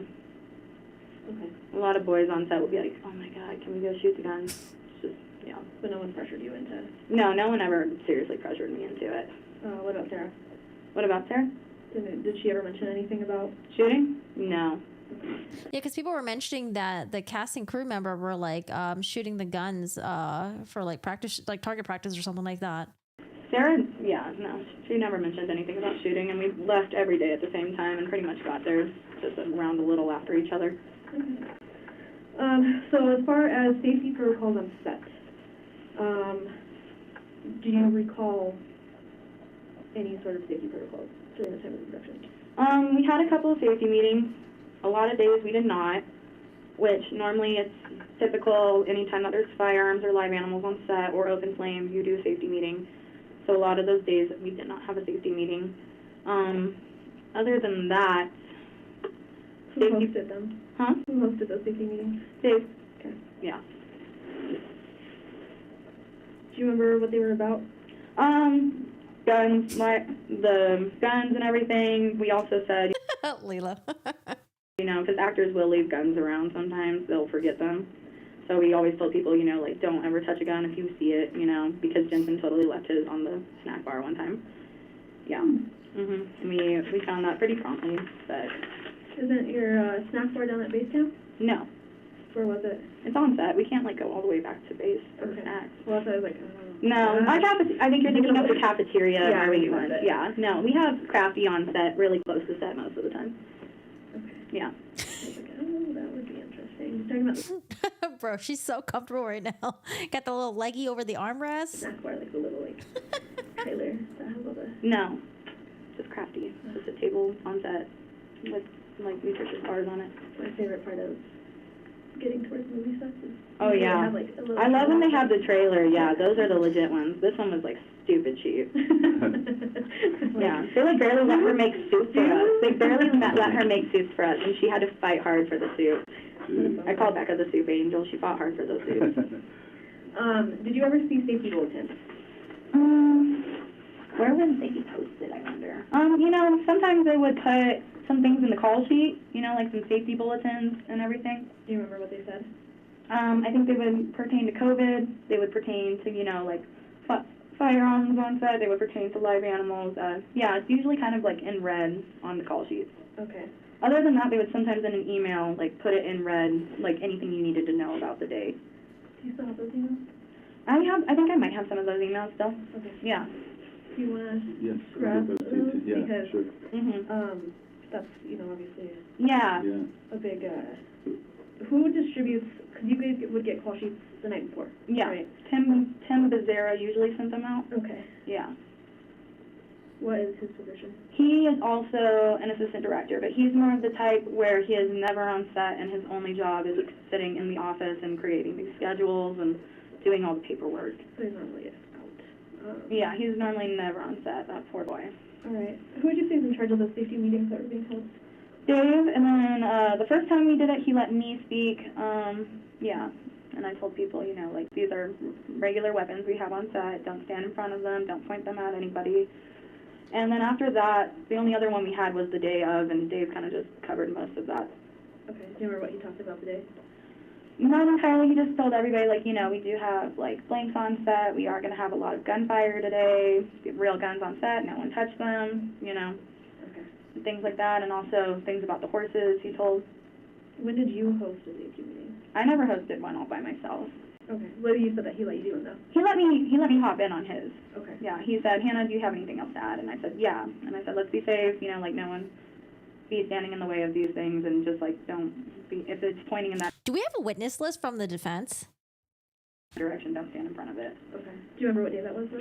That was the first day we had gunfire on set, which I believe was the second day that we started. I'm gonna just start saying like on this, y'all. set. Just chilling. So yeah. So what do you teach actors or crew members when it comes to Like, this is gun bad for my safety? back. I can't. So it really also depends on the actors too. You know, like big ones like Nick Cage, if they tell me, if they tell the director, like, you know, that they don't really care to do it, I can try to teach them for the most part, but like a lot of the times they might not even listen to me or really pay attention or be on their phone. Alec was on his phone a lot of that entire thing. But for the most part, they put me in training this time. It was pretty irregular how I trained actors this time. This time, they put 9 people all together in one day that I was supposed to train. Yeah, it keeps correcting as live animals, but she's saying like live animals. And during this time, they put a ton of producers right there. Normally, I train the actors one-on-one. It makes them feel comfortable. It allows them to not be distracted and everything. And this time, they had me training 3 people at once, and a ton of producers behind me. The director is there too. The producers are talking to the actors. The actors were distracted even too. And I tried my best to work with all 3 of them. I worked with Jensen. You could probably see a video of him saying, like, she showed me, like, this is how you check it, you know, this is how we make sure it's safe. So I try to do that standard same thing every time, show them how to check their own gun and show them how to make sure it's safe. And then I always I have them draw it a few times, you know, with nothing in there, make sure that they have the draw down.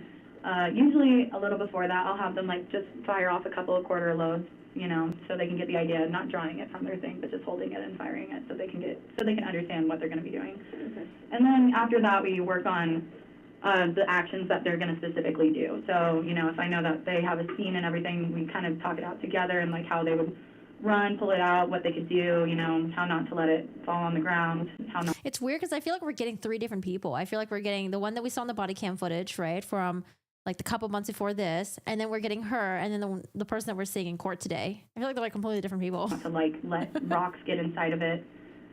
Yeah. Makes sense. Mm-hmm. What about safety rules? Do you advise them any of those? Safety rules such as, I tell them all the time not to point them at each other. That's my biggest one, and I always say to everyone in front of them, I'm like, if you don't have to be here, don't be here. You know, other than that, safety-wise, I tell them to keep their finger out of the trigger guard unless they're ready to shoot, because that's how a lot of accidental discharges will happen. That's just what my dad said. Right? If this is how like things are normally run on like movie sets, I'm actually surprised there has been more like accidental discharges or like accidents happen with like people dying and getting hurt and stuff like that. It seems like it's just kind of like it just sounds like a shit show, to be honest. Told me at least. So I always try to advise them to keep their finger out of the trigger guard, and yeah. Like a lot of big personalities, a lot of like arrogant people, a lot of people that like are too busy to do this. You know, I'm too busy to be bothered with this. I'm doing my own thing. I don't know. Besides you, were there any other trained armorers on the set? Sarah was kind of trained by Seth. Yeah. Hi, I believe Leela. Sarah did a show before, and I think that there were two. Oh, we have two Leelas here now. Leela with an I and Leela with a double E. Hello, Leela. How are you doing today? Guns involved in the show. And Seth had trained her personally for that. Okay. And then I also kind of showed her what to do at the beginning of it to make sure that she wouldn't have an accidental discharge. But she still did, so. Yeah. So before any gun scene, even just like rehearsal or filming or anything of the sort, did they do a brief? You know, sometimes they would have time to like really go into it and everything and like kind of, you know, work out the action. Sometimes they would do like an overall one, you know, where they kind of just say like bang, bang, bang, bang. So we did have some rehearsals. Sometimes, you know, there wasn't always rehearsals. Okay. So sometimes, yeah, we totally had like rehearsals, usually the big ones, and we just kind of have people go bang, bang, bang, bang. All right. As far as, so what it's been referred to as the show and tell day, where you brought out Yeah. Pretty much everything, right? Yeah, we brought out every gun that we had that Seth gave to us, and the director really just wanted a lot of options for people, especially because there are so many big names on this.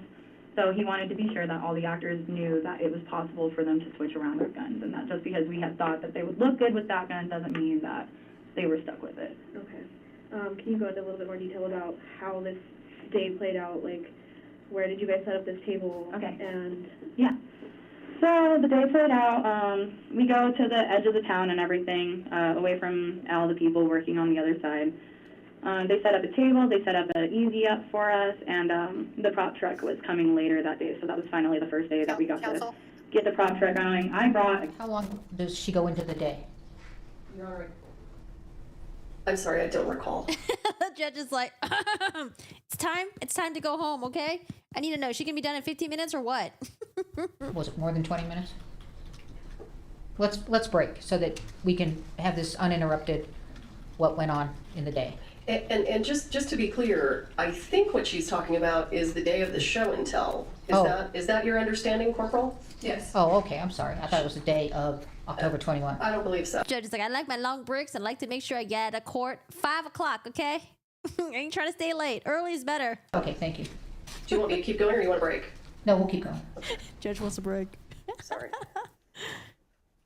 Gun safe in my tiny Hyundai, fitted in there, and so I had that with me right next to us, and I kept all the ammunition in my trunk and everything, and Sarah had all of the guns in her trunk, and so we took all those guns out of the trunk and we put them on the table. We had 2 tables, so we had 2 tables filled with long rifles, short guns, a lot of guns. And then also, once the show and tell was over, Joel was pretty cool. He was happy with everything. After that was over, he stuck around, and then, like, I think the first couple of actors showed up for training and everything, because I remember they said, like, okay, you're going to have, like, 3 at this time, and, like, 3 here and 3 there, and I was like, all right, like, that's kind of manageable. And it is kind of manageable, you know, and it definitely I've worked with 2 at a time before. 3 is manageable, but, like, also then all of a sudden with the actors, all these producers came, like, a ton of producers. And so the producers are just kind of behind us the whole time. The guns are out there. We put a lot of them away that we didn't need for the training that day. So Sarah put a lot of those away, and we just kept those in my car because I had the safe, and ultimately I was going to put them in the safe at the end of the day. And then so the actors came, we started training and everything, and then all of a sudden a producer just like jumps into the training because I guess he was also firing, but they didn't schedule him for me. So at one point I was training 4 people at one time, which is a little chaotic. Yeah, so I'm when you there. had them, sorry, but when you had them all out on the table, how many people would you say were there, like max at a time that were Probably like 10. messing? 10, and like not everyone was really allowed to mess with them. You know, like a couple producers like would ask if they could touch them. Ultimately, I always get pissed at people if they touch them without my permission. Okay. Joel, I let do that. You know, Joel is the director. He can touch them. But yeah, other than that, Can he? most people were there, and most people would be like, wouldn't even ask to touch them. Yeah, good like 10 producers were there. Okay. Yeah, and Gabby and Ro were there at the beginning, and eventually like they left with kind of everybody. Okay. And then towards the end of, so at the beginning of the day, I was supposed to train 6, and then I had an hour-long break, you know, and I think I was there from like 9 to like 2 or 8 and yeah, 9 to 2, just training actors pretty much the entire time, and doing the show and tell. And then so I trained 6 of them then, and then plus that producer that they threw in there randomly. And then after that, an hour went by, and I trained Devin and I trained Miller. And yeah, and the last guy didn't show up. Okay. Who Yeah. was the producer? Who's the last guy? Nathan. Okay. Do you remember his last name? No, not really. He was on set a lot. He was like a nice Hey, y'all leave the dancing queen alone, okay? younger one, kind of. Okay. How long would you say you spent with? Young and sweet only. How old was she? 24. Each group training. With each actor, probably like 30, 20 minutes or so. Yeah, usually I like to work with the actors one-on-one and get like a full 30 minutes to an hour in, you know? But that's just not how it went on this one. Who made that call? Gabrielle. Okay. Did she give you a time limit? She just put 3 people together. Like, she scheduled it like that, and she said they had other things to do and had other, you know, they had to go and do training with the Wranglers. And a lot of this training was, like, the day before. Yeah, they're like, ride a horse now, and now you get to shoot a gun. And, like, yeah. You get to shoot a gun off a horse. Yeah, honestly, this is crazy because a lot of the times they have actors start working with the horses, like, months in advance. Because you can grasp the guns a little quicker than like a weird living animal and all that stuff. Yeah. I wonder if like initially when this happened, she thought it was her fault. And then when talking to her dad, it convinced her that it wasn't her fault. And that's why she's just so kind of like blasé right now and just like chilling, you know, with her legs up, with her arms up like this. Because she's talking in a very casual way. And I felt like almost in a way that she's kind of, I don't know, like boastful, I feel like. Maybe at this point she really feels like it's really not her fault. So yeah, they didn't have people training on horses well in advance for this either, which I thought was pretty wild. Another total off subject, but I was, you know, we brought Jensen in here and spoke to him, and I found out that the gentleman who provided the horses for the set, I used to actually be a wrangler for him. Oh, really? That's fun. Isn't he so cute? His horses are terrifying. Yeah, no, the horses are scary. I honestly, I was trying to get out of Westerns because every Western I'm on, a horse almost kills me. Yeah. Shitting not. Like, horses back up crazy. And, like, nobody even said, like, not to walk behind the horses on this. And I was like, Sarah. I was like, what the fuck are you doing? Like, you know, I was just, like, the complete lack of just, like, yeah. Yeah, I used to wrangle for him. And Yeah, I love Rowley. He's a sweetheart, but yeah, the horses are bad. But honestly, like, it's been a long time since I've been able to work with any really good horses because I have been doing independence. You know, no one can afford, like, the good horses that Magnificent Seven had back when I was there in 15, you know. Well, you used to do all kinds of, like, trail rides and stuff I don't know, man. I feel like horses would be the least of their concerns. They had her on the set as the armorer. like that, too. But, I mean, I can tell you, like, because he goes, when they do trail rides, they go up, you know that mountain that has a cross on it down at the end of Bonanza? Yeah. So he used to take the horses up that mountain. Yeah. And I just remember one day he put me on a thoroughbred that came off the track, a mare. And, like, she was hot. She was a hot horse. Yeah. And so he, like, slightly drugged her up before this trail ride. Yeah. And, like, I remember a couple of the horses. she was off in her own world. We'll just say that. Yeah. A couple of the horses got loose on this. One, like, made a full-ass run for it, like, 3 times during one scene. They did their best they could to catch it, and eventually they started catching. Okay, we're going to break for the evening. Thank you. Remember, this is what, a couple more hours on this, maybe? Less than a couple. I'm sorry, less than a couple, but we've still got quite a ways to go. So that, and if I can, Judge, just for the record, we stopped this redacted video at 1 hour and 5 minutes. okay, so we will carry this on tomorrow. This will be what we queue up with. Please don't talk among yourselves or anyone else about the evidence received here in court. Don't do any research. Don't look up. Your dad had a DeLorean? What? The movie set. That's a real car? A DeLorean? It's a real car? I thought it was a fake car. I didn't know it was real. Did it actually open like this too?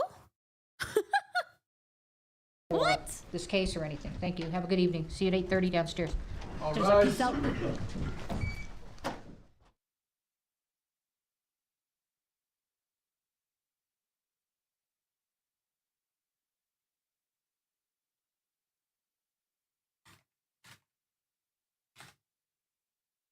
Oh, this is what I was talking about earlier.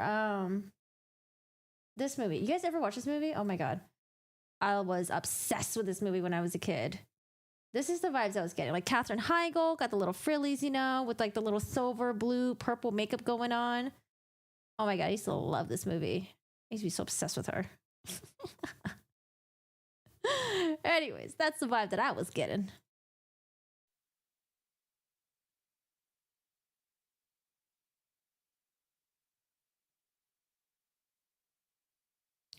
Major coke bust in the 80s.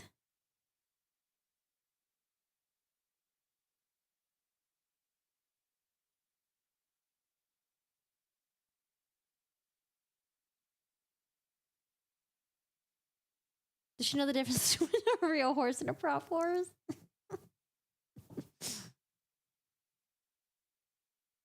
It was known as a snowmobile because John DeLorean financed the company through the sale of cocaine. What?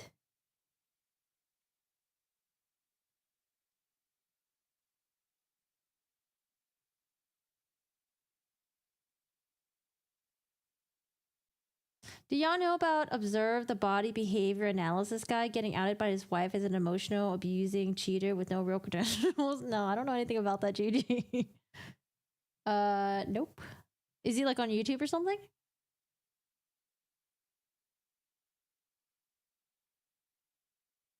I don't know why. I feel like there's so many people that are so familiar. Like, she looks familiar. I feel like I've seen her before. She looks familiar. I feel like I've seen her before.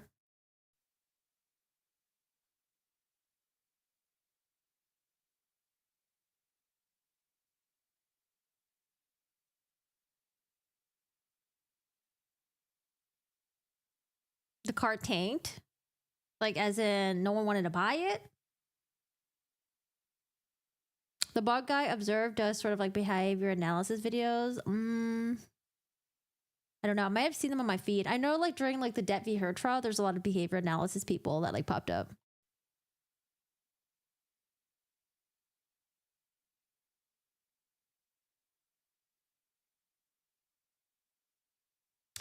Right. Okay. So Leela says weirder longtime actor would hire 24 for the most dangerous job. I mean, honestly, the impression that I'm starting to get on these movie sets, I don't know. It just seems like meh.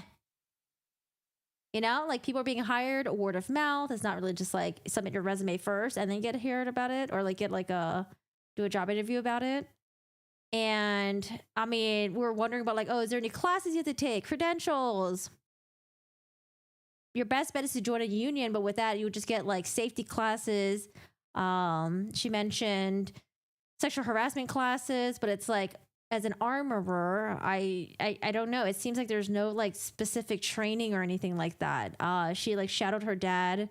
She was around her dad. She learned from Seth Kenny as well, and that was just about it. I don't know. I'm starting to think that's how it is just on movie sets, but maybe the people that they hired as armorers were just a lot smarter than her and a lot more stringent, you know? But they were probably like, oh, hey, she's the daughter of the famous armorer who's been doing it for a very long time. Yeah, sure, why not? Bring her in. Let's do it. Did it come with a flux capacitor, though? Is that what allows you to travel through time? A close friend of mine got a break as a production assistant on a movie randomly, and then 2 years later was De Niro's personal assistant. Oh.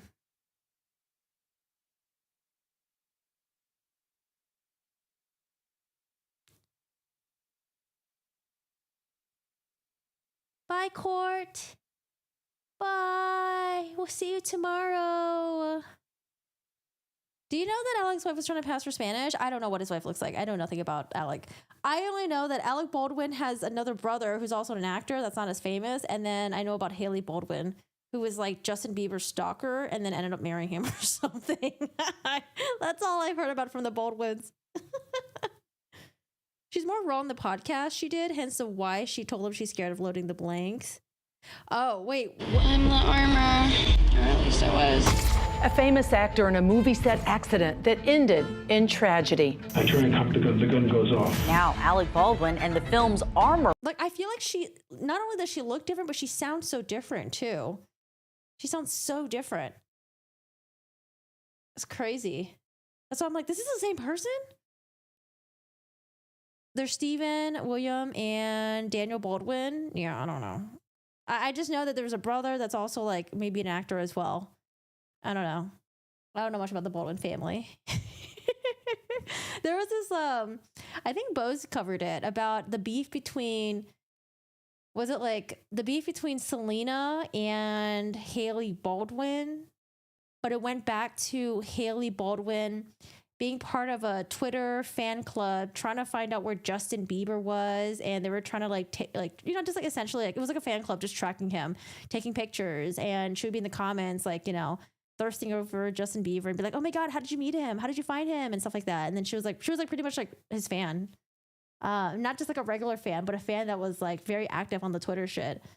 And then, I don't know, lo and behold, then she finally got to Justin Bieber and they were like married now, right? I don't know. It was like this whole drama thing.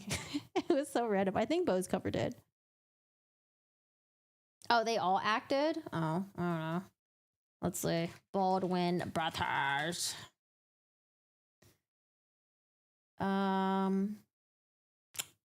Daniel Baldwin looks familiar, maybe.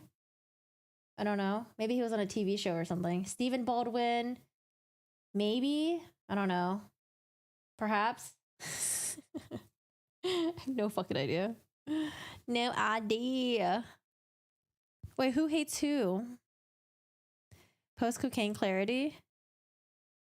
Imagine fighting for the love of Justin Bieber. I don't know. I feel like the interactions that we see between Justin and Haley, it just seems like he's just like meh with her. I don't know. It's like I don't know. I feel like she's so in love with him, and he's just like this troll who's just like meh. Rumor has it Haley's trying to get a conservatorship with Bieber. Oh, I don't know anything about that. I have no idea. Justin does not love Haley. They made a whole joke in South Park, the movie. The Canadians bombed the Baldwins in retail. Wait, why? Why would they bomb the Baldwins? Are they supposed to be a representative of America or something? What? Oh boy, what day is today? Today is Monday, right? It doesn't feel like, oh no, today's Tuesday. Just kidding. Wait, today's Tuesday? What? What did I do yesterday? What did we even do yesterday? I'm going to YouTube really quick. Oh yeah, yesterday we watched part of the Ferguson sentencing. We watched part of the Ferguson sentencing, and I'm trying to think. Is there anything that's gonna pop up? Anything else we should cover? Bieber's Canadian, is he? They also bombed the Arquettes. Dave Arquette. Wait, Arquette. Who are the Arquettes? It's really funny. Oh man, I need a. Is there any more new episodes of South Park? Their episode with the Meghan and Harry was so funny. That's hilarious. Isn't Alec Baldwin's wife Catherine Zeta-Jones? I don't think so. I feel like I would know that. Maybe they used to be married. Hilaria Baldwin. I don't know who that is. Spouses. Hilaria Oh, he was married to Kim Basinger? Basinger? How do you pronounce that? I don't know who Hilaria is. Oh, she's pretty. She's young. How old is she? 40? She's pretty. They have 7 kids? What? Damn. 7 kids together? Amazing. Amazing. Zeta-Jones. Wait, she's what? No, wait. Catherine Zeta-Jones is married to Michael Douglas? No, what? Really? Wait, they've been married for 24 years? Wait, what? That's crazy. I feel like there's so many couple relationships that I don't even fucking know about. What? For years? 2 are via surrogate? Oh, lucky. Surrogate's so expensive. I wish I can get a surrogate, but hell no, I ain't got the money for that. Wait, I had no idea.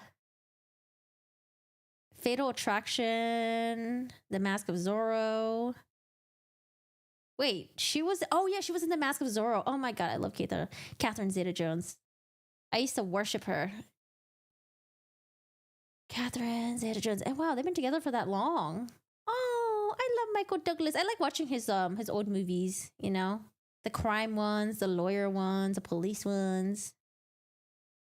In 2000. Aww.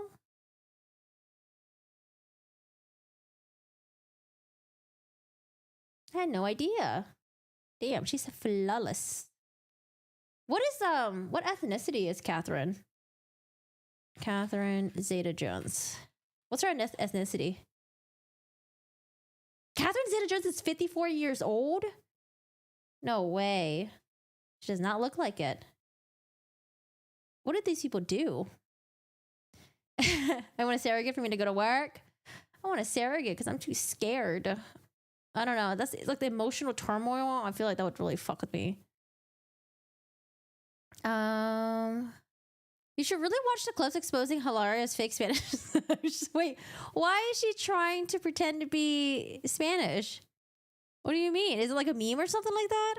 Hold on. There is a Real Housewives.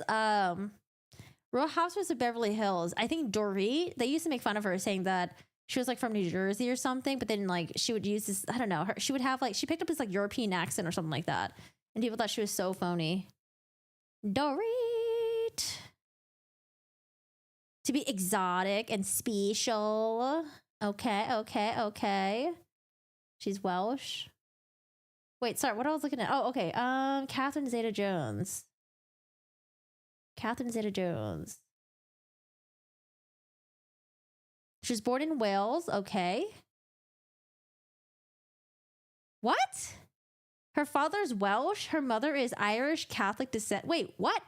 I thought she was, I don't know, like South American or Spanish or something like that. Wait, what? Oh, I had no idea. Dorito. She gets so mad when they call her Dorito. No, Charlize Theron. No, Charlize Theron just looks, I don't know, she just looks white to me. Catherine looks like she's like got a little bit like Hispanic or Spanish or something like that. No, not South African. Sorry, did I say South African? I meant South American. She's like Hilaria. Okay. Let me. I don't know what the fuck you guys are talking about. Hilaria accent. I'm just gonna look it up. Okay. I don't know what the fuck you guys are talking about. Let's see. Hey, Jan. You know, it feels different. It really feels different. But I didn't think it was going to be different, but it feels quite different. What's the thing that surprised you the most? I think just the fact that it feels different. You know, we like to say husband and wife a lot. Yeah. I call him husband now. I say, husband, where are you? No, he took me out to Montauk. He said that was as close as he could get to Spain, to my family, and to Rome, because we really like Rome as well. I don't know. I'm not hearing it. What am I supposed to be hearing? I don't hear anything. And he got down on his knee, and then I don't remember the rest because I started crying. We have very few ingredients. We have tomatoes. We have, how do you say anything? Cucumbers. It's not easy, and I think part of it is that I'm in shape before I have a baby, and then I stay active when I'm pregnant, and I'm not trying to stay thin. I'm just trying to keep my circulation going and stretching and keep my muscle tone up. I don't know what the fuck I'm listening to. I'm sorry. I'm not picking up anything. Maybe I have to listen to her when she has the accent. Oh, that's her talking normally. Okay. Okay, Hilaria. Exposing Hilaria Bone. Wait, okay, let's see what Sloan We're going to be talking about Hilaria Baldwin, Hilaria. also known as Hillary Hayward Thomas, from this viral clip where she forgets the English word for a cucumber. We have very few ingredients. We have tomatoes. We have, how do you say it? Cucumbers. We have red. You guys are probably wondering, why are we watching this woman forget the English word for cucumber? Well, during this cooking segment, she does talk a little bit about Spain and how olive oil is a key ingredient there. Listen closely and pay attention to her accent. So then you're gonna put olive oil in, and you can use, when I was growing up, I think we used probably about like half a cup or something like that. Some people like a little bit more, sometimes a little bit less. But I just kind of eyeball it. We're gonna put, Well, I think it's a Spaniard thing because olive oil is in every single dish. No, if you don't like olive oil, like just you can't go to Spain. If any of you guys I don't know what the fuck I'm listening to. I'm sorry. I'm not picking it up. I don't know. Maybe I don't have the ears for it. are Spanish or from Spain, you're probably like, wait, what the hell is that accent? Because something doesn't add up. And there are so many clips of Hilaria on the internet where she has an accent and then she doesn't have an accent. Listen to her speak while she tells this joke because her accent is completely gone. There are advantages to being married to a man Alex's age. For one thing, he is a wonderful grandfather to our children. There are advantages to being married to a man Alex's age. For one thing, he is a wonderful grandfather to our children. I don't know about you guys, but I didn't hear any accent in that clip, which is bizarre because Hilaria has made it very clear that she has grown up and she is from Spain. Okay, sorry. Is she not from Spain or something? Is she like really from America? Is she not from Spain? For example, in November 2013, Hilaria posted a sunset on her Instagram and of a lot of different cultures. And I think that we can be different parts of ourselves with different people. So for example, when I talk to Thai people, I talk in broken English. And I don't know, it's just because when I'm around them, my English just changes. I don't know, but I don't know her history though. Okay, all right, I don't know. I don't really see it. I don't really see it. But yeah, when I talk with Thai people, it's like broken English and it's like the English accent, or sorry, the Thai accent. And I noticed that people do that as well. Like, I had a friend that worked with me and she was Korean, and whenever she would talk to Thai people, she'd also talk in the broken English, and she would also like, her words would sound a lot more Thai than normally. She looks Spanish, but sounds all American. Like the Dorit thing was funny because they were making fun of her saying that she wasn't even from Europe. She was born in like New Jersey or something. And then all of a sudden she's got this like, hold on, Dorit accent. Oh God. Oh, wait, before. Let me see.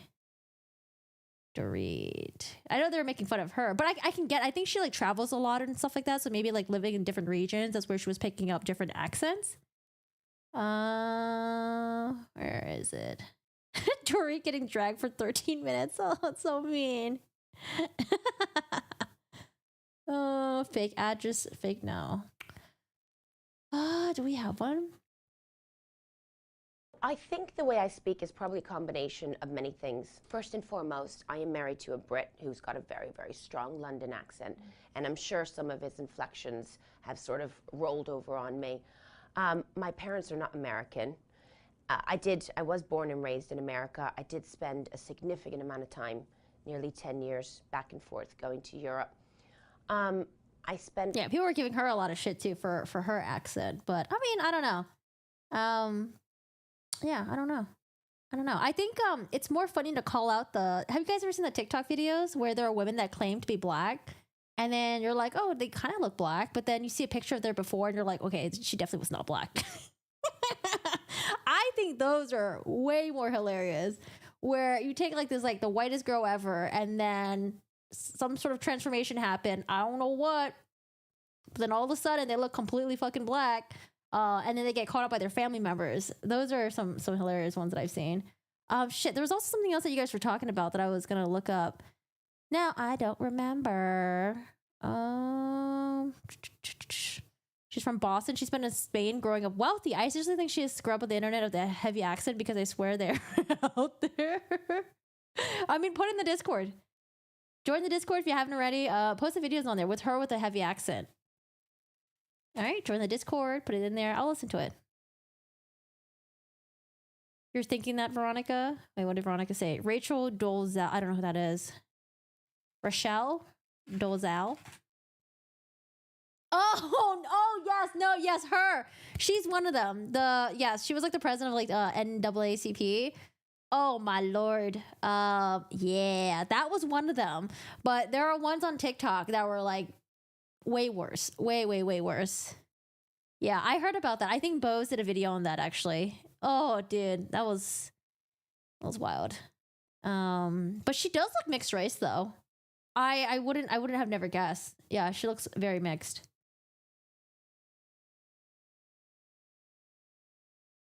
Huh? Wait, who got busted doing OnlyFans? Oh, the one that you're talking about. Wait, who? Who got busted doing OnlyFans? She got busted doing OnlyFans and lost her job teaching kids. Wait, who you guys talking about? Like Ariana Grande popping up 4 shades darker. Yeah, they talk shit about like that and like the Kardashians as well. Arigato Grandesu. Oh, she has OnlyFans? Oh, really? Oh, yeah, this is her before and after picture. Oh, crazy. Yeah, and her parents were like, we don't know why she would lie and do that. We don't know why. And I think the parents came out and did interviews. Oh, interesting. I mean, I know she has like 2 kids that she adopted, right? Because I know like one of her sons, she has like a black son. I don't know if she has like a black husband or if she adopted the kid. I think she adopted. And then I think the son found out that like the mom wasn't even black, and it's like, that's a very awkward situation. It's a very weird one. Where's the clips of her actually speaking Spanish? Oh, I don't know. Yeah, if you guys can link it to me, give it to me. Send it right over. I want to see. Do we finish watching Hannah Reid's father interview? We did, right? How the dad's like, he's like confident that she's not going to go to jail. It's not her fault. They think it's sabotage. Sit-down interview since the shooting. Alec Baldwin is expected to make his first public appearance later this week. Oh, I think that's it. Okay. All right. Well, anyways, y'all, I like the little sidetrack that we did today. Come ready with topics tomorrow, okay? Let's sidetrack tomorrow. All right, y'all. I will see you guys tomorrow. We'll continue with day 5 of trial stuff. I think on Twitch, I think I'm going to just stream video games. So I'm going to hop off and then probably start my stream back up again. And yeah, I don't know. Thanks for hanging out, guys. I always appreciate you guys in the chat. Thanks for hanging out with me. Thanks for talking. I appreciate you guys lurking as well. You know, sometimes you have shit to do and you ain't got time to talk and type in the chat. That's totally fine. But I appreciate you guys being here. I hope you guys have a good one. Join the Discord. And yeah, I think I'm going to continue streaming on Twitch. Well, I'm going to end the stream and then I'm going to go hang out with Cheryl for a little bit and then probably pop back in. But it's always nice to watch court stuff with you guys. And yeah, that's about it. I hope y'all have a good one. Take care. I will see you later. We'll be back again tomorrow. We start the stream late because I can't sit here for 8 hours and watch court stuff. Like, that's my body's not built for that. All right. I'm gonna start later. We'll do the highlights like we did, and then we'll catch up with the live stream. Hello, Shira. You want to say hi? This little. I'm still trying to figure out how he knocked over my bowl from my desk. He's very stumpy, so I don't know how he reached over. I was trying to reenact. See, like he's able to do that, but there's no way he can reach and knock my bowl over. He knocked my bowl over. And I think he climbed on my chair and then like hopped over here. I don't know. He's been doing some weird shit. Say hi. Hi. Cheryl says hi. Anyways, y'all, I love corgis. I know they're the best. So cute. They're so adorable. They're just so adorable. Oh, Duckles. All right, y'all. I hope you guys have a good one. Take care. And yeah, it was a pleasure hanging out with you guys. I'll see you guys again tomorrow. Join the Discord if you haven't already.